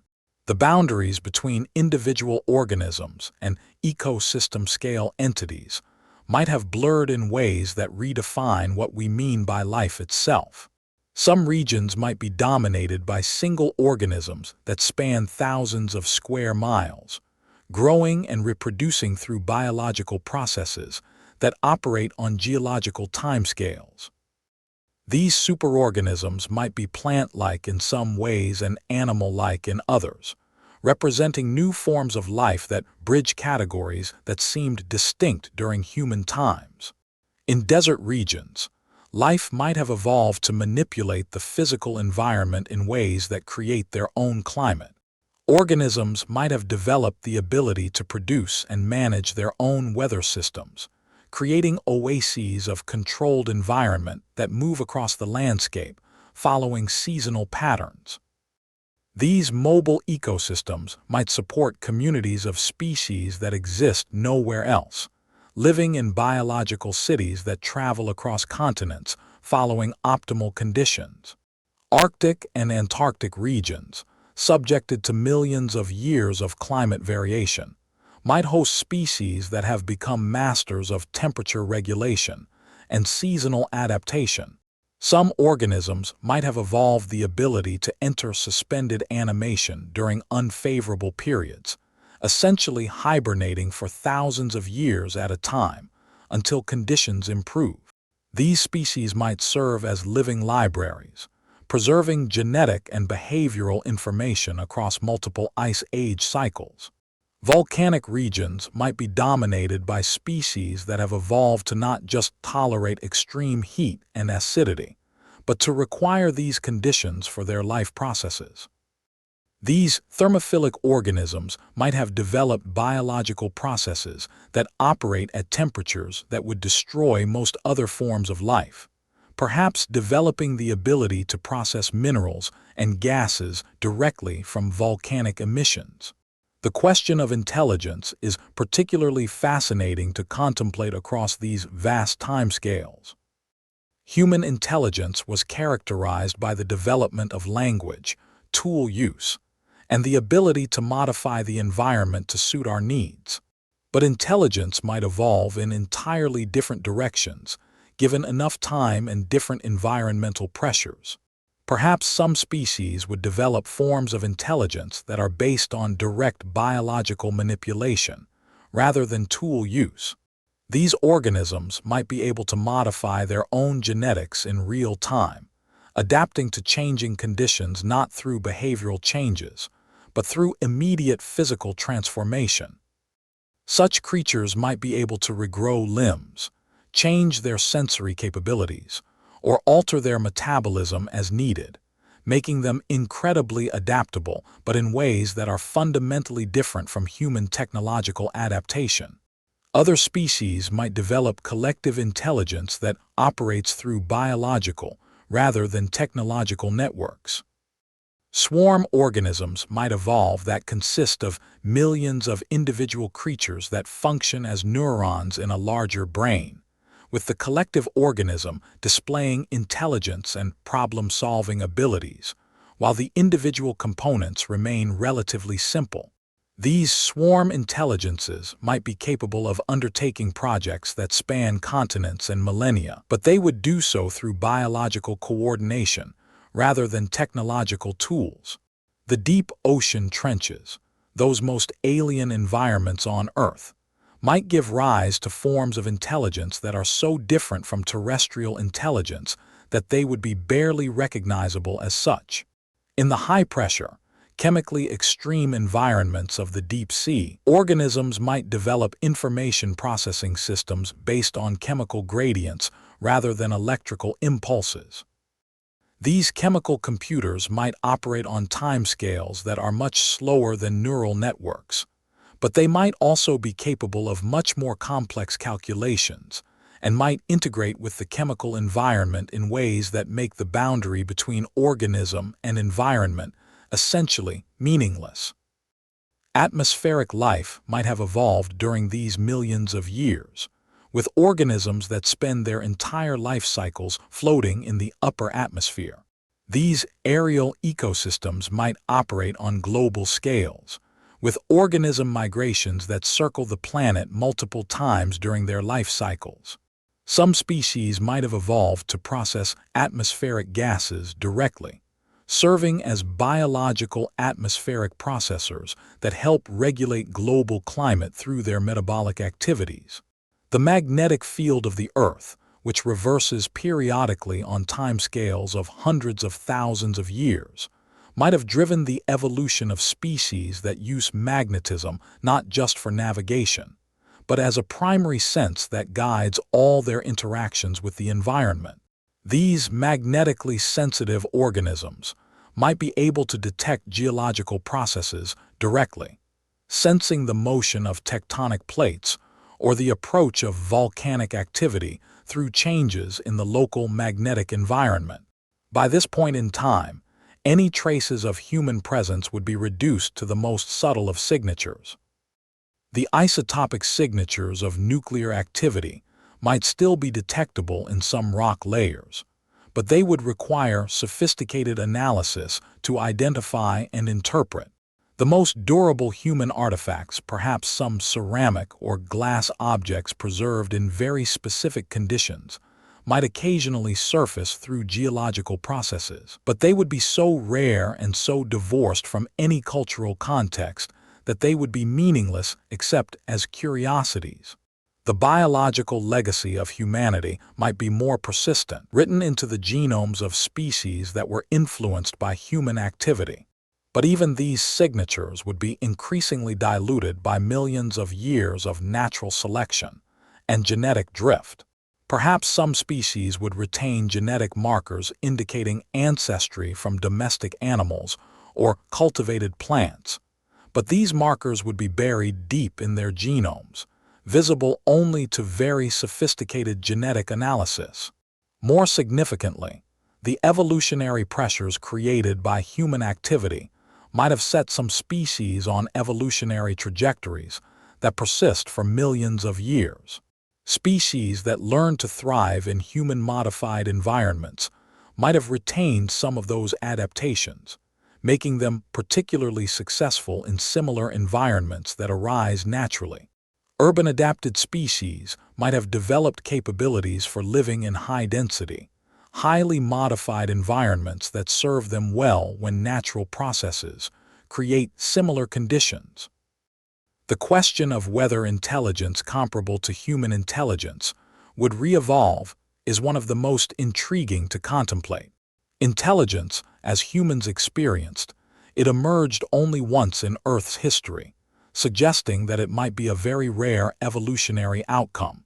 But millions of years provide many opportunities for rare events to occur, and the environmental pressures that drove human intelligence might re-emerge in different forms.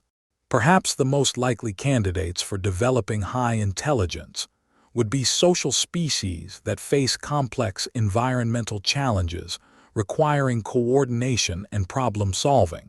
Marine mammals, with their already sophisticated social structures and communication systems, might continue evolving toward greater intelligence. Primates, if any survived the post-human millennia, might redevelop tool use and language capabilities. Or intelligence might evolve in completely unexpected lineages, perhaps among species that develop complex social structures in response to environmental pressures that don't exist during current times. But any intelligence that evolves millions of years after humans would likely be very different from human intelligence. It would be shaped by different environmental pressures, different social structures, and different physical capabilities. These intelligences might be superior to human intelligence in some ways and inferior in others, but they would almost certainly be alien to human ways of thinking. The development of technology by such intelligences is even more speculative. Technology, as humans knew, it depended on specific environmental conditions, the availability of fossil fuels, accessible metal ores, and a climate that allowed for agriculture and permanent settlements. Some of these conditions might not exist for future intelligences, forcing them to develop different approaches to manipulating their environment. Future intelligences might develop biotechnology rather than mechanical technology, learning to breed and modify other organisms to serve their needs rather than building tools from non-living materials. Or they might develop technologies based on principles that humans never discovered, perhaps learning to manipulate gravity or electromagnetic fields in ways that humans could not achieve.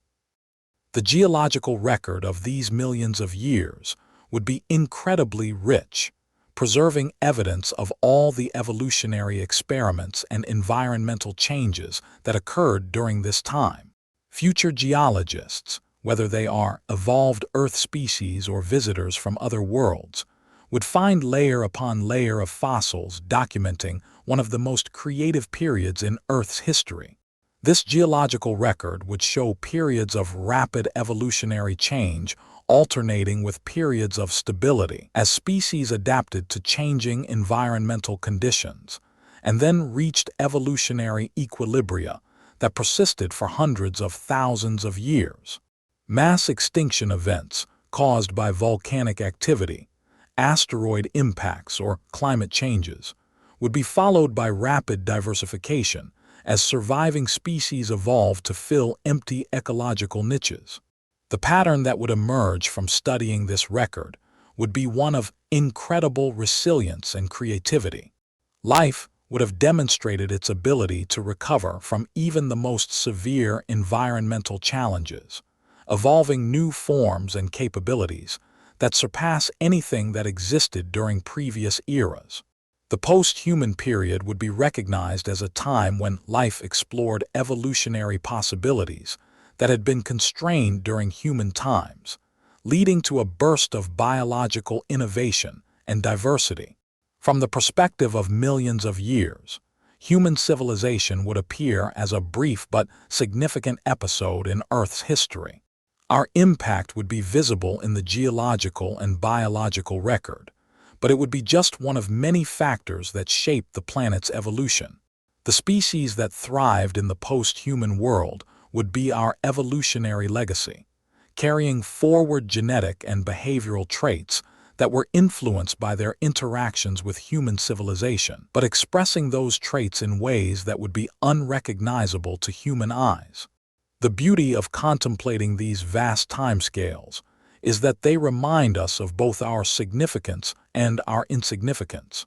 Human civilization, for all its achievements and impacts, was just one brief chapter in a story that has been unfolding for billions of years and will continue for billions more. But it was our chapter, and the changes we caused will ripple forward through deep time, influencing the course of evolution in ways that we can barely imagine. In the end, the Earth that exists millions of years after humanity would be both utterly alien and completely familiar. It would be alien because evolution never stops, and millions of years of change would produce life forms and ecosystems that are beyond our current imagination. But it would be familiar because it would still be Earth, still governed by the same physical laws, still hosting life that shares common ancestry with all the organisms we know, still orbiting the same sun in the same solar system. This Earth would be a testament to the power of life to adapt, evolve, and thrive under any conditions. It would demonstrate that, while individual species, even intelligent and technological species like humans, may come and go, life itself is essentially indestructible on any timescale that has meaning for biological evolution.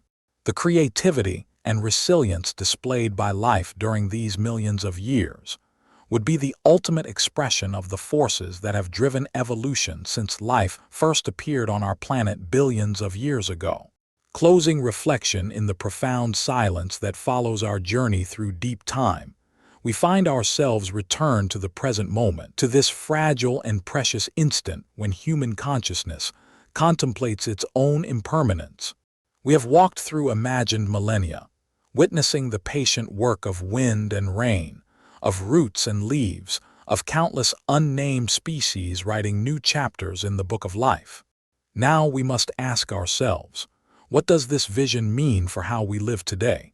The Earth does not need us. This truth emerges from our journey with the clarity of morning light breaking through ancient trees.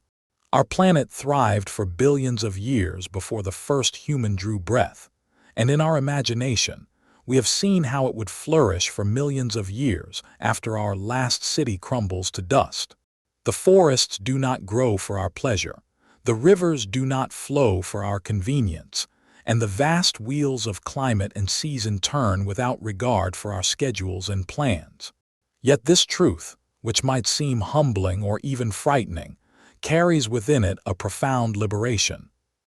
If the Earth does not need us, then our relationship with it can be based not on necessity but on love, not on dominance but on participation, not on fear but on wonder. We are freed from the burden of believing that we are the center of the story, and we are invited instead to discover our role as conscious participants in something infinitely larger and more beautiful than ourselves. We need the Earth in ways that go far beyond the obvious requirements of air, water, and food. We need its beauty to feed our spirits, its complexity to challenge our minds, and its ancient rhythms to teach our hearts about patience and endurance. We need the sound of wind in leaves, the sight of stars unmarred by city lights, and the knowledge that wolves still howl in wild places. We need to know that there are depths in the ocean where creatures live that no human eye has ever seen, and heights in the mountains where the air is so thin and pure that breathing it feels like drinking light. Our journey through imagined time has shown us that impermanence is not the enemy of beauty, it is its essence. The cities that would be reclaimed by forests, the monuments that would weather into gentle hills, the highways that would become migration corridors for wild things, all of this transformation speaks not of failure, but of participation in the endless dance of change that is life itself. Every human creation, from the humblest garden to the grandest cathedral, is a temporary arrangement of matter and energy, destined to return to the elements from which it came. But this temporary nature does not diminish the value of our creations. It reveals their true nature as expressions of the same creative force that builds mountains and grows trees, that shapes galaxies and guides the migration of butterflies. When we understand our place in the vast story of Earth, we begin to see that our role is not to be permanent fixtures in the landscape, but to be conscious participants in the ongoing creativity of life. We are the part of the Earth that has learned to wonder at itself, to ask questions about its own nature, to create art and music and poetry that celebrate the beauty of existence. We are the Earth becoming aware of its own magnificence. This awareness brings with it a responsibility that is both profound and joyful. If we are the consciousness of the Earth, then our task is to act with the wisdom and compassion that consciousness makes possible. We can choose to live in ways that honor the incredible creativity and resilience of life. We can choose to be ancestors that future generations, human or otherwise, would be proud to claim. The vision of Earth reclaimed by wild things need not be a prophecy of human extinction. It can instead be an invitation to imagine human civilization that works in partnership with natural systems, rather than in opposition to them. What if our cities were designed to provide habitat for other species as well as humans? What if our agriculture enhanced soil health and biodiversity, rather than depleting it? What if our industry operated on the same principles as forest ecosystems, where the waste of one process becomes the raw material for another? Our journey through deep time has shown us that nature is not fragile, it is incredibly resilient and creative. Given the chance, life will always find a way to flourish. This knowledge can inform our choices about how to live on Earth, not as conquerors, but as participants in the ongoing story of life. We can choose to reduce our impact on other species and natural systems, not from guilt or fear, but from love and recognition of our kinship with all life. We can choose to create rather than consume, to heal rather than harm, to celebrate the abundance of life rather than to hoard resources out of fear of scarcity. The impermanence of human civilization, rather than being a source of despair, can be a source of incredible freedom. If everything we build will eventually return to dust, then we are freed from the desperate need to make our creations last forever. Instead, we can focus on making them beautiful, meaningful, and beneficial to life while they exist. A garden is no less beautiful because it will die with the first frost. A song is no less moving because it fades into silence. A human life is no less precious because it is brief. In the same way, human civilization is no less valuable because it is temporary. What matters is not how long our cities last, but how much joy, beauty, and wisdom they create while they stand. Our vision of the Earth millions of years in the future, teeming with forms of life we cannot imagine, reminds us that the story of life is far from over. We are living in just one chapter of that story, but it is our chapter to write. We can choose whether it will be a chapter of destruction and waste, or one of creativity and celebration.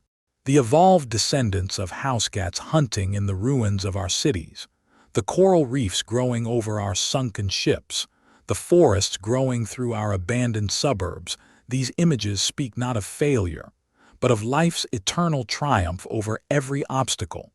They remind us that we are part of something larger than ourselves, something that will continue long after we are gone, something that is both utterly beyond our control and intimately connected to our choices.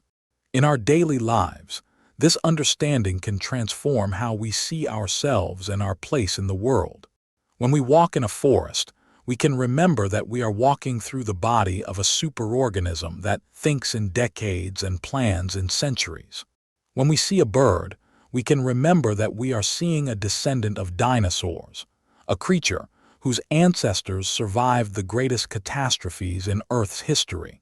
When we breathe, we can remember that we are participating in an exchange of gases that connects us to every plant and every other breathing creature on the planet.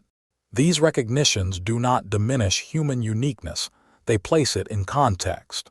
We are unique among Earth's creatures in our ability to contemplate deep time, to imagine ourselves into the lives of other species, to feel kinship with life forms that share no obvious similarity with us. This is a remarkable gift, and with it comes the opportunity to live with a depth of understanding and compassion that no other species we know of can achieve. The meditation on impermanence that has guided our journey is ultimately a meditation on love. When we truly understand that everything we cherish is temporary, we are invited to love more deeply, not less. The sunset is more beautiful because it will soon fade into darkness. The child is more precious because childhood is brief. The wild places are more sacred because they can be lost. Our time on Earth, whether as individuals or as a species, is a gift beyond measure. We have been given the opportunity to participate consciously in the ancient story of life on this planet. We can choose to spend that gift in ways that honor its preciousness, creating beauty, reducing suffering, celebrating the incredible diversity and creativity of life, and perhaps most importantly, helping other humans to see and appreciate the miracle of existence that surrounds us always. The Earth that would exist after humanity would be beautiful beyond imagination, but it would lack something irreplaceable: the capacity for conscious appreciation of its own beauty. We are the Earth's way of experiencing wonder at itself. We are the universe's way of understanding its own magnificence. This is not a burden but a privilege, not a responsibility that weighs us down but an opportunity that lifts us up. In the end, our journey through imagined deep time returns us to this moment, this breath, this heartbeat, this chance to choose how we will participate in the ongoing creativity of life. The Earth does not need us to survive, but perhaps it needs us to witness, to celebrate, to love, and to remember. Perhaps our gift to the future is not permanence, but presence the quality of attention and care that consciousness makes possible. When we live with this understanding, every day becomes an opportunity to participate in something magnificent. Every choice becomes a chance to add beauty or reduce suffering. Every moment becomes a precious opportunity to experience the wonder of being alive on this extraordinary planet at this particular moment in the vast story of time. The vision of Earth reclaimed by wild things is not a prophecy of doom, but an invitation to love more deeply, live more consciously, and participate more fully in the beautiful, temporary, utterly miraculous phenomenon that is life on Earth. In accepting this invitation, we find not the burden of responsibility but the joy of participation, not the fear of impermanence but the freedom of love, not the despair of endings but the eternal hope of new beginnings.